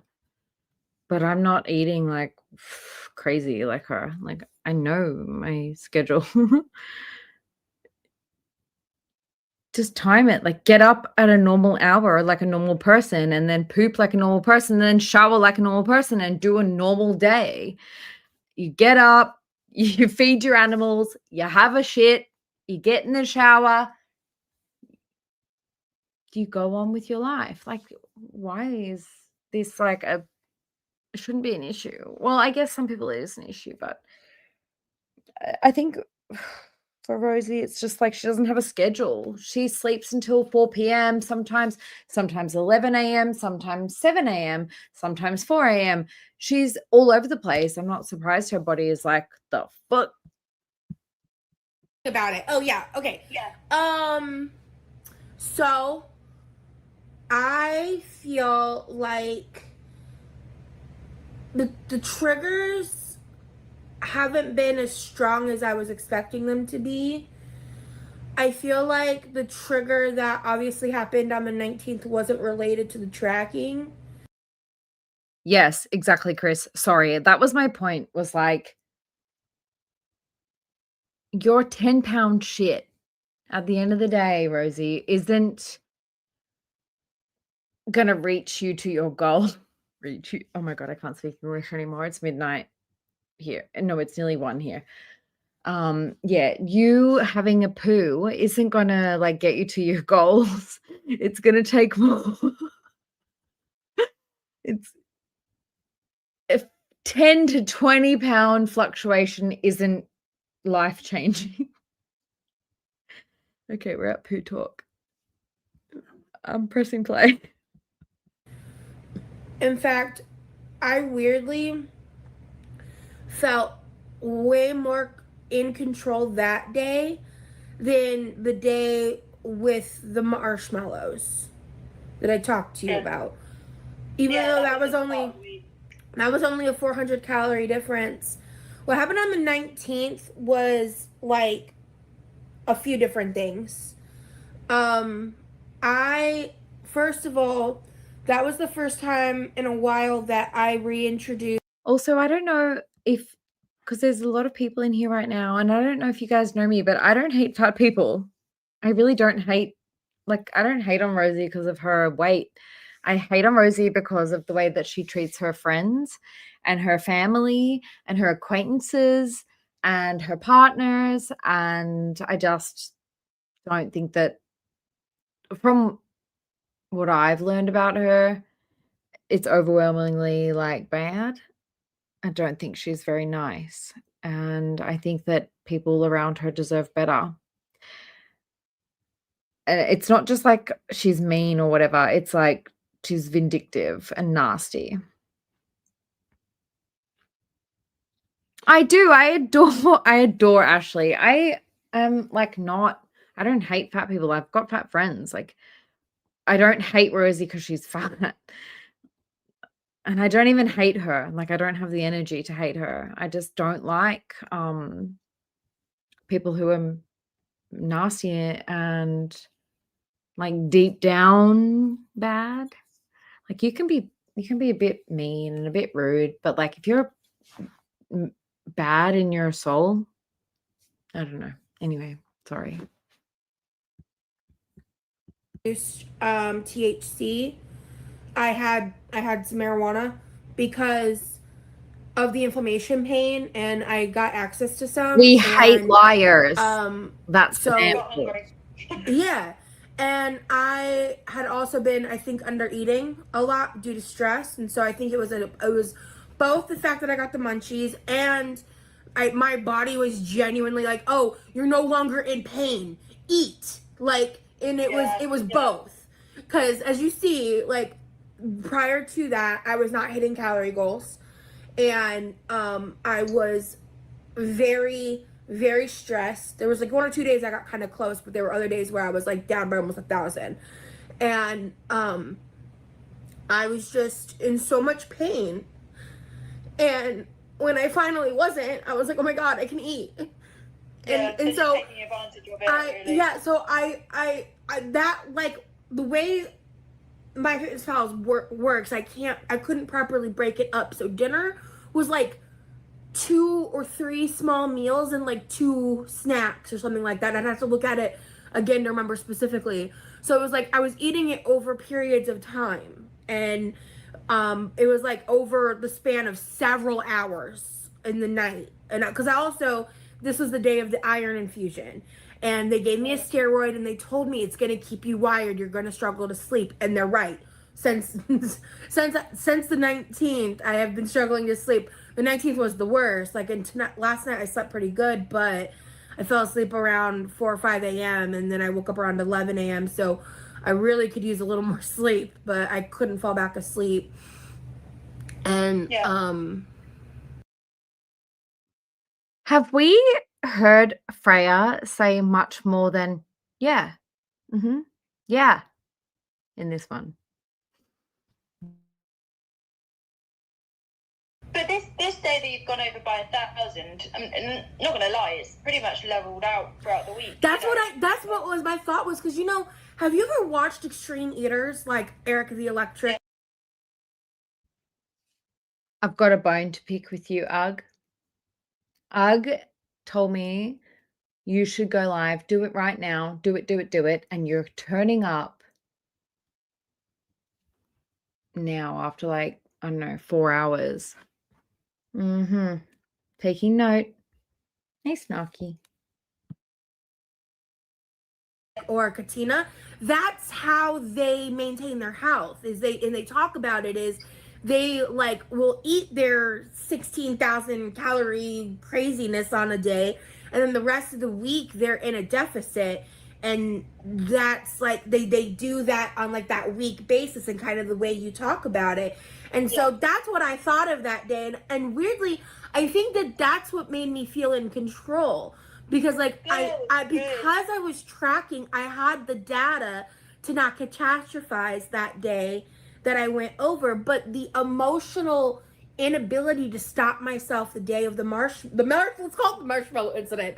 But the day of the marshmallow incident, laughing at me.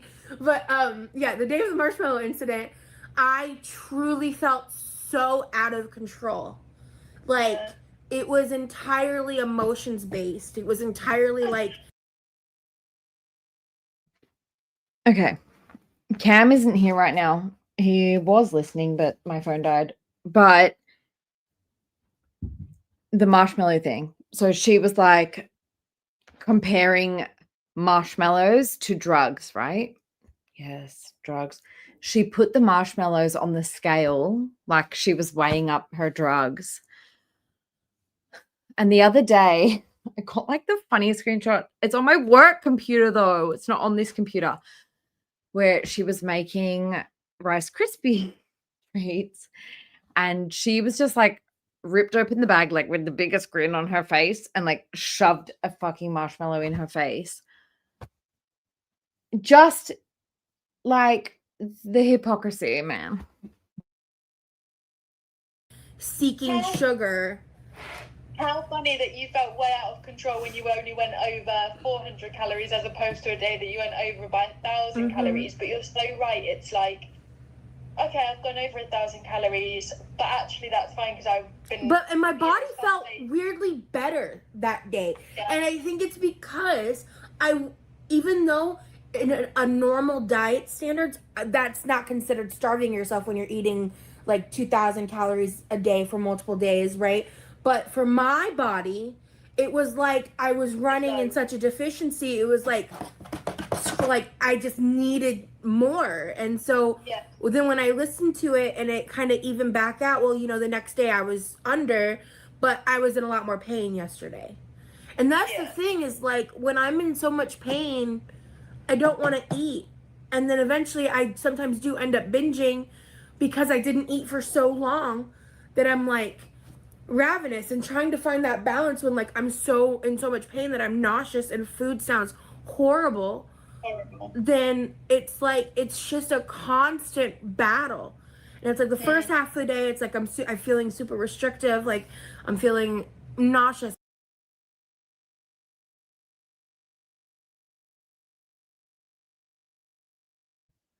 She feels nauseous and food sounds horrible. Okay. I'm feeling like food sucks, and then later in the day I'm like, oh my god, I haven't eaten, I'm so hungry. It's just I'm just constantly exhausted by myself, honestly. Yeah. The drama. The calorie thing. Okay. The fact that you went over but you were under on some days from a weight loss point of view is technically fine because it evens out and we'll look at it over averages. Obviously it doesn't That's the thing, Ash. It's like, exactly. Chris, Ash, yes, you figure out like what time you got to eat and what time you take your shots, and you figure out like when are you going to feel bad. And I don't think you feel bad like every single day. I think the first day is the worst, and then you go like another, like, what is it, 2 weeks, and then you have another shot.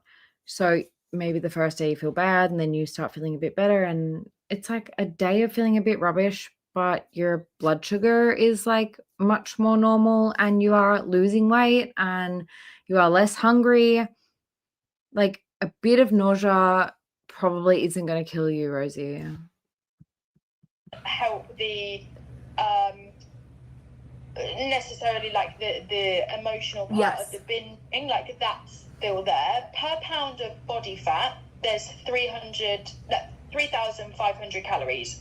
So basically what has to happen is you have to eat 3,500 calories over your maintenance figure in order to put on a pound of body fat. Well, that's quite a lot of calories, if I ever have a tummy ache, considering that your daily calorie allowance is 3,000 anyway. So you're no way near that figure. And that's why I'm not bothered about a day that you've gone over. Actually, when we have people in big calorie deficits for quite a while, we do something called refeed days, which is basically where you have a high calorie day for metabolic purposes, and it can kind of keep things ticking over. No different really. It would be a different story if every single day you were going into the 4,000 calorie mark, but that's not happened, so I'm not bothered about that. So yeah, it's fine. Cool. But in terms of going forward into next week, let's just have another week of doing the same and tracking and measuring your body weight and seeing what happens. But I watched one of your old videos. You have lost a lot of weight. Thank you. You have. I think I notice it in your face the most. Thank you. Yeah, that's okay. In terms of the sessions as well. Guys, I need a petition to Freya, Obese to Beast, Michelle McDaniel, and tell them all, hey, can you do a check-in with Rosie? Because they all talked her up like she was like the new girl that was going to change the way that everything was going, and she was, going to be better than Foodie and Amber. And unfortunately, really unfortunately, she's bigger than them when it comes to like in scale, like for her height. The other girls are like 5'2", 5'3". Rosie's 5'6", 5'7", and she's 500 and something according to her. She's big and her body is suffering, and I just think like I really didn't appreciate Obese to Beast kind of giving her like this is the one to follow. I didn't like that. Didn't like that. He needs to follow up. From a weight loss point of view, it's not really going to influence it. It's more about a mobility point of view. So do push yourself to obviously do them when you can. So you, like Charlotte. last week I just went walking. This week I'm gonna try the videos. Yeah. Did I show you this? We talked about it, Did we? but I haven't seen this. I don't know what this is. Fine. So basically, this is about how you burn calories day to day, Mm-hmm. and what kind of factors contribute to it.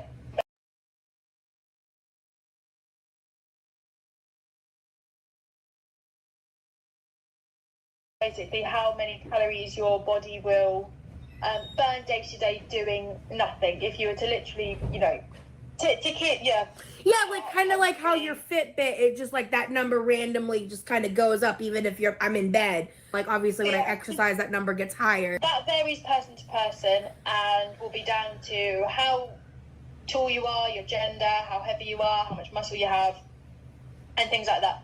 That represents 70% of the total calories that you burn a day.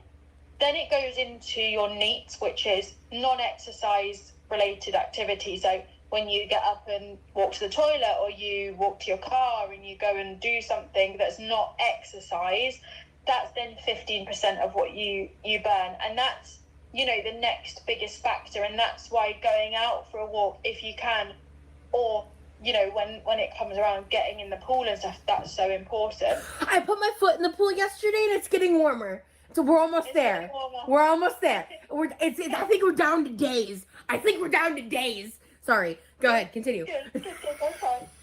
Then you've got the thermic effect of food, which is basically actually digesting food burns calories. And that's why people who eat too low sometimes need to eat more to kind of get things ticking over again. Then right at the top, you've got your exercise activity thermogenesis, which is basically the calories that you burn through exercise. And that's a minuscule 5%. And that's why actually these sessions, they probably won't contribute really to your calorie expenditure day to day. But because one of your goals is still moving and increasing your mobility, they are beneficial for that. So just generally moving as much as possible and tracking your foods and staying, within 3,000 calories. Just looking if steps are... They've been higher, haven't they? I've had more activity days, and I've been leaving the house a lot more now that I'm not working from home. Yeah. Okay, let's just try and keep it as much as we can, towards the 3,000 mark where possible. And progress photos.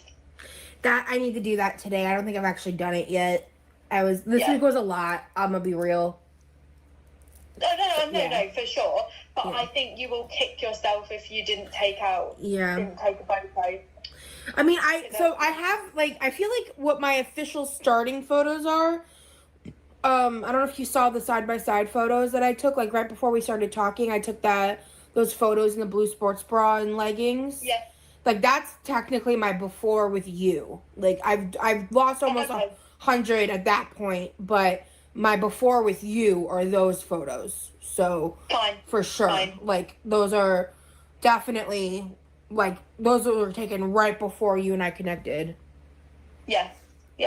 Okay, cool. Well, we've got those then. We have a reference point for comparison. Let's say month to month. Mm-hmm. Cool. I think that's all. And I'm going to end this soon by saying you really made me laugh when you started talking about Twitter and you called yourself some sort of pleb. Yeah, a pleb on Twitter. Because I got like 600 followers over there or something. It's my smallest platform. Someone liked your tweet. Oh, the Ganja Stranja. She's a drag queen from RuPaul's Drag Race. I was talking about season 6, and she liked my tweet. And I was like, Oh my god, It me. got a laugh. It got a Okay. laugh from me. Look good. Right. I'll let you go. But anything at all, message me and we'll speak again next week, okay? Absolutely. Thank you. Bye. Okay. Yeah, that session was shorter. Hi guys. I kind of just ignored that I was even recording. That was validating.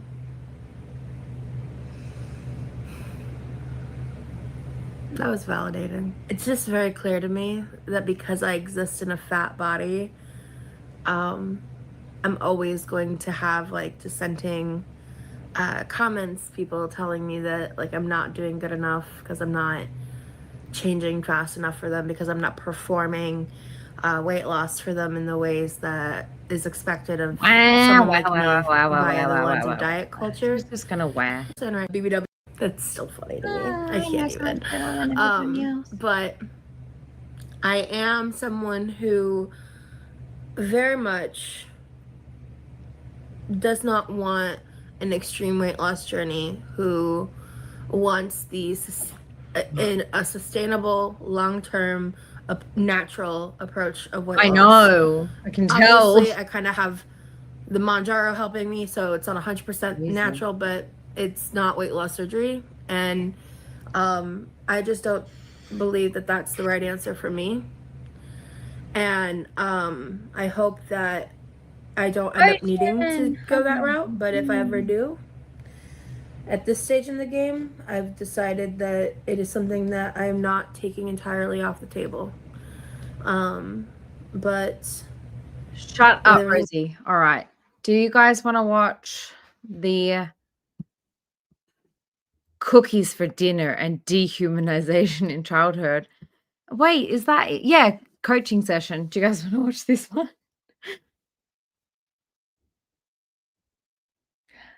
Corvid, yeah, I do. I rescue pigeon and 2 parrots and a dog and a cat, and none of them can be in the same room together at the same time. Quite difficult, honestly. But yeah, I do. My thing was pigeon rescue. Anyway, do you guys want to watch this one?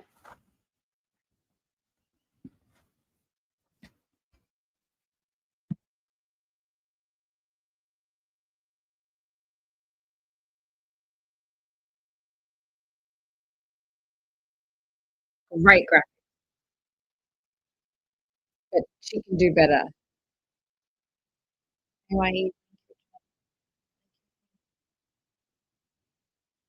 She can do better now, even better than. All right.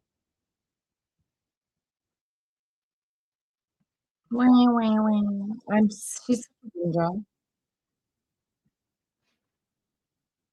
Here we go. May 10th. Filmed May 10th, 2024, but uploaded on the 25th. Interesting.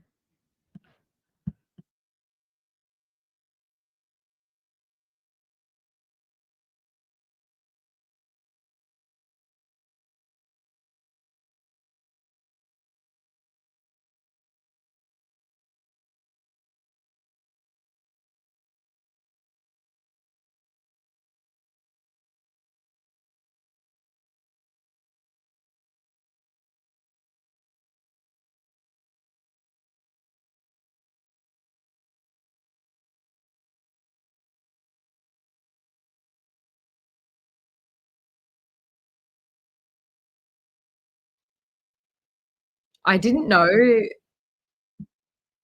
Guys, am I not sharing with you what's happening? I'm not sharing. All right, we're gonna start again. Never mind. But I didn't know if I was just like playing around going like, oh my god, if I click on these, they come up on the screen. I had no idea that's how it worked. I'm so dumb. Sorry. For a bit because I had some stuff to process. I've just been seeing some stuff of other people in plus size spaces, hopefully, with their health. Some of which have. Look, now I can click on them. Basically, yesterday someone shared stuff online where they're basically on the brink of like dying, and It was just really Do heavy. you know them? We're mutuals. So like Right. we've talked, like, you know, we're not like super like close, you know? But like, yeah, I mean, I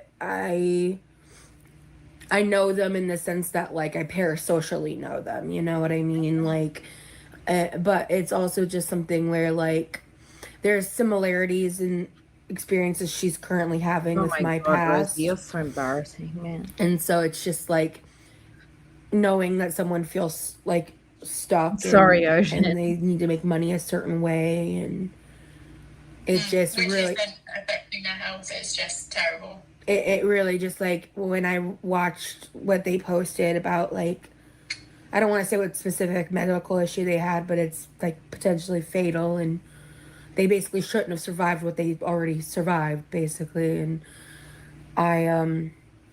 it really was like just hard on my heart. And I've been struggling with my food choices this week. Like, I think calorie wise, I've been okay, but like one day this week, I may or may not have had cookies for dinner. It's been one of those weeks. I went to an event because I don't even keep shit like that in the house. And I had every intention of bringing the cookies home and like sharing them with my brother. But before I decided to partake in THC, I forgot to like divvy them up, and I had a plan that I was gonna do, and I forgot to do that. So by the time I was hungry, and I had already gotten the munchies, I was like, oh, I literally went, I fucked up. But I was like, I mean, I just probably wouldn't be laughing about this to my health coach. Like, I would be like, fuck, I did real bad. Like, I'd be upset, not laughing about eating an entire batch of cookies. I don't know, just me, maybe.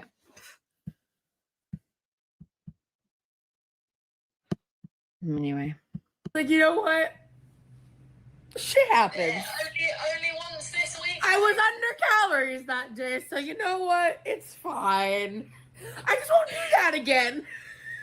The calories were purely cookies, but it's fine. I mean, I think she speaks like this because she wants the health coach to say, well, girl, shit happens. You had a bad day. Don't beat yourself up. But Rosie's like jumping the gun and like saying it because she assumes that's what they're gonna say. I don't know. I had eaten other healthier things earlier in the day, so it cancels out. Oh well, never mind. Oh, no, I literally was like, okay, well, I'm just not gonna do that again, and I don't buy shit like that. So I went and did. Actually, it was the day I made this. It was a wire wrapping like crystal. Nothing's going on with her today. She's hasn't posted recently. So right now we're just watching an older one. We watched a member stream, which for some reason I can't remember, triggered us into watching her health coach journey. So this is the 3rd out of 4 health coach arc videos where she basically just tells the health coach what's happening and doesn't listen at all. Right. It's like when you try and joke with your therapist and they're like, so you been fucking up. And you're like, yeah, but you know, it's fine. And they're like, sounds toxic. So cool. I had like one cookie at the event, and then I brought cookies home, and I was like, numb. I was like, I'm just gonna try to like not beat myself up about this, and I think I actually like won in that. Yeah. Is she drunk? Like, what is going on? Like, why would you? If I go to an event, I'm not bringing home food, especially if I'm on a diet. Like, yeah, she's got to be high. Something's going on. Like, everybody appreciate my. It's not a good screenshot, but it's awkward enough that, you know. But For sure. yeah. But the thing is, let me do the old sharing the screen again. Like, You're tracking like has one anybody here ever been? Okay, tell me how fat you are. Have you ever been to an art gallery opening or a friend's, like, I don't know, their band is playing somewhere, and you're like, let me clear the table and bring home all the cookies with me? Like, I can't remember a time I've done that ever. night cookies, fine. But tracking wise, it's still really good. Oh wow, yeah. Is it different? Like when you see it like this, are you like, oh Yeah, can I view it this way? no, annoyingly not. Oh, Ocean. Oh, Ocean. You missed a lot. So follow advice. No, she's just telling them how to do their job. That's it.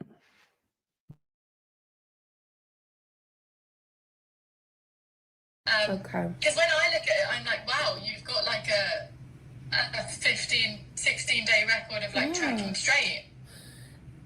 Yeah, can you go back to April real quick? Yep. I have actually, yeah, there wasn't a single day in May that I was over calories. Actually, in the end of April too. I haven't been over calories in almost a month. Or no, Exactly. no, I was looking at the calorie wrong. In like, No, in like 2 or yeah. like, well, yeah, in like 2 or 3 weeks. I was looking because that I realized that those bottom weeks are actually May. I wasn't reading that right.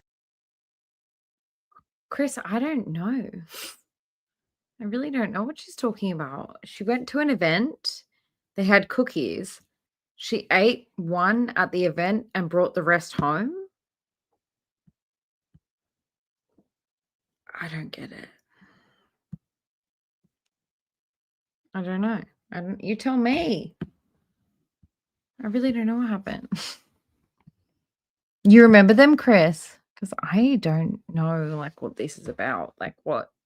Were they all weed cookies? Because that's the only way this makes sense.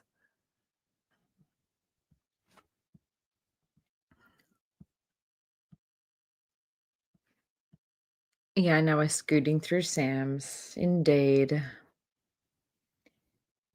Yeah, like, was it a kids' party? Was it a gallery opening? Was it your friend's, like, gig?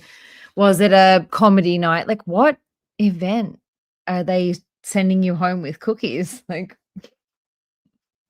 maybe I want to go.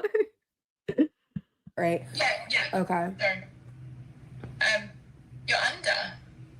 To be honest, sometimes too under. Though. Yeah, I know. Yeah. Why is that? Because I have an eating disorder. That's why. Is that it though? Well, Like, I will say, so like the worst day right there, the third.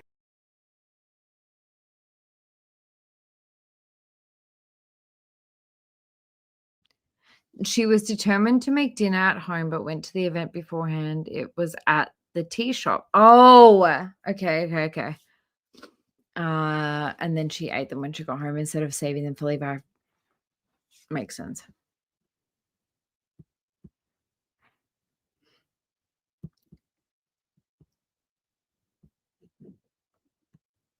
Okay.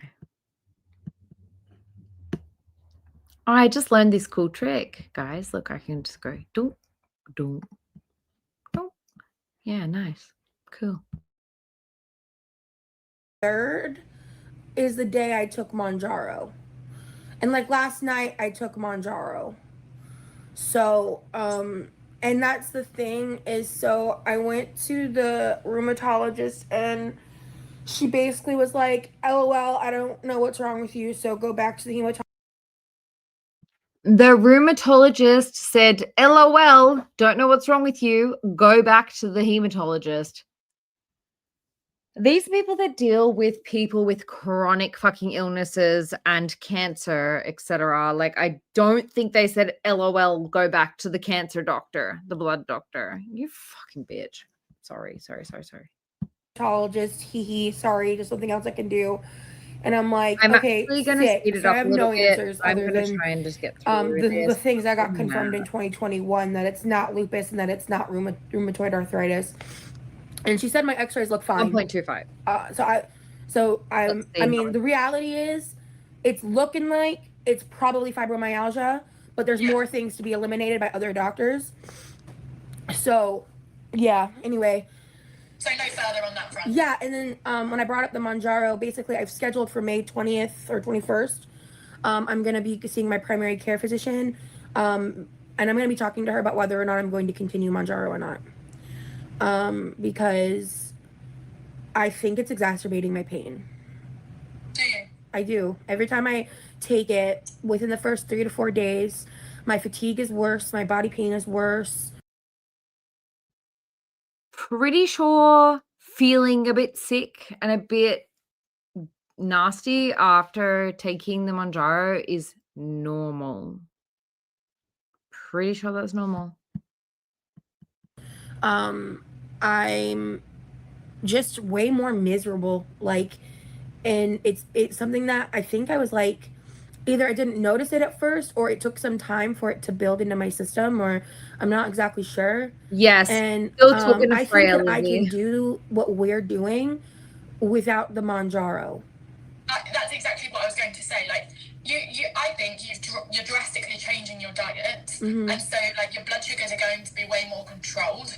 And I can get on metformin and the thing is I'm now a pre-diabetic, so it's like, do I need to get on metformin? Do I need any medication at all? Like, and that's like, it's like I'm not fully comfortable just like shirking it right now, and I mean next week I might not take it because I'm due to take it like my day of vacation. So I might, and then at that point it's only like 4 or 5 days off from the appointment, so it's not that big of a deal if I don't take it, because I did skip a week and I saw how I felt and I was okay, and yeah, like I just, especially I'll just have to be mindful about eating sugar, like, you know what I mean. And besides this past week, I don't normally eat as much sugar, but I don't know what was up with me this week, sugar wise. I just think if you can, if we can do all that we can to try and naturally reverse things. Yeah, and that is my preference for sure. Why the hell not?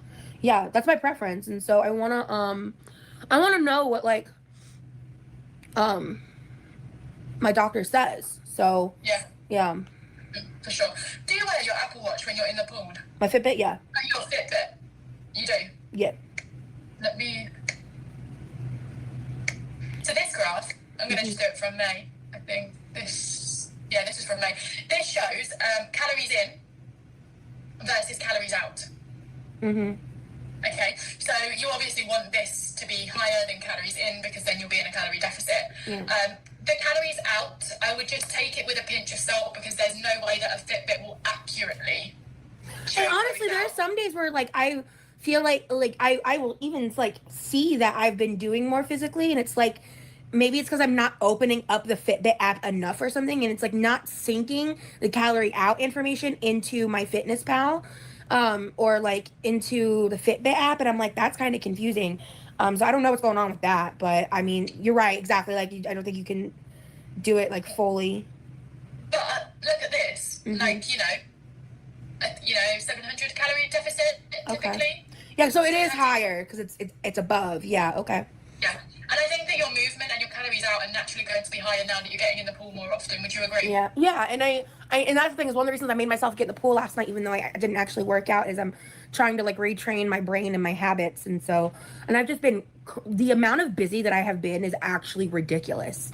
I'm so fucking busy because I'm working on some like secret side projects, and like I'm working on my YouTube, and I'm working on like so much shit, and I'm actually so busy that it's like stressing me out, man.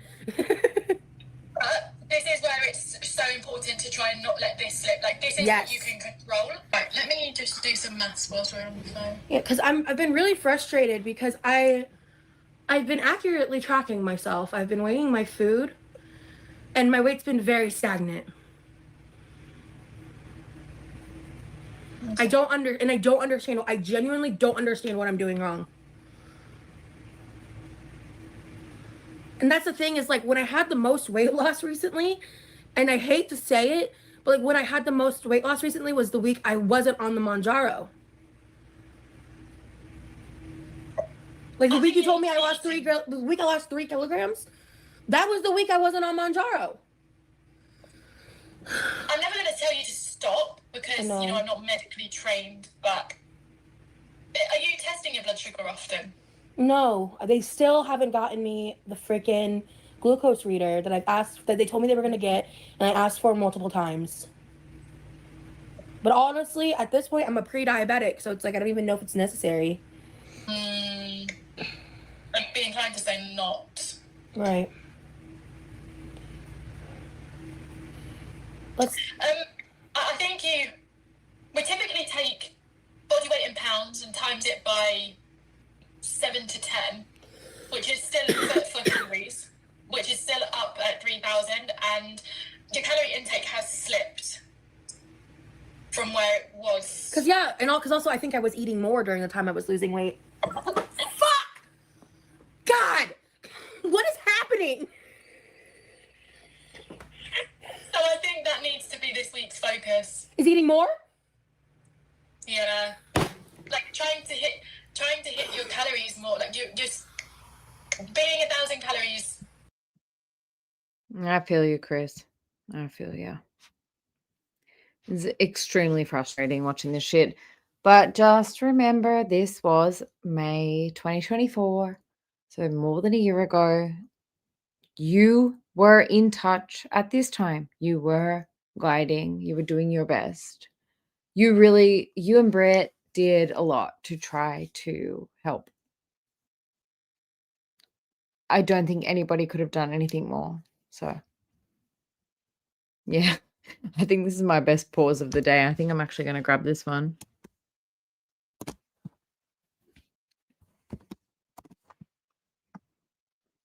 Got him. Hi, Wednesday. Welcome.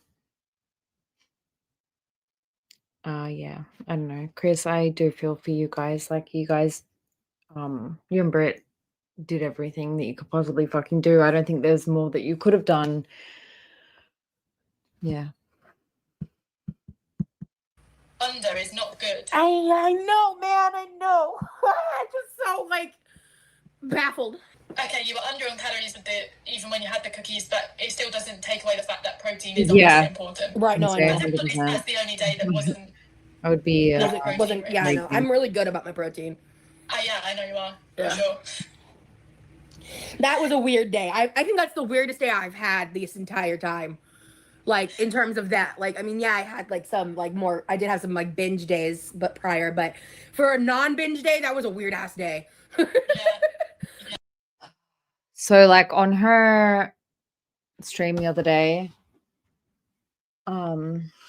she did, like, what I guess she considered, like, a healthy Alfredo. It was still just, like, full of butter and cheese and Velveeta and whatever else. I don't know. It was a roux with a bunch of stuff added. And then just, like, because it had some broccoli and spinach in it, it was A-okay. I'm going to grab some food quickly, guys. So I'm just going to let her play for a minute. I was just, like, tired, and I didn't honestly even want to eat. So I was like, you know, I'll get close to my calories if I do this. And, yeah, you know, I had a moment. But, you know, sometimes you just gotta have cookies for dinner. You know what I mean? Sometimes you've got to have cookies for dinner. I mean, I'm about to start a very aggressive, like, calorie deficit cut. So maybe I'll just have cookies tonight. Yeah, I love that. Yeah. Okay, so that's probably quite boring advice, but... No, I mean, and you know, you gave it to me 2 weeks ago, so that's on me. So, all right. And it's trusting the process. I know that you were getting frustrated not seeing change, but also, like, if I just keep... Thanks for popping in, Wicked Weird Wednesday. Appreciate you stopping in. Nice to see you. It's nice to see everybody. Can't believe there's so many bloody people here at freaking 1 a.m. Luckily, it's Friday night. lowering your calories. I am a little baffled that like I'm stagnant because I'm under eating. That's hard for me to like register and understand, but the data shows like when I was eating more, that's when I lost. Like I can't refute the numbers on the fucking screen. You know, your body burns calories digesting Yeah. food. We talked about So- that in one of the last meetings, the resting burning rate, whatever those initials are, not the TDEE, but the other one, the NRE or the whatever. So your NEAT. Neat. That's what it is. NEAT, that's your non-exercise related activity. Yeah. So walking. Your TAF is a thermic effect of food. Yeah. And that's just calorie expenditure from digesting food. Yeah. Okay. And eat a high protein diet. Protein requires more calories and more energy to break down, and that's why a high protein diet can be really effective at increasing that. So Okay. you've got it all in here. Cool. You know, I was attacked on Instagram, called like being fat phobic Ha! or whatever it was. Oh my god. What for Yeah. what? We messaged this girl. Let me try and. I'll edit out her name, but what's her name? That sounds familiar. And she basically just told me like, have you tried to not be fat phobic? And then some other girl messaged me saying like, being a fat phobic is aging you. I was like, I'm not. That's part of the fat acceptance cult rhetoric. So Yeah. I used to talk like that. Did you? 110%. Before I And woke I was up. like, Yeah. do you know what? It was funny because I was reading the messages and I was like, no one's called you fat here except yourself. Were you reaching out about like services? Yeah, Like well, with- not even. Like, we were reaching out for a collab. And she just took it the wrong. And my message is very nice because I know that people might take it the wrong way. Like, we don't mention anything about like fat loss, anything. You know, we say, we literally put, we'll help you get the results that you want to achieve, whatever they are. Yeah. And You're like literally not even remotely fat phobic. It's actually like, that's the thing is like I dived into your Instagram before we even had our first meeting, and your name came up because you contacted my best friend, and for her reason she couldn't go forward with a collaboration, and I was like, well, let me check her out, and like because I was looking for the red flags, I was looking for the 20 pounds in 20 days bullshit, I was looking for certain red flag rhetorics, and none of them were on your account. None. no. And I remember reading through comments on the YouTube video that you put, and you replied to someone saying people will see what they want to hear, or people will like the shoe fits basically. Yep. And I was just like, oh. Yeah, no, I recently had a comment, and I think I might have deleted it because people are just like you're eating too much, and I'm like, well, when I'm not eating enough, I'm not losing weight, so I don't know what you want from me. Like, the thing is, you were eating too much before, Yeah. and if Like- you then just I don't think I did. So like, cause like the past 2 to 3 days, my food choices have been ass. I'm gonna like just flat out say it. My food choices have been ass. My calories have been fine, but my food choices have been ass. And I went to like Wendy's yesterday and I put in an order, and it was just like a 6-piece nugget with a burger and fry combo. And I got a Diet Coke because I used to love the strawberry lemonade at Wendy's, but since I started tracking, I always just get the diet soda instead because that's unnecessary sugar and calories. And so, like there's also small changes like that too, right? But like I was just thinking about it and I'm like, this is the fourth of my old order. I would get like multiple like double stack burgers. I would get like a 10-piece nugget instead of a 6. I would get like the Baconator fries instead of regular fries. For the first time in my life, like I feel comfortable getting like a medium fry when like I would used to feel deprived and like upset if I wasn't given the largest option. Like I've made such drastic strides in how I eat and what I'm doing, but it's like there's so much diet culture and brain rot when it comes to health that people like cannot conceptualize that I'm on a non-restrictive diet, because I will fail if I'm on a restrictive diet. Exactly. And these people are people who, for sure, having protein, rice and veg is going to be way more nutritious for you than having a Wendy's order at all. That's granted, no one ever said that it wasn't. And if I'm eating that 20 other times during the week, it's okay if I have some Wendy's.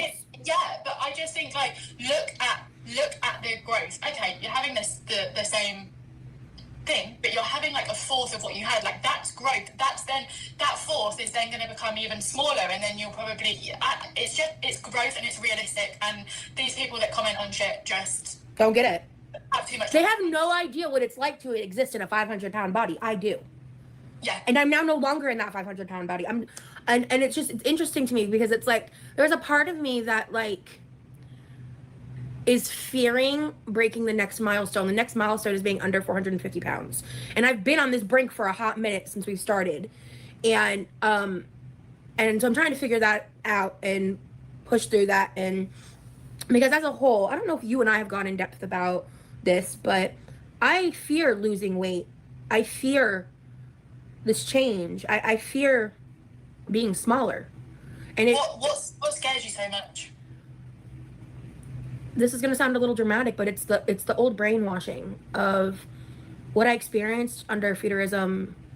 Yeah, I would say even more so than fat acceptance, but both in the sense that a lot of my self-worth was built around my fatness, and I genuinely at the time believed that to not be true. But that is the reality, because it was not possible to build my self-worth without building it around being a fat person, and I fear losing that identity. And it is something that I'm going to have to subconsciously fight this entire journey. Sure. And I am cognizant of that, but like, and I don't want to stay a supersized person anymore. I don't. And my motivation is quite literally 0% vanity. Yeah. And that's not most people's experience. I am genuinely afraid that as I lose weight, I'm going to get uglier. And that's between me and my therapist. But I genuinely have a very, very strong fear. Like, I'm literally trying to not cry right now. I have a very strong fear that I'm not going to be as pretty. And because I've had so many men tell me that. I've had so many people tell me that for so many years that I have to undo that programming. And that's on me.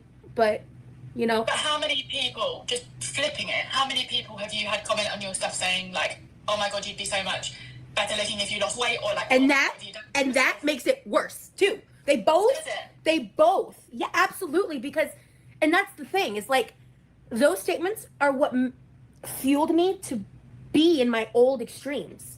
Those statements were what made me decide, because there's parts of accountability I need to hold there, made me decide to double down, and made me believe in those old rhetorics as hard as I did. Because I wanted to almost prove a point at the detriment of my health. But what that just shows is you're never going to please anyone. Exactly. I have to figure out, and I'm trying to figure out how to please myself. And that is like, and that's the thing, is I'm jumping back and forth. Like, some days I'm like super into it, and other days I'm like a little bit more reverted back, because I'm still so new in this still, Yeah. But you say, like, oh, your self-worth, and you attributed that to being bigger and that being your thing. In the past, Sorry for the terminology. Yeah, in the past. But who are you trying to please? Like, who were you? How do I? That's such a fantastic question. Who is this for other than yourself? Because I'm struggling to. In the past, I was not as conscious to the fact that I had a deep need for external validation as someone who was so violently dehumanized as a child. When I say violently, like, I'm not exaggerating. Like, I have a really extreme trauma from how I was treated throughout my entire, like, childhood and teen years, at school, at home, everywhere. And it was not okay what I experienced. That I've had people from high school contact me who didn't even directly bully me, apologize for just even partaking in the spectacle of it, of watching it and not intervening, because what I experienced at high school was so bad. In middle school too. I went to a brand new middle school and high school. When I say brand new, like, I was the first 7th grade class in the high school building, and the first freshman class, or middle school, excuse me, and the first freshman class in the high school building. So brand new high schools. Like, when I went to high school, we only had 2 grades. There wasn't even an 11th and 12th yet. And so, like, It was a very bizarre experience. It was a very like isolated. Yeah, and it was just like, and the staff was really problematic. Like 4 of them ended up going to jail for very nefarious, like, child actual reasons. You know what I mean? Like, bad. It was bad. I had a really bad experience. And like, so when people pop it back in my life being like, I knew you from high school, I'm like, that's not a good thing. I don't know you. I don't trust you. That instills fear. Yeah. And so anyway, but that goes back to, I was dehumanized for so long that when I discovered the community of BBWs, and I went from being like literally dehumanized every single day, treated like the most disgusting thing that ever existed. Like, a perfect story to summarize that is I was standing at the bus stop one day and this girl ran up behind me. She like grabbed my butt, like pinched my butt, and she ran away screaming, I touched it, it, over and over. And like the whole crowd of people laughing. Or Guys, why is she I don't want to downplay serious things that happen to children, etc. But why insinuate violence and sexual assault when you're just talking about fucking bullying, like people calling you fat? She is saying here, like, the teachers were creeps, people were beating her up. Like, that's what she's kind of insinuating, and that's not what happened. I really don't like this. This is like making excuses to some chick who is not even a therapist. She's a life coach. I can literally go and do a life coach course in 2 days. Why is she trauma dumping on this person about this stuff that's not even like, sorry, trigger warning. I need to listen to that again because that's fucking bullshit. Because she's like, oh my God, I experienced so much dehumanizing violence in my childhood, and then said, I was bullied. My teachers were creeps. What? Say it. Say what happened if something fucking happened. Man, if you're going to go this far, like, I feel like this is kind of like what happened with Rain. Like, Rain didn't have consent from her 16-year-old son. Well, he didn't do anything that was more than just having a job. Like, insinuating something is much worse than what it is what I'm saying. I hate it. I hate that I'm saying it because I don't like to downplay stuff like this, but fuck, it's pissing me off because I know if something happened to her at school like that, we would be still hearing about it. Sorry, I'm getting triggered. And yes, trigger warning to you guys too. Like, this is a pain in the fucking ass. the I was in the kitchen. people from high school contact me who didn't even directly, and that is like, and that's the thing is I'm jumping back and forth. Like, some days I'm like super into it, and other days I'm like a little bit more reverted back because I'm still so new in this past. Sorry, the terminology. Yeah, in the past. But who are you trying to please? Like, who were you? How do I? That's such a fantastic question. Who is this for other than yourself? Because I'm struggling to. Just to the fact that I had a deep need for external validation as someone who was so violently. I believe that. The external validation thing, yeah? Dehumanized as a child. When I say violently, like, I'm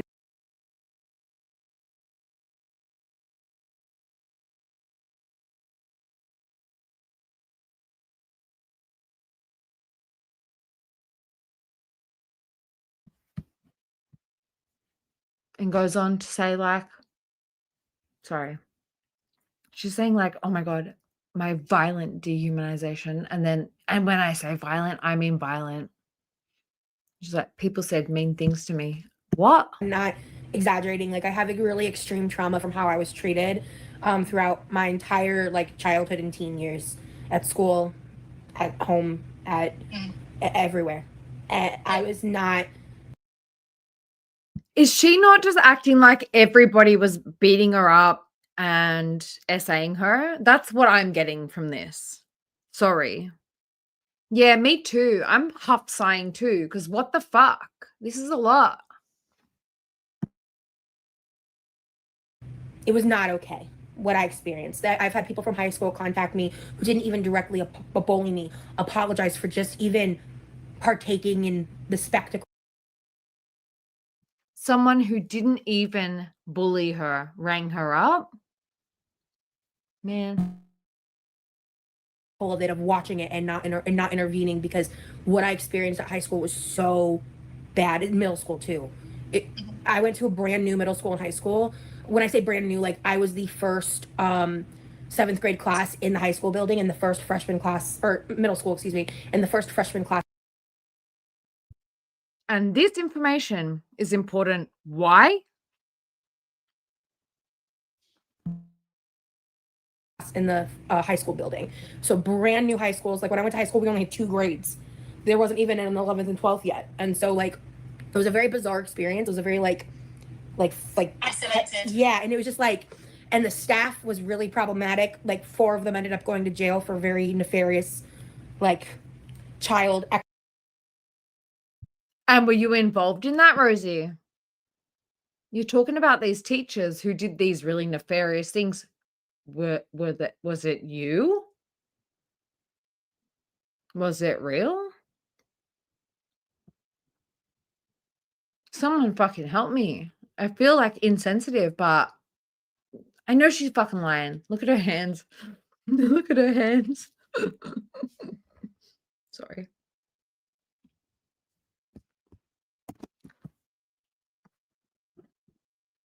Good morning, Matilda.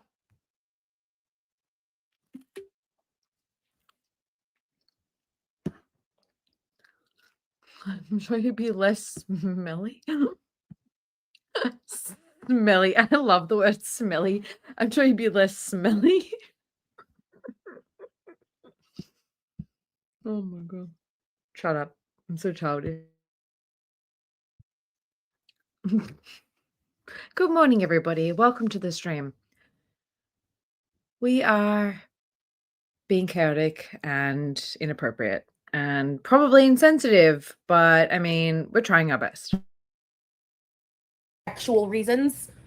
You know what I mean? Like bad. It was bad. I had a really bad experience. And like, so when people pop it back in my life being like, I knew you from high school, I'm like, that's not a good thing. I don't know you. I don't trust you. That instills fear. Yeah. And so anyway, but that goes back to, I was dehumanized for so long that when I discovered the community of BBWs, and I went from being like literally. So when she says she was dehumanized, she means people called her fat. Is that it? Thank you, Yoshiki. Hey, Yoshiki, happy birthday! It's Yoshiki's birthday, everybody. Everybody, please say happy birthday to Yoshiki. Happy birthday to you. Happy birthday to you. Happy birthday, dear Yoshiki. Happy birthday to you. Woohoo!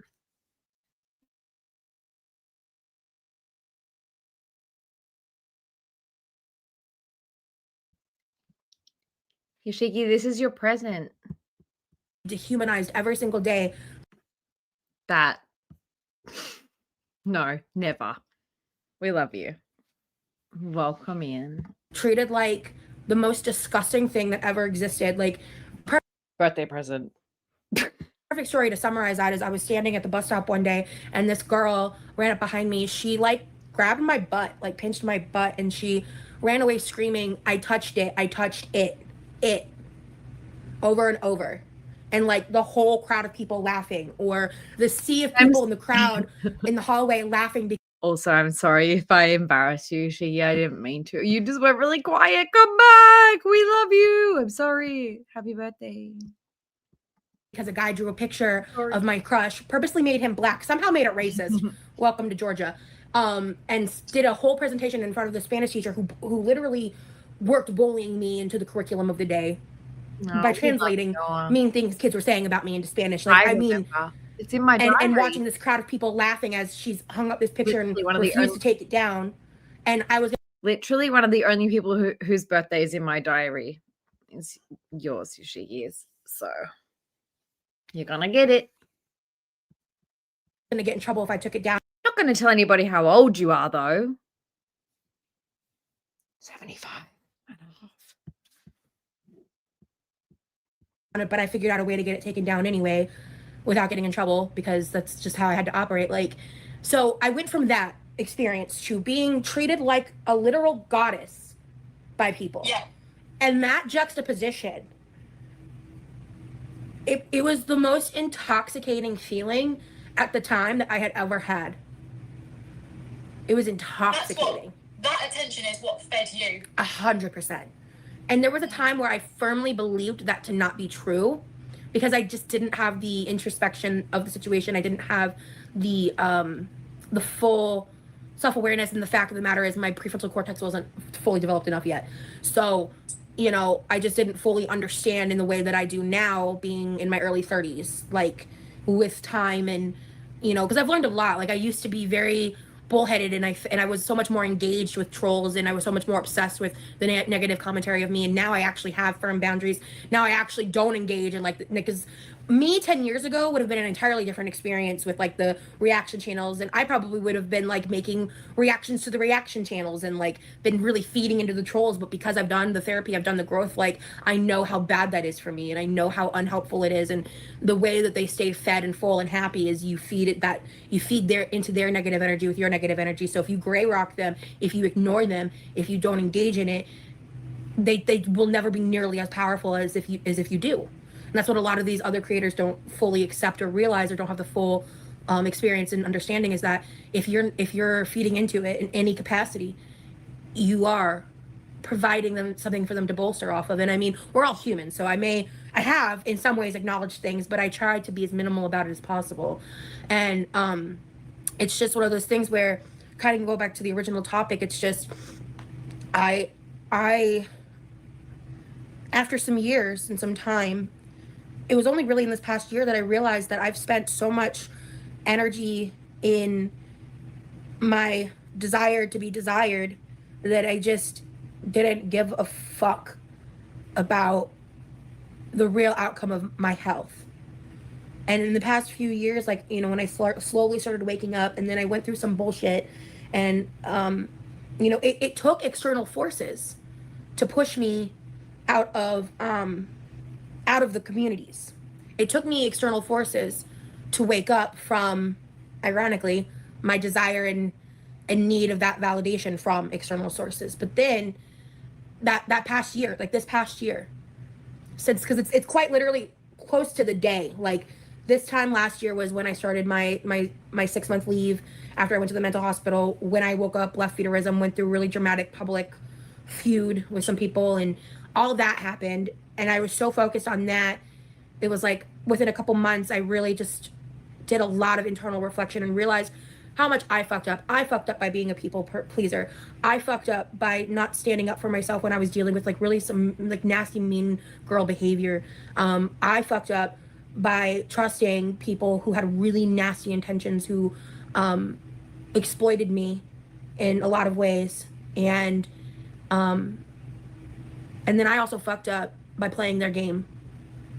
I fucked up by behaving like them, and then them being able to use that and manipulate that into narratives, like because I've never fully, like, gone out and been like, oh, these people did this and this and this and this and this, because one day my story will be out there, but it's just not now. And I'm not willing to, like, come on camera and say their name and, like, show the receipts and all of that, because I just don't want to be judged through that again, because they're the ones that throughout the past year have, like, slandered me and said that I'm a narcissist and all these things that just are not true. And I stayed silent because I know the truth, and they're so afraid of the truth. And just, I feel in the past year, the changes I've made and their stagnation speaks for itself. Going back to obviously the original self-worth aspect, the way that you essentially neglected yourself and put on weight, and now we're taking that away. It's like, well, what the fuck do I have for myself? Because that was all, that appreciation was all associated with that. And so you're probably thinking, like, what is good about me, essentially? Like, what are people going to think now? I'm completely reversing that. And I identified with fatness as a personality trait. And a lot of us in the community violently, loudly proclaimed that that wasn't a truth. And I don't think it's a truth for everyone, but I think there were a lot of us, and that included me, that just did not fully understand that. And I would say, when I say us, it's not even necessarily the full community, but the quote-unquote spokespeople, the people that were like the influencer types, the ones that were publicly out and posting. Like, our experiences, I feel, are slightly different than those that were like spectating it. Because when you're putting yourself out there, when you're purposefully taking photos to make yourself look fatter, for either more of the validation or money, because that's the other part of it too, is it wasn't even just about validation. At some point, it became about the money. And about the fact that those photos will bring men to your DMs that have hundreds of dollars to spend on you. Like, that shit's crazy. You know? And it's just like, and at some point, and what I've been realizing, because I've been having a lot of conversations with models that want to get out, models that have gotten out, there are some people who were able to successfully compartmentalize between their real life and the models world, the internet world. And I'm one of the ones that didn't. I'm one of the ones that, like, the feeders and stuff bled into my real life, my real relationships. And I was so ashamed to admit that for so long. And I'm still trying to figure out how I can talk about it, because it's so personal and it's so painful, and it is embarrassing.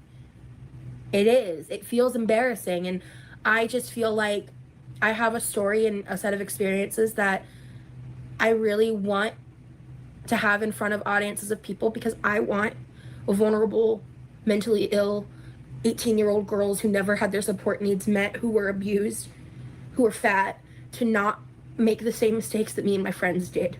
Yeah, to not make it their personality. To not make it their personality, to not trust these predatory men, to not trust that they know what they're doing when they just don't. That the OnlyFans stuff, all that world is sold to you in one way, and the reality is very different. Because some days I literally, like, have these moments by myself where I'm like, and I don't really like to project out or talk about these moments, especially in them, because it's dark, but it's like where I want to give up. I have these fleeting moments of, like, I just want to lie down and not get back up. I don't want to be here. I don't want to do this. This is too hard. And then that's when I just have to, like, shake it off and, like, smack myself a little if I have to, and just be like, no, like, I've always gotten back up. I have been through worse. I've been through worse. I've been through so much worse. If that's what. Have you guys ever noticed that, like, Rosie is just such a fucking victim in every circumstance, in every situation, no matter what it is? She cannot just be like, I was wrong. I can learn. No, never. But if that's what gets you going again, then that's what gets you going again. Yeah. And remember that when you have another cookie episode and you go, I've done worse. Yeah, no, today's the day where I need, because the other issue, one of the reasons I haven't been eating as great is I've been so busy, I haven't had time for the food prep. That's the thing. That's one of the reasons why the food choices have not been where I want them to be. And so I need to kind of, like, pull my head out of my ass and do that too. And I've got so much going on, I'm struggling to prioritize. And I just have, like, because, like, I have to actually go in, like, the next 5 minutes, because I'm going to go see my hematologist, who, you know, I saw the rheumatologist yesterday, hematologist today. I have a business meeting at 5 with a couple people, and obviously our meeting. So it's just, like, I've got a little bit of time in between those, so I might come home and, like, reset the kitchen and kind of come up with a plan. But yeah, I mean, I just last night finished my last portion of sweet potatoes and egg rolls in a bowl, so I gotta make some stuff.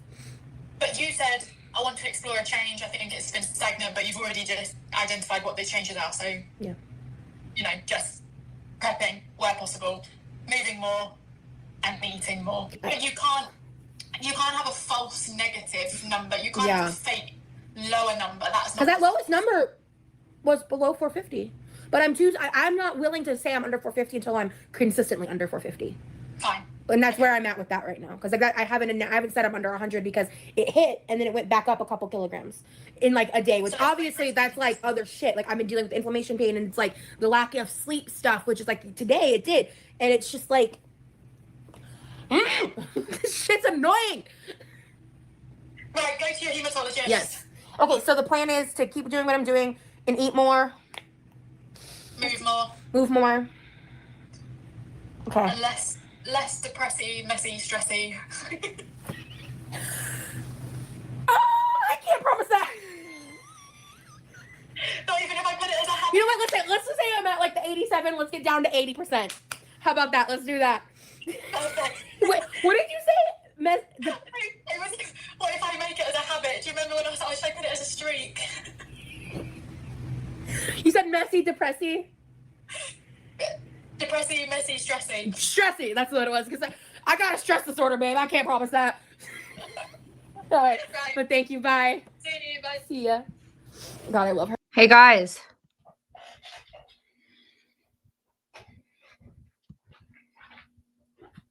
Guess who we got here?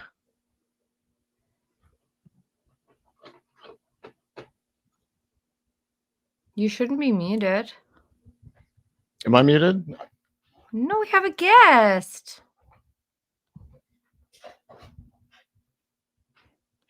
You're not muted, Cam. Speak. Oh, okay. Hey, everybody. Sorry, I like literally just got up. I'm working from home, so I was just, being lazy. Now my cat needs to be fed. And happy Friday, everyone, and also happy birthday to Yoshiki. But I already wished Yoshiki happy birthday in Discord, so it's all good. Sorry, this is the first time I've ever done like a thingy, and I was like, hello. So, well, like I woke up, but like again, I smoked like a big fat joint like right before bed. So when I did like wake up, I was like already out of it. But I did wake up, and because you did like the whole, because we never watched the entire series of Freya. That that was fucking insane. I kept like waking up like a little bit or like half listening to sleep. You were listening in your sleep, and then you're I had nightmares about high school and being violently dehumanized. So right, what the fuck? It was terrible. I don't understand what the fuck she's talking about. The people that I didn't interact with or were close with in high school would not fucking like message me on social media for fucking anything. To be like, hey, sorry that I witnessed you be bullied. Yeah, I don't understand where this is coming from. It's maybe something that she saw in a movie, or it's a fantasy that she has where she could be like, well, fuck you, and you're just coming crawling back. I bet you got like 3 kids and a house like my sister that I hate. And she would just like clap. She just has a fantasy about clapping back at somebody that, I don't know, refused to, that just stood by and did nothing to help her or something. Oh, also Bubba's saying hi. Look, maybe you can hear him. Little Bobbins. And look who I have here. You guys can't see, but we both have our putties. Cruisy baby. Our little babies. He's just staring. He's just not got nothing behind those dead eyes of his. No, my food is over there. He's just he's looking at my food. Okay. Yeah, well, Bubba's, I actually haven't fed him yet this morning. I need to put the kettle on and do that. But anyway, I thought I would force Cam to come up and say hi to you guys before you start. I don't really start working for like another 45 minutes. I'm just chatting with like my coworkers right now, sharing memes and shit. Now, first meeting's in 45 minutes, but I have training today for some finance bullshit. Cam works big boy jobs, guys. Sorry. I also thought like working from home was going to be like even was going to give you like more time to like redo the Foopaholics Unanimous channel and get all the art stuff together. And no, it's just like as soon as I'm done sitting on at a computer desk all day, I am like working on technical stuff. I want to just like shut my brain off and play video games. But there's a game plan. Always a game plan. We'll get there. speaking of game plan, what's Rosie's game plan at this point? Do you want to How watch a has her little bit of game this with plan us? changed? Yeah, I'll watch a little bit of it for a little bit. Okay, I'll press play. Her. Okay. Do you like my title? My stream? Yeah, it seems like you had no idea that you were gonna keep doing this hours later, but No, I thought I'm just gonna watch this member stream and record it. And if people turn up, they'll turn up. And I thought like 2 people would come, and now there's oh shoot. 50 something people here. I went back over to the computer without setting the kettle up. Oh, he's got to make Bubba's breakfast. So I'm gonna press play. Everybody give your messages to Cam. He's been lurking. He's been seeing you guys, but you guys haven't really heard from him or seen him too much, unless you're on unless you come over to Twitch. And I am gonna link his Twitch. Or on my personal Twitter, like I'm always reposting. Yeah, shit yeah, there he's or on- commenting something. He's on Twitter. I don't think everybody here is actually on Twitter. A few of you guys are. Not many people. I don't think many people like Twitter. I like it because it's just again like shut brain off, not really think. Mhm. But there's also some cool news sometimes. Okay, I'm gonna Yeah, press we get a play. Twitch soon. I was actually telling. You're gonna do one tonight, right? Yeah, that was the plan to do one tonight. Mm-hmm. Let me check. I also need to make sure that I'm going to this show. I can't remember if it's next week or this week. This week or next week.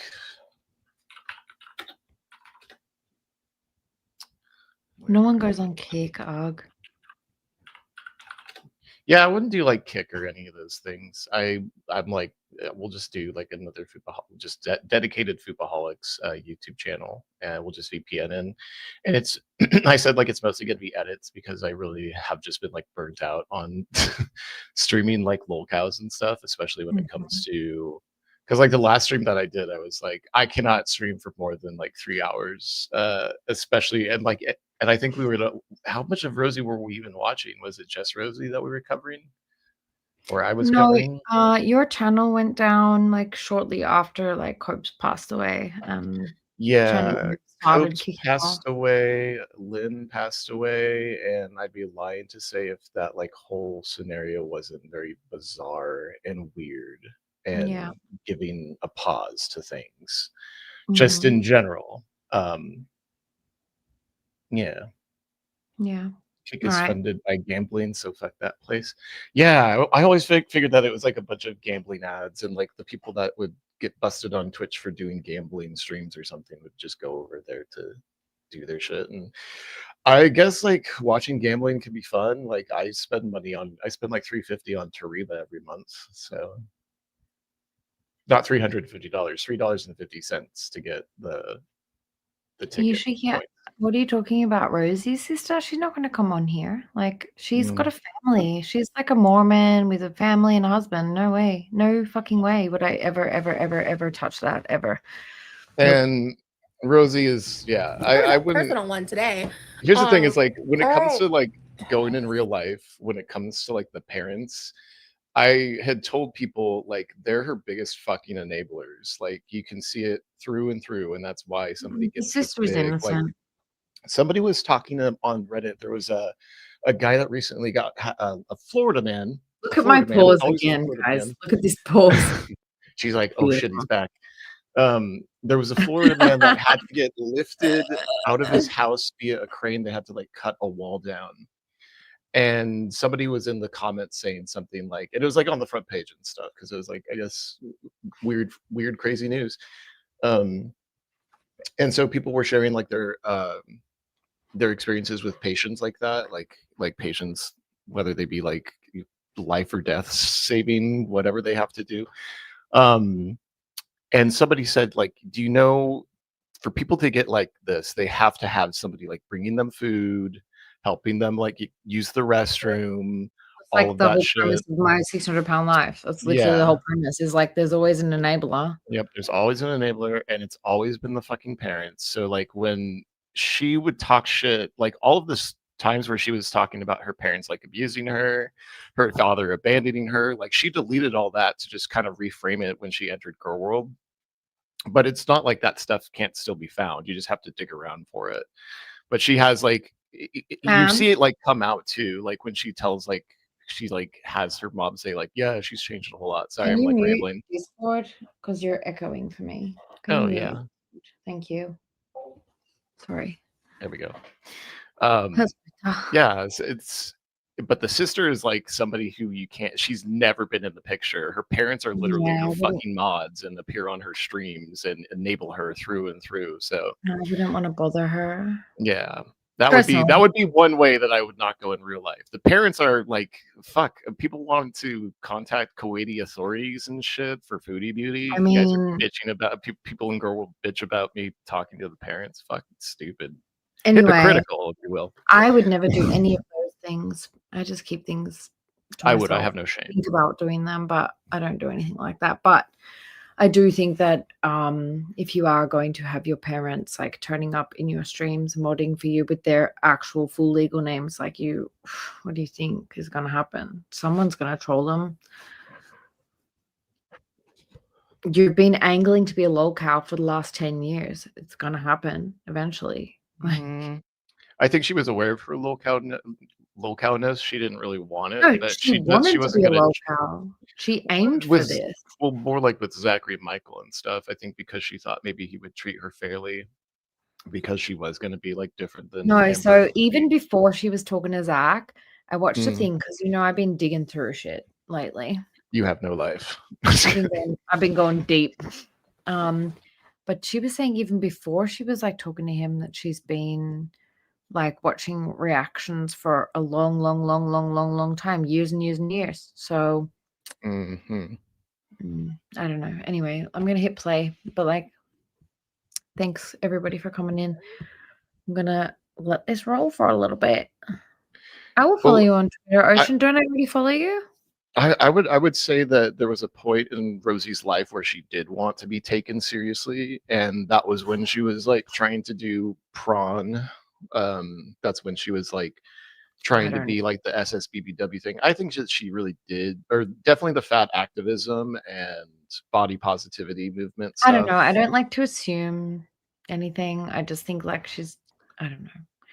I think that like she a lot wanted to of be taken people- seriously, but I she think a lot of people just have been deceived by her. A lot of people have, like, even her best friends in the whole world had opinions on what she was doing, and that turned out to be not true. So who the fuck knows, really? Mhm.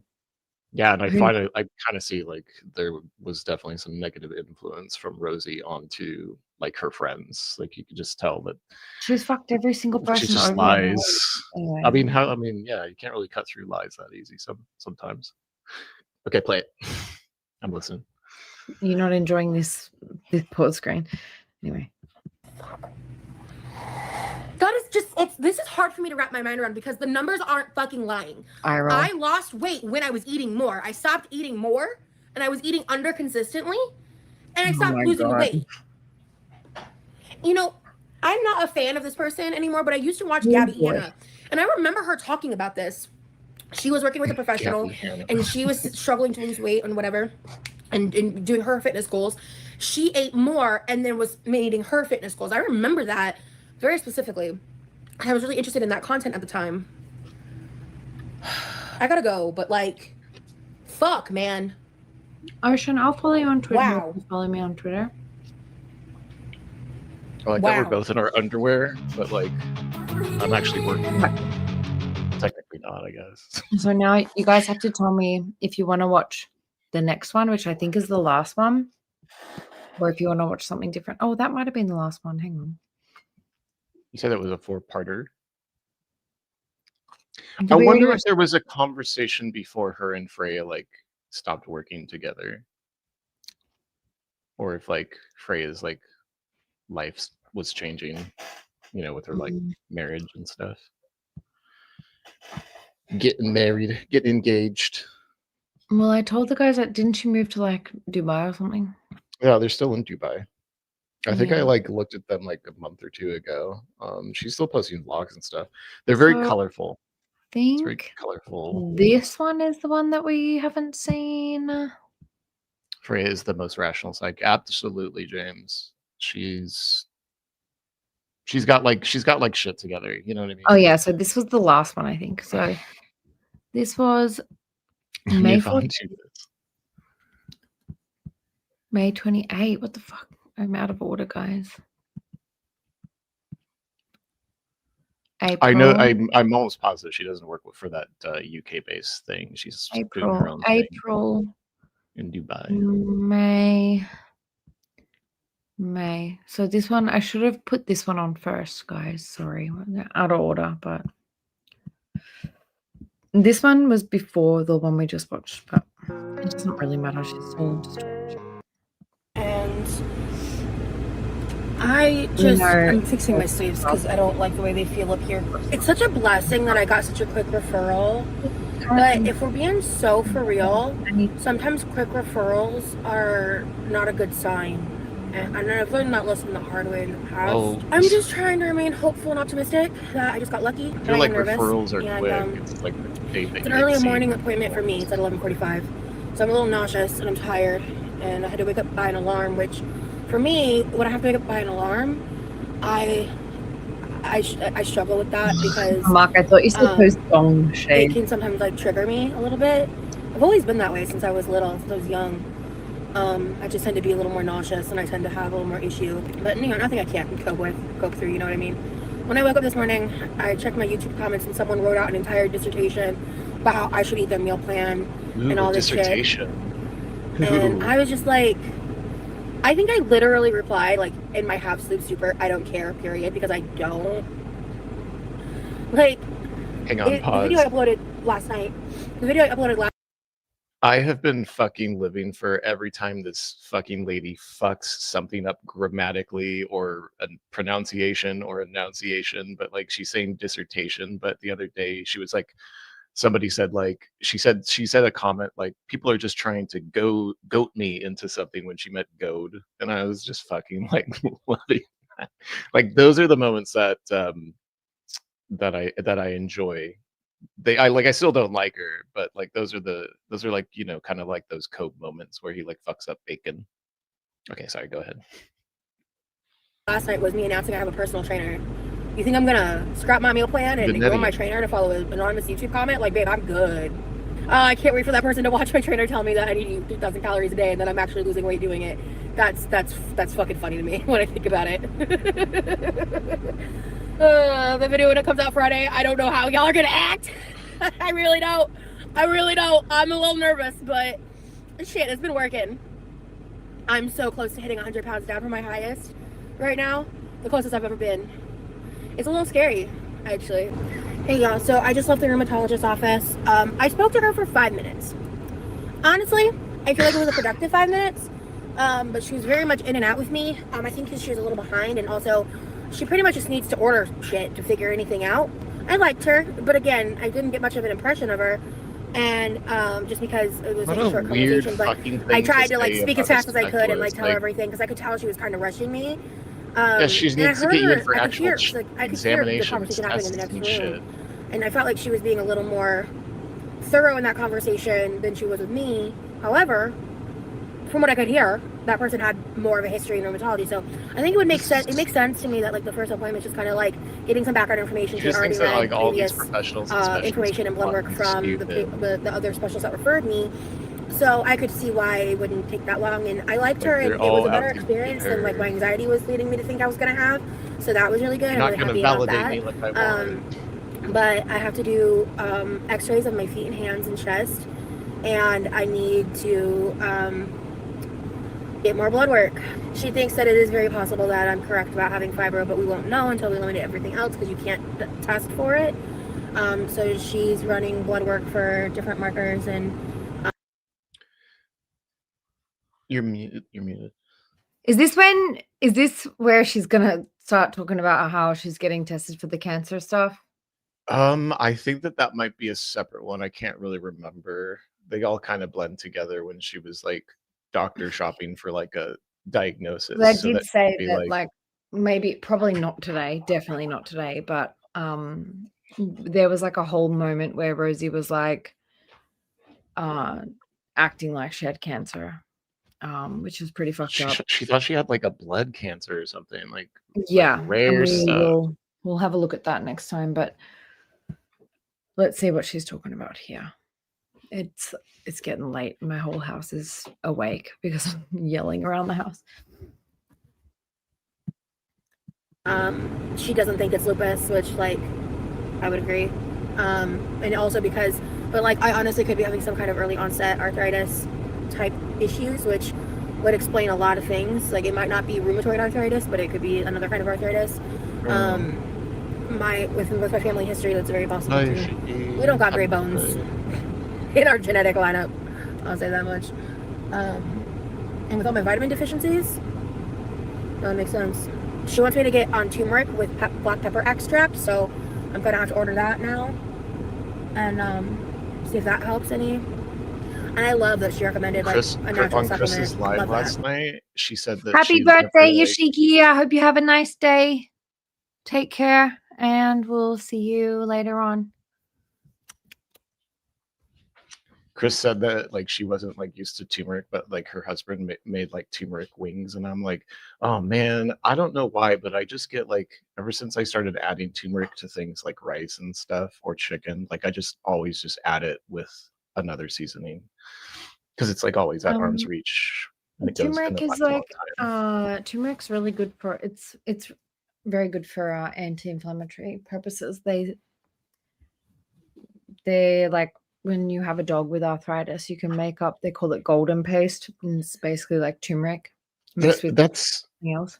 and it's also like in a lot of Indian cuisine, and like Indian cuisine, it's kind of a lot of their stuff is about anti-inflammatory, if I can remember correct. They have like the reason that they don't eat cows can also like if they don't have like the religious aspects, like Native Indian, not Native American Indians, but like they like focus on an anti-inflammatory diet. What? Can you see Corvid's comment that says I'm a bit of a grumpy bird this morning. Oh yeah, like what's grumpy. my bird's name? One of my birds. I have a bird called Grumpy Bird. Yeah, Monty's the grumpy bird lately. So I hope Struggling with you're his diet. as happy as my grumpy bird, Corvid, and I'm sorry that you're grumpy. But just be like my grumpy bird and just be loud and brightly colored for the day. Yeah.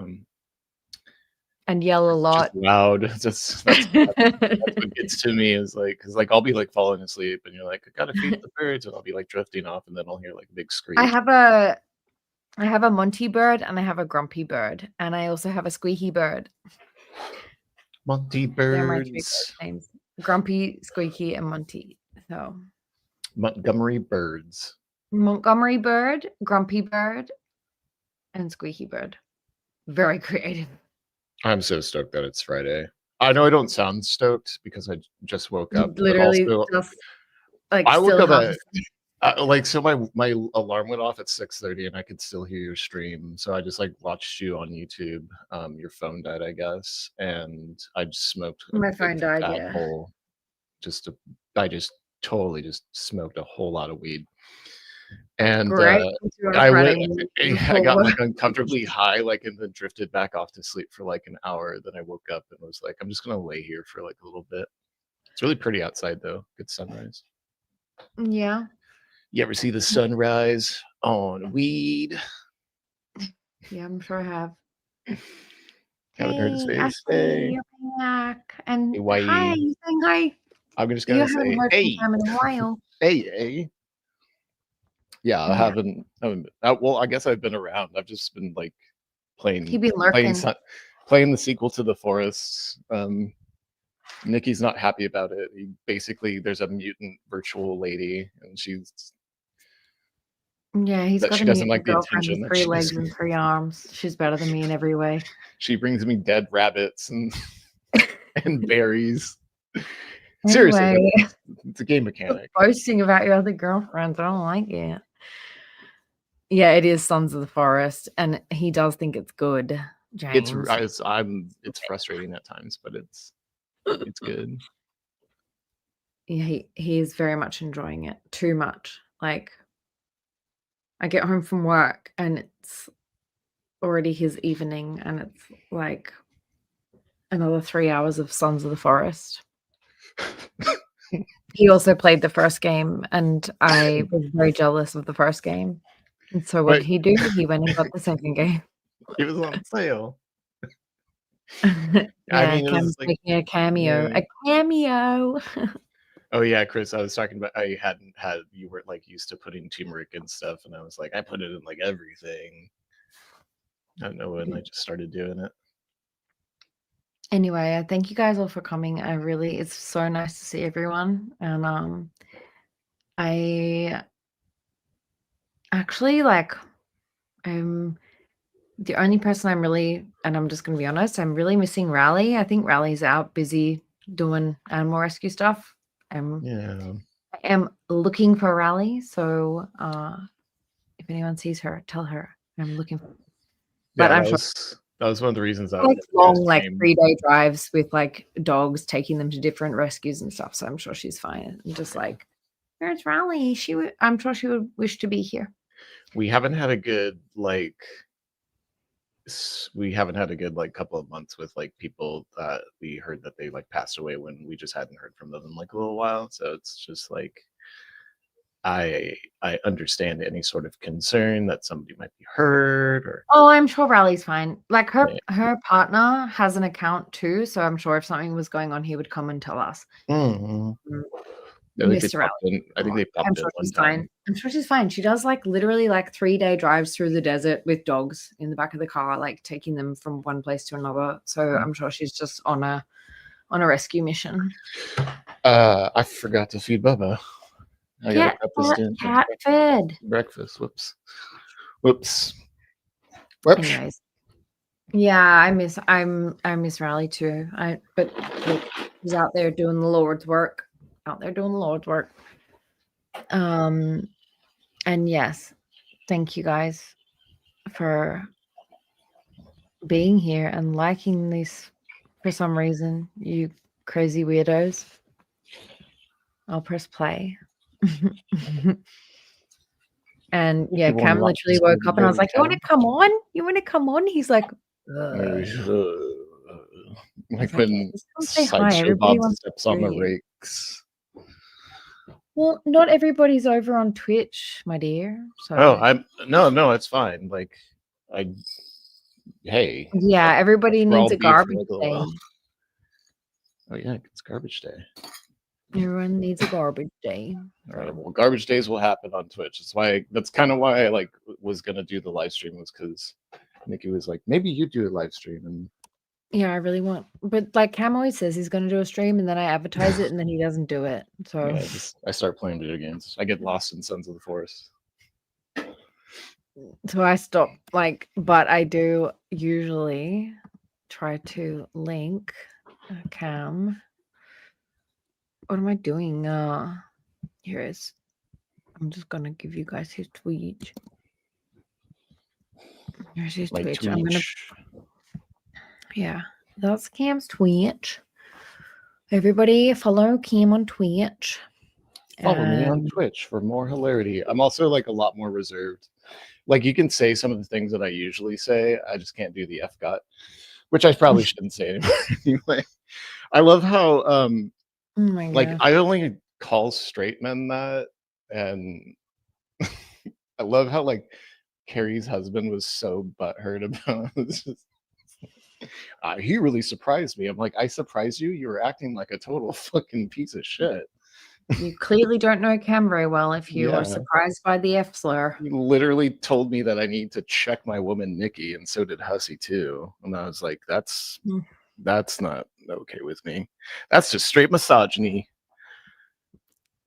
Says you who just says my woman. No, well, I meant it in a mocking way about how they fucking say it or how they were talking about it. You know what I mean? Anyway. Look at this huge misogynist over here. Oh, that was like one of Pete's favorite. Me and Jenna did a stream, and I was like, Jenna, just tell everybody I'm not like actually misogynist, and she just goes, "He's a misogynist." I'm like, God damn it. No, I'm kidding. No, but I never Only say, like, stuff like sometimes. that. I don't talk like that. I was just trying to say like that's how they made it sound, so you could be enraged. My with me. woman. My woman, check your woman. All right, I'm gonna press play. Let's get Cam's reaction because I know you guys miss him heaps. Actually, I love that a lot. And I've heard that was That's something I had on literally my what I radar, said to Hussy, and I though. just I'm chose to like, get Lion she's her own Mane person. instead. I know. Fuck you, asshole. So I'll look into that. I heard it. I heard it. You defended my honor, and everybody said it was really cute. And I was like, no, I didn't want him up there. I wish he didn't do that. Yeah, I well, like had a point to make, but then I kind of wandered off and got high. I got because they were yelled at letting me for on. your actions, as usual. Kind of got high and Online, wandered but- off. Fuck. I'm hurting. I'm gonna go home. Hi, welcome to me. This is some homemade cabbage Alright, stew Bubba. my mom made back in February that I found in the freezer. Ricky, for I the was kind of I- going through. There's cabbage, Seriously, like cauliflower, everybody bell that came in peppers, here tomato today, I chunks, like, so I'm happy. celery, probably onion is in here. Well, speak for Ground yourself. beef, chicken Shut up, stock. dude. Oh yeah, you came in. I hope I said cabbage. Oh Obviously yeah. there's cabbage in it. And Why yada? it's really good. It's really One of these hearty. days, my It's woman, very pow, yummy, right to the and, moon. I'm gonna be so real. I've been really I hate depressed the them. past couple days. I've had a high. I don't remember seeing getting that much heat, Ocean, but like I don't really care. Like Azria gets angry, but like not angry, but she like yell at me and then like I know she don't mean it. Like that kind of stuff doesn't really bug me. Well, not from people that I know. You know, if it was a stranger yelling at me, I'd be like, ah. But if it's somebody that I know, I'm like, well, I understand why you feel that way. And I kind of agreed with her as well. So She always Right. gets a little bit more like she was ready to crash out, I think. but I also Not like I crash tend out, crash to- out, but like fall asleep. I know what I tend mean? to like Be done. I tend to agree with Azria on a lot of things, and Cam and I disagree on a lot of things. So it's like, well, sorry, Cam. But at the end of the day, like we're all friendly and it's fine. Like we're sweet. No, I'm It's just not I'm just plotting a long con for all the it's things not she like doesn't agree with me on. it's not like friendship ending or not even friendship. It's just like it's not like that serious, honestly. An amount of depression the past few days. And I didn't realize it until What a this morning. buzzkill. Wasn't until this morning that I put it together, and What is helped me that? make sense of it all. So It's I started protein slowing rice. down as of yesterday because with I was really protein. going. I was filming a lot. Her I haven't protein filmed for a spoon. day or two, and It does look I like don't know when I'm gonna film again. The fucking wooden in terms of spoon, vlogging. man. But a really cool thing happened last night. I got my first ever TikTok sample, so I'm really excited. I already filmed it. I just have to edit it, and I'm really struggling Next to get myself to edit level anything right now. trolling So I've cam. been doing it in like little chunks. Ugh. Just because No, well, this was from May 14th, 2024. So it's not current cabbage soup, I hope. I'm struggling to do anything that requires focus, that requires effort of any sort. But I've been pushing through it anyway. I did a super deep clean of the kitchen and the floor with my Stew. brother yesterday. And on Tuesday, Sorry. we've scheduled where And he you and I got are me going to for be 10 doing more some minutes. deep clean tasks that desperately need to be done. And Yeah. I physically can't You scrub should go to bed. everything that needs to get I know. scrubbed. So I'm going Why to is it take so parts of it. bright He's going to take behind parts of it. We're going to tackle it You can see together my in face. tandem, I'm like, to get this done. Yeah, I was like, did you 'cause do a little? I Did you do a little bit of the? I don't like. Obviously, I don't. Who Not that I wants to think have you a would. house that's not clean? You know what I wish. mean? So, I wish. there's just certain things that over time you have to do like a deep clean of the tiles and the floors and all that. So, I was thinking of making content out of it, but I hate how I'm Hussy forgetting the calls one thing. Azria like a crack user or something because she clearly doesn't and- know how expensive crack is. It's not even No, because I- it's like that bad, because it's really not. It's just we have a lived-in home, right? But it's just how my mom is about that kind of stuff. And Crack is expensive, guys. I miss my mom. I really miss my mom. God, this was really good. And I'm really struggling with doing what I need to do for my health. It's really been mentally affecting me the past few days. And I'm Yeah, not what do gonna you stop. what do you need to do with But your it's really house? hard. I'm very Your overwhelmed by house? my life right now. But what else was new? hey guys, so I got a package and I was really confused because it said Royal Mail on it. And I was like, I don't think this is anything I ordered. I don't know what this is. And I got a glimpse of this. I said I was gonna do these, the health coach stream, so I will. Like, I'm okay. It's Friday night for me, so like I can get up tomorrow morning and feed my animals and go back to bed. It doesn't really matter. I'm not that bothered. The rest of my house might be bothered, but whatever. Also, the more time you sleep in because you had a late night, the more time I get to spend in the forest. No, being a son of the forest. What? No, but I do appreciate it. Mhm. But I was reading. Put it on the birthday list. Smaller bowls. Yes, agreed. Hey, can you see this? I can click on this comments and they come up on the screen. Isn't that cool? Oh, yeah. I could do that. Okay, I'm gonna press play. Cam's gonna have to start work in a minute, so we'll speed this up. Yes, and I saw what it said, so I was like, I need to put my camera because Strapped in. if I read that right, this says Potencia coaching on it. Oh, here we go. Coaching session. So questions. Hi, how are you? Hi. Health coach swag. I'm sorry, what? I said, Sorry, I'm good. How are what? you? Tired. I hate your honestly, fucking I'm manners. pretty depressed. I'm but sorry, what? I'm just so tired. trucking through. I'm just gonna be honest. I'm just gonna be honest. This is such an I had inconvenience to talk myself out for of me. canceling this because I'm, depression. I wanted to be here, but I. That's the depression I don't wanna voice. get that. In case you guys I don't know what considered depression sounds canceling like. this because of my depression. Everybody who's depressed sounds like this. Do you know why she really considered canceling it? It was because she would have to admit that she'd been eating like entire cakes. So, I had to. If you ever feel like you need to cancel, then That birthday just cake do you it. got It's me was really fine. good. What are you Anything doing? specific What was to that? Um, Were you shimmying like the lady from Demons? I think the really the demon only zombie specific from thing Demons? is that this shit is just Sash. draining and hard, and Oh yeah, she's being traumatic. no, not the coaching, the I'm just rubbing cake on my body. tracking the health stuff, the conversations around it. Oh, that's what you're I've just been alluding feeling, to. Sorry, I've been blocking. the struggle I've been of it blocking all, the chocolate and cake incident out of my memory. I'm I heard her just talk being about the transparent about my marshmallow emotions. incident. That was like I right before I got I like don't really want to come stoned. across like I'm not I got some good screenshots. grateful for this because I very Oh. much am.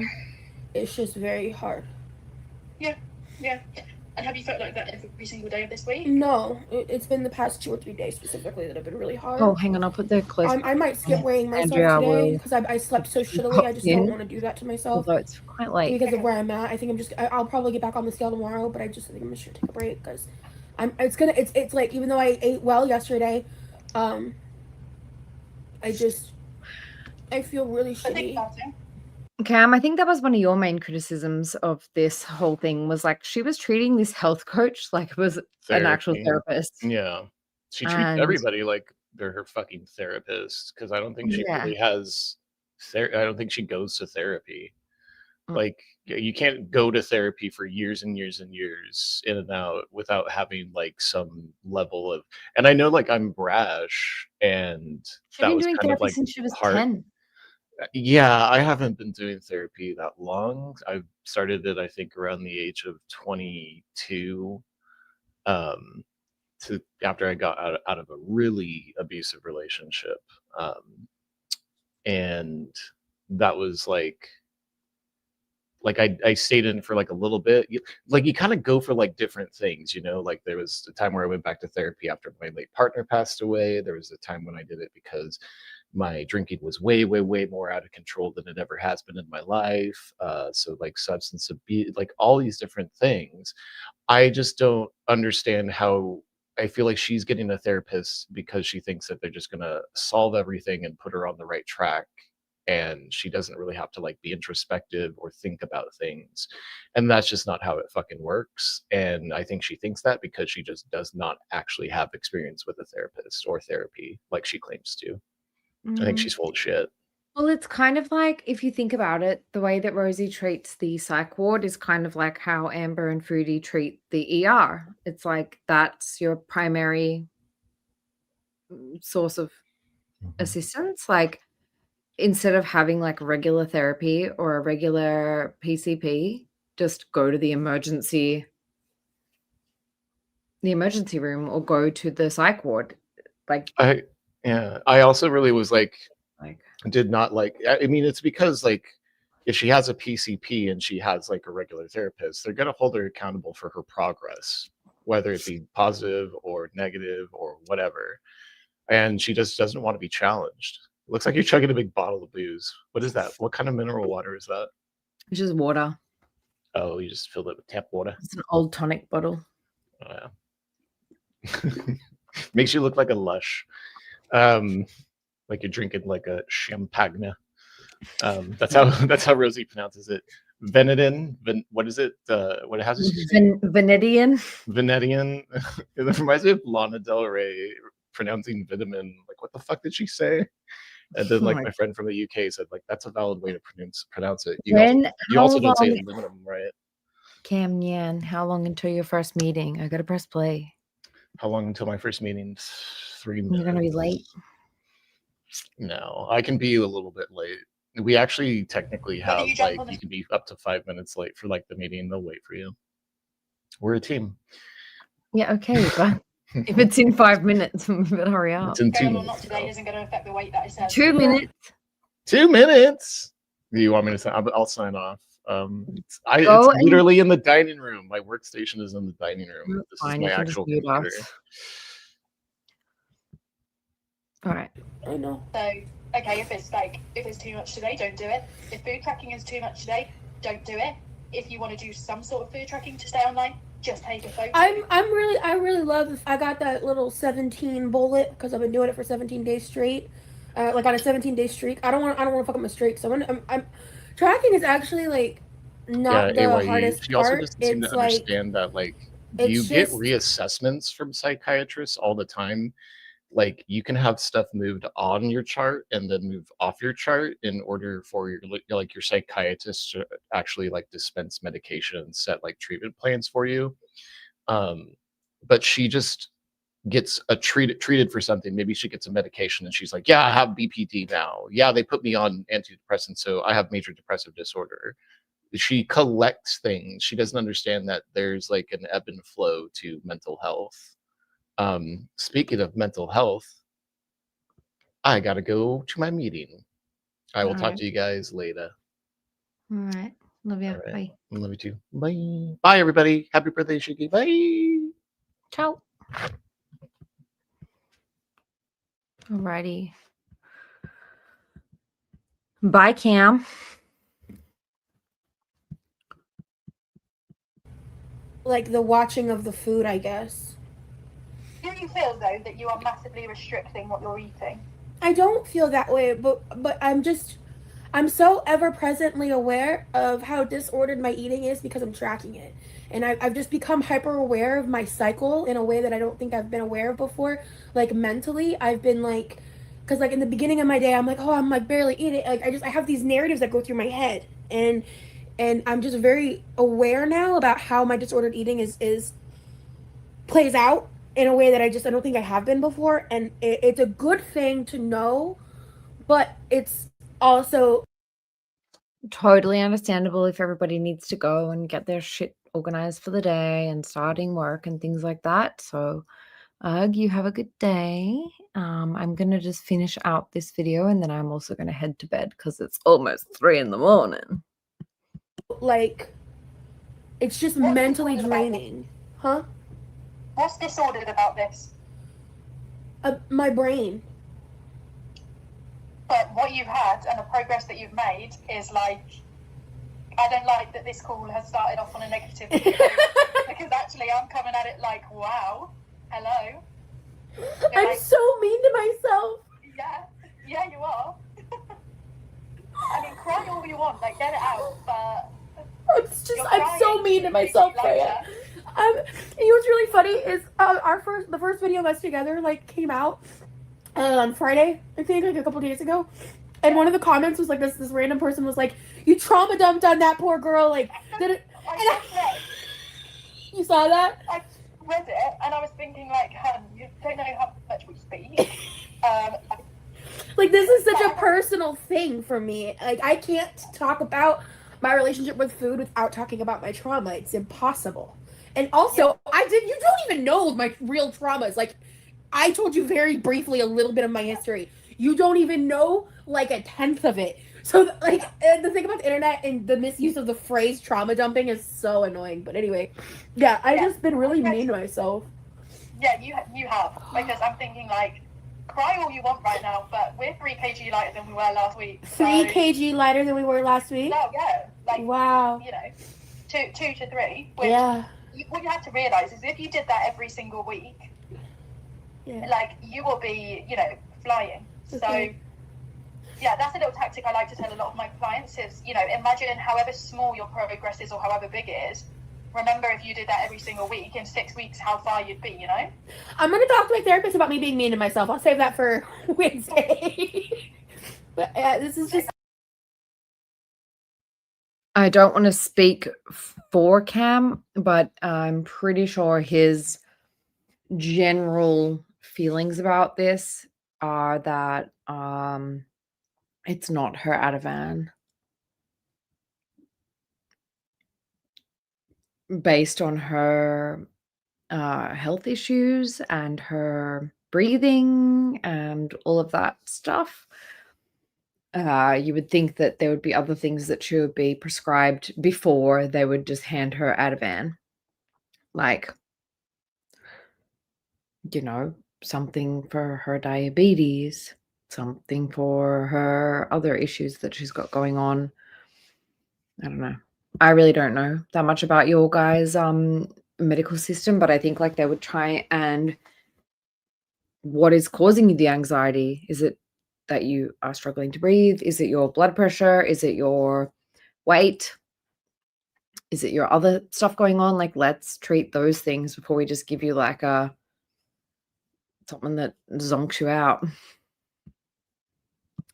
Yeah.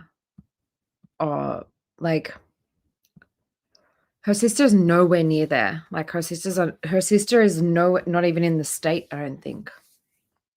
So it wouldn't be her sister, but look, it could be that she got it. And I asked Cam this, whether like maybe she got it like one time when she was like in the psych ward and she held on to it, but from what Cam told me, like it seemed like a lot of pills that she had, and I don't think they would just give you that without making you follow up with your psychiatrist or whatever before doing that, because it can be kind of dangerous. Maybe it's prescribed to her mum because her mum seems to have a lot of sort of anxiety issues. I don't know. Yeah, it's a lot of like it could potentially be very dangerous. Yeah. I think it's a controlled drug, right? Yeah. This has just been hard. I'm glad I'm being successful at it, I guess. I'm just I just have so much working against me all of the time. And it's just hard. You know, you have to control the things that you can control, and that is what you put in your body. Yeah. And you're actually doing a really good job at it. And what I really like is the fact that you even recorded the day. This is the day you had a slight binge, right? I mean, I don't. The thing to me is, I don't. That day didn't feel like a binge because at the beginning of the day, I was just like, I'm just gonna not care about what I eat. I'm not gonna measure what I eat. I estimated it because like my lunch was actually, so I made my brother a breakfast casserole. So I just kind of logged the individual components and estimated the portions of the individual components, and then and like I made a smoothie and it failed epically. So I tried to make it into bread and I ended up throwing almost all of it away. I ate some of it, but I made it like into an oat flour bread, and I was like gonna try to salvage it, and I fucked it up really bad in terms of the cooking time and stuff, so I just chucked it. But I ate some of it and I tried to like turn it into like a French toast thing, and it just didn't work. I tried. Yeah, I tried. But but that to me, I swear I fucking remember this. I swear I fucking remember her doing this. Was this the one where she did the cucumber? No. We'll have a look at this sometime. was like the day that I tracked that, like that's how I would have eaten on a light day as my past self. So actually, let's flip this into a really good win, where Yeah. it's like, you know, Because like I chose wings for the opening, the one, because I only ordered out one time that day, and that was like the thing was, I waited so long to eat. I was so hungry, and I had such a high pain day that day. And I was like, fuck this. Like I can't deal. I'm taking the day off from everything. I just took the day off from everything, and I told myself, I was like, the next day I'm just gonna get right back to it, and that's what I did. It took me, I think, like a day. I had a transition day where like I was still a little over, but like what was so crazy is that day and the day after that, I lost weight both days. but is that also the day that you slept 12 hours? I think so. That's the other thing is the sleep. I was sleeping well these past couple tracking days, and that was what the weight I think come down too. Yeah, and you know, some coaches, if they're listening to this or ever heard me say it, might not agree. But actually, I am a big advocate for having a cheat meal. You know, some coaches will be like, "Oh, what are you cheating on?" Blah blah blah. But actually, I think, you know, one meal is not going to ruin your weight loss progress at all. There's 3,500 calories in 1 pound of body fat. So you have to eat 3,500 calories over your maintenance calories in order to really see that gain. And you haven't done that. Hardly anyone would ever go over it by that. You had the wings, you reined it in, and the next day and the day after you was fine. So wouldn't even focus on it. I also. We know that, Or go ahead. no, it's fine. I was just gonna say I forgot actually. What do you guys? If she's 5'6" or 5'7" and 500 and something pounds, how many calories would she have to eat a day? What's her TDDEEBCD? Her TDDE or whatever it's called. It's got to be like about 6,000 calories at least, you would think. 3,600, James. I eat that. And I'm 5'7" and 110 pounds. There's no way. Got to be more than that. Well, she's much more sedentary than me, but I would say around 6 minimum. Yeah, but if your TDE is 3,600, James, you're not at 600 pounds and you're not staying at that. I'm saying, what is she eating to stay at this weight and actually gain? I would say a 6-ish at least. Like you guys saw that meal that we watched on Ashley's channel where she had 3,000 calories in that one meal. And it was like no big deal to her. Wild.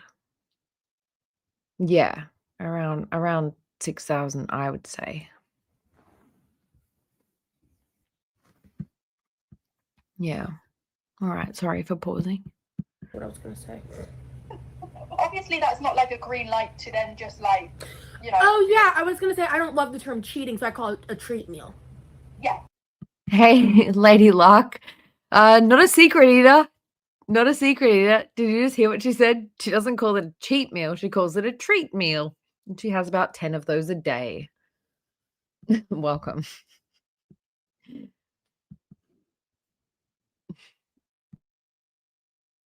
Yeah. Yeah, that's what I was gonna say. I think that's why some coaches have they don't like it, because it can, for a mindset thing, people are like, oh, it's so naughty, cheat. But yeah, treat day, off the plan meal, call it whatever you want, just for mental sanity as well. We know the trigger of why you want to have days like this, probably high pain days if you're feeling a bit low, and you are doing something external to try and help those things, obviously with the counselling, the endless health testing. So it is what it is. In terms of your health testing, how was the appointment on Thursday? Basically they ordered a bunch of tests. Tomorrow I need to go actually get the blood done. Thursday I have the x-ray imaging. And I have the follow-up scheduled. Okay, fine. So no real answer there. Yeah. In terms of, I'm going to keep it short and sweet just because, yeah. Calories wise, I'm not going to change the goal or anything. The weight is coming off nicely, like really nicely.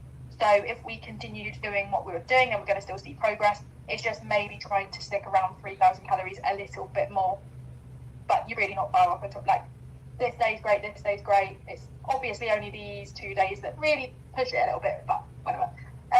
If there's a day that you really like just don't want to track, whether it be today or if it happens in time, then I would urge you to maybe just take a picture of your food so you're like still in the mindset of, okay, I'm on a journey, I'm doing something, I'm not spending 5 minutes tracking on something. Okay. Yeah. I think I'm planning to still track. It's just the Yo, those Built bars, and like, is a Built bar a little bit like a Cliff bar? Is it like a meal replacement bar? Do those have like a good couple hundred calories? Because like, I feel like, aren't they made out of like brownie or like dates or something really sweet and sugary, but like they put protein in it to like balance it out? I just feel like they're probably like eat a couple of bananas is probably less bad.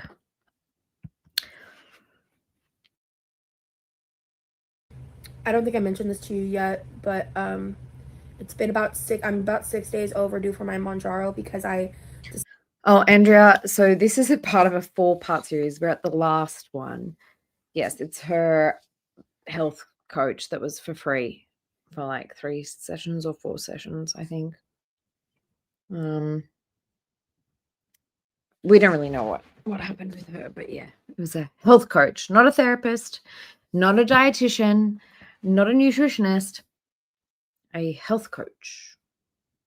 And Andrea, you'll know that like here in Australia, well, maybe you don't, but here in Australia anyway, you can like get a health coach certification, just like go a couple of days to college or TAFE or whatever. So I'm not sure how safe it is for this person to be giving someone like Rosie advice when she really needs someone who can help her mentally, I think. decided to skip a week. I wanted to see what would happen, and because it just wasn't lost on me that the inflammation pain started getting dramatically worse about 2 months ago when I was on Mounjaro for about 2 months. And I'm concerned about the fact that my inflammation pain is still here. I still have a lot of pain.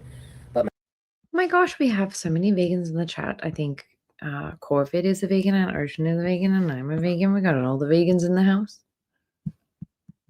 My pain has improved a lot as of about 3 days ago.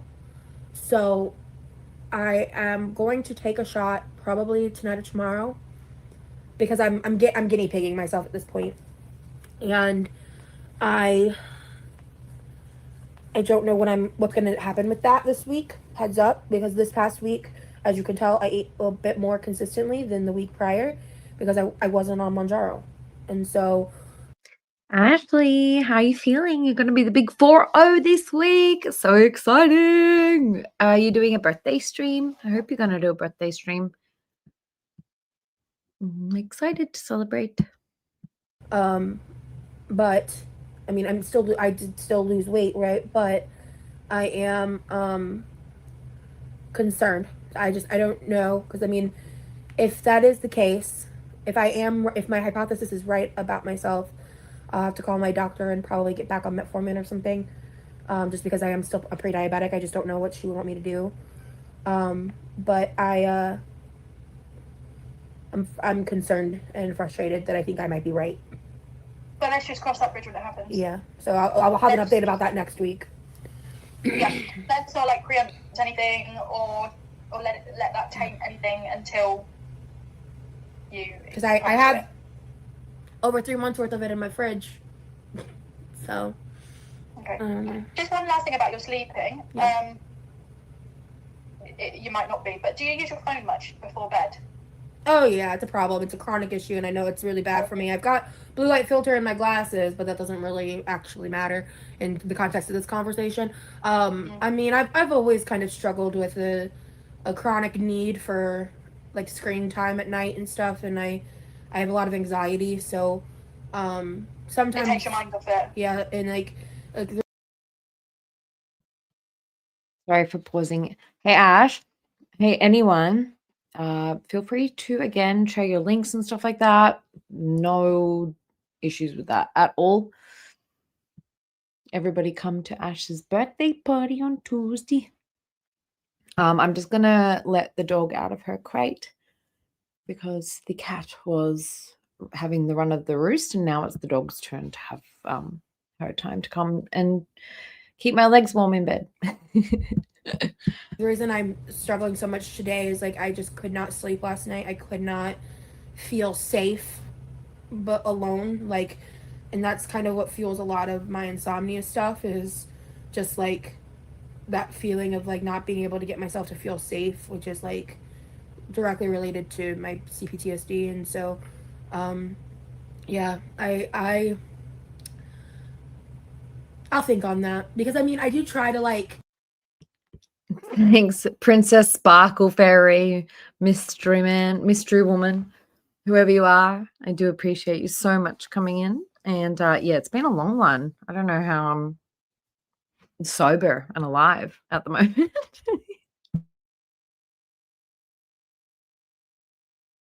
I only say that because it's Friday, by the way. put my sleep playlist on, put the screens down, and just lie there and breathe until I fall asleep. That's what I try to do, but It doesn't always happen. yeah. Yeah. Okay, fair enough. I thought that it might be, but it's that classic vicious cycle of the minute you turn your phone off and you're laying in silence, your mind just whirs. And actually, like, then going in your phone seems like a better option because it's taking your mind off of it And temporarily. So and you're aware of that's it. something I really I have, actually it's funny you bring it up because I have been thinking about it and really wanting to work on it. And yeah, That's about perseverance, though. Yeah. And not expecting it to happen overnight. yeah, It's it's too true. fun. I'm going to keep it there and Okay. just let you rest. But Thank you. well done. Thank you. Really, really good week. And let's just chat throughout the week, okay? Okay, perfect. Thank you. Cool. Let me figure out switch off. Right. Speak to you soon. See ya. Bye. Bye. Hi, friends. Yeah. I'm really mean to myself. I'm really, really mean to myself, and I'd really like not to be. As much effort as I put into being my own biggest supporter, I am my harshest critic. I haven't really fully talked about the Manjaro thing. It kind of started out as an accident. Like, I missed it one day, and I was like, ah, shit, I need to do that. And then 1 turned to 2, and 2 turned to 3, and then I started to realize I started feeling different, and I was like, I'm gonna skip a full week. And I know that first of all is controversial, as well as not medically directed. Please do not make any decisions based off of a fat bitch's health journey on the internet when it comes to you and your medication. Please don't take anything I say as medical advice. I'm not a fucking doctor. I am just trialing myself right now and doing my own shit. And so I am going to restart the shots, because if I'm wrong, then I would like to, continue to use it. If I'm right, then I'm going to need a raw dog weight loss. And that's okay too. I've always said that if I needed to stop the Manjaro, I would. And if that's fueling my nerve pain, I'm stopping it. I don't give a shit what anybody has to say about that. Because what I've been experiencing the past several weeks, I wouldn't wish it on fucking anybody. And, there's a couple of factors at play. Like, I have been habitually using THC to help with the nerve pain, and that's a thing that's been helping me. But I've also noticed that, even when I'm not engaging in THC, my pain is so much better. The inflammation pain's a lot better. The bone pain is still very much of a present. I'm just really exhausted by myself. I know that I've lost friends just because of how much I am. And sometimes I'm too much for myself. It's hard. Being chronically ill, neurodivergent, all that shit. On top of just my sparkling, semi-abrasive personality. I just think that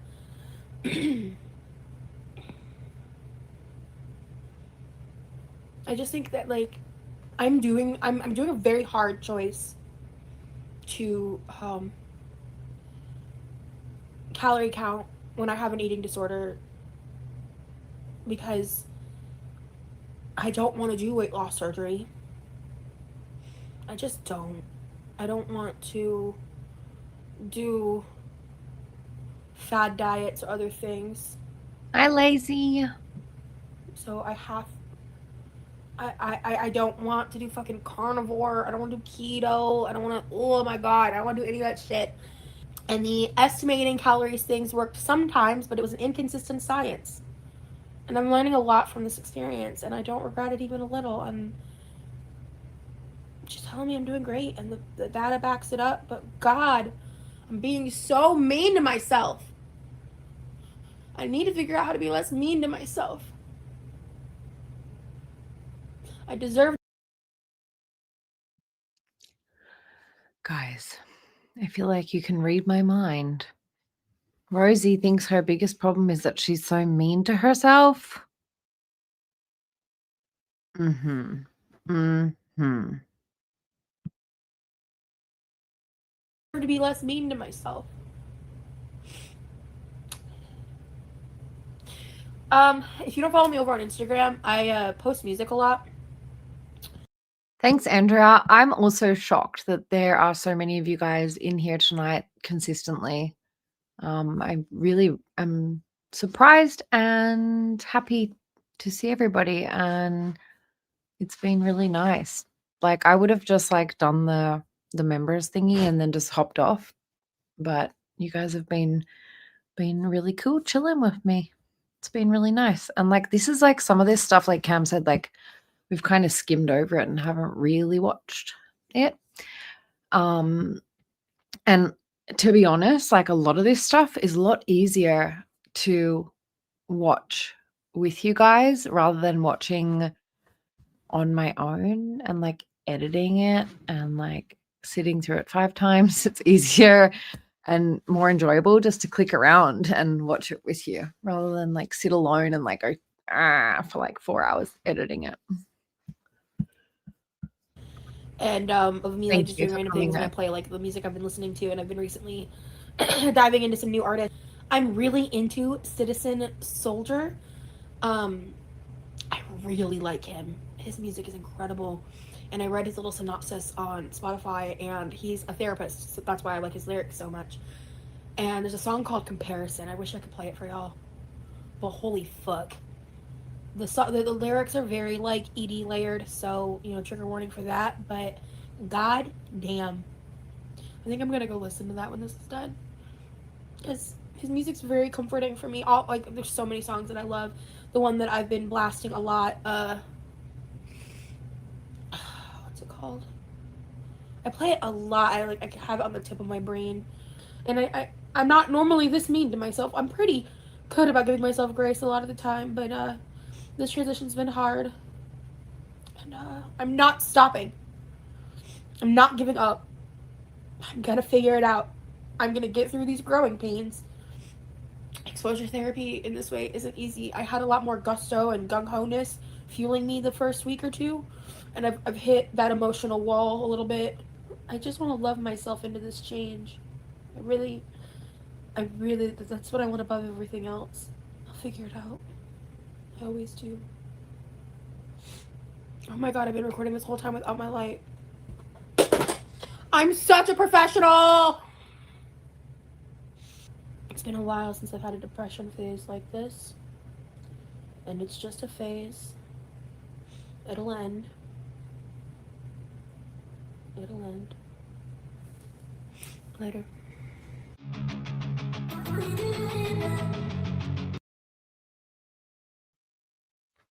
All right, guys, what do we think? This was like a bit of a weird tangent that we went on because we watched the members stream and we were like talking about, I think we were talking about like, has she ever had like a proper dietitian or anything like that? And I feel like this is the closest that she got, was this poor lady, Freya, who did the 3 or 4 sessions with her, probably for free. And then I'm pretty sure Rosie just like shut on her, was like, this sucked, basically. When really what happened was Rosie just domineered all of the sessions. Like, how much did we actually hear Freya say? Like, Freya barely got a word in. So Rosie knows the best. She knows everything. I thought it was for free, Brit. Yeah, I had a feeling it was like some sort of deal, or like first 3 sessions for free and then you pay if you like it or whatever. And she just did it for content. Something like that. But yeah, I've been on here for a good few hours now, and I always know that if Cam is awake, it means that I'm past my bedtime, because normally we don't cross over. Like, I'm asleep before he wakes up usually. So way past my bed. Yeah, promo code. Okay, gotcha, Brett. Not really surprising, to be honest. But yeah, it's been so lovely having you guys all here, and I appreciate, like, you guys, there's been a lot of people here the whole time. I'm shocked. I'm shocked. I tell ya. Thanks, Lady Luck. Yeah. We are pretty chill over here because, like, I'm not a streamer. I don't really do this, but I do much prefer watching this stuff with you guys than by watching it alone. So yeah. Anyways, I'm rambling because I'm sleepy. So I appreciate everybody so much for coming. It means a lot. These videos were from last year, 2024, I think. Hang on. May 2024. Thank you to all of my beautiful mods. You guys are all amazing. And hey, mods, like, feel free to, whenever this posts up on YouTube, like, put your links everywhere. I will do it too. Just, yeah. I will give my grumpy bird well, the birds are well asleep. I feel like I'm keeping them awake by being in my room yelling. But yeah, you guys can put whatever you want in the comments. Yada, yada, yada. Thank you guys for coming. I'm going to shut the fuck up now and go to bed. All right. Have a beautiful day, everybody. Mwah.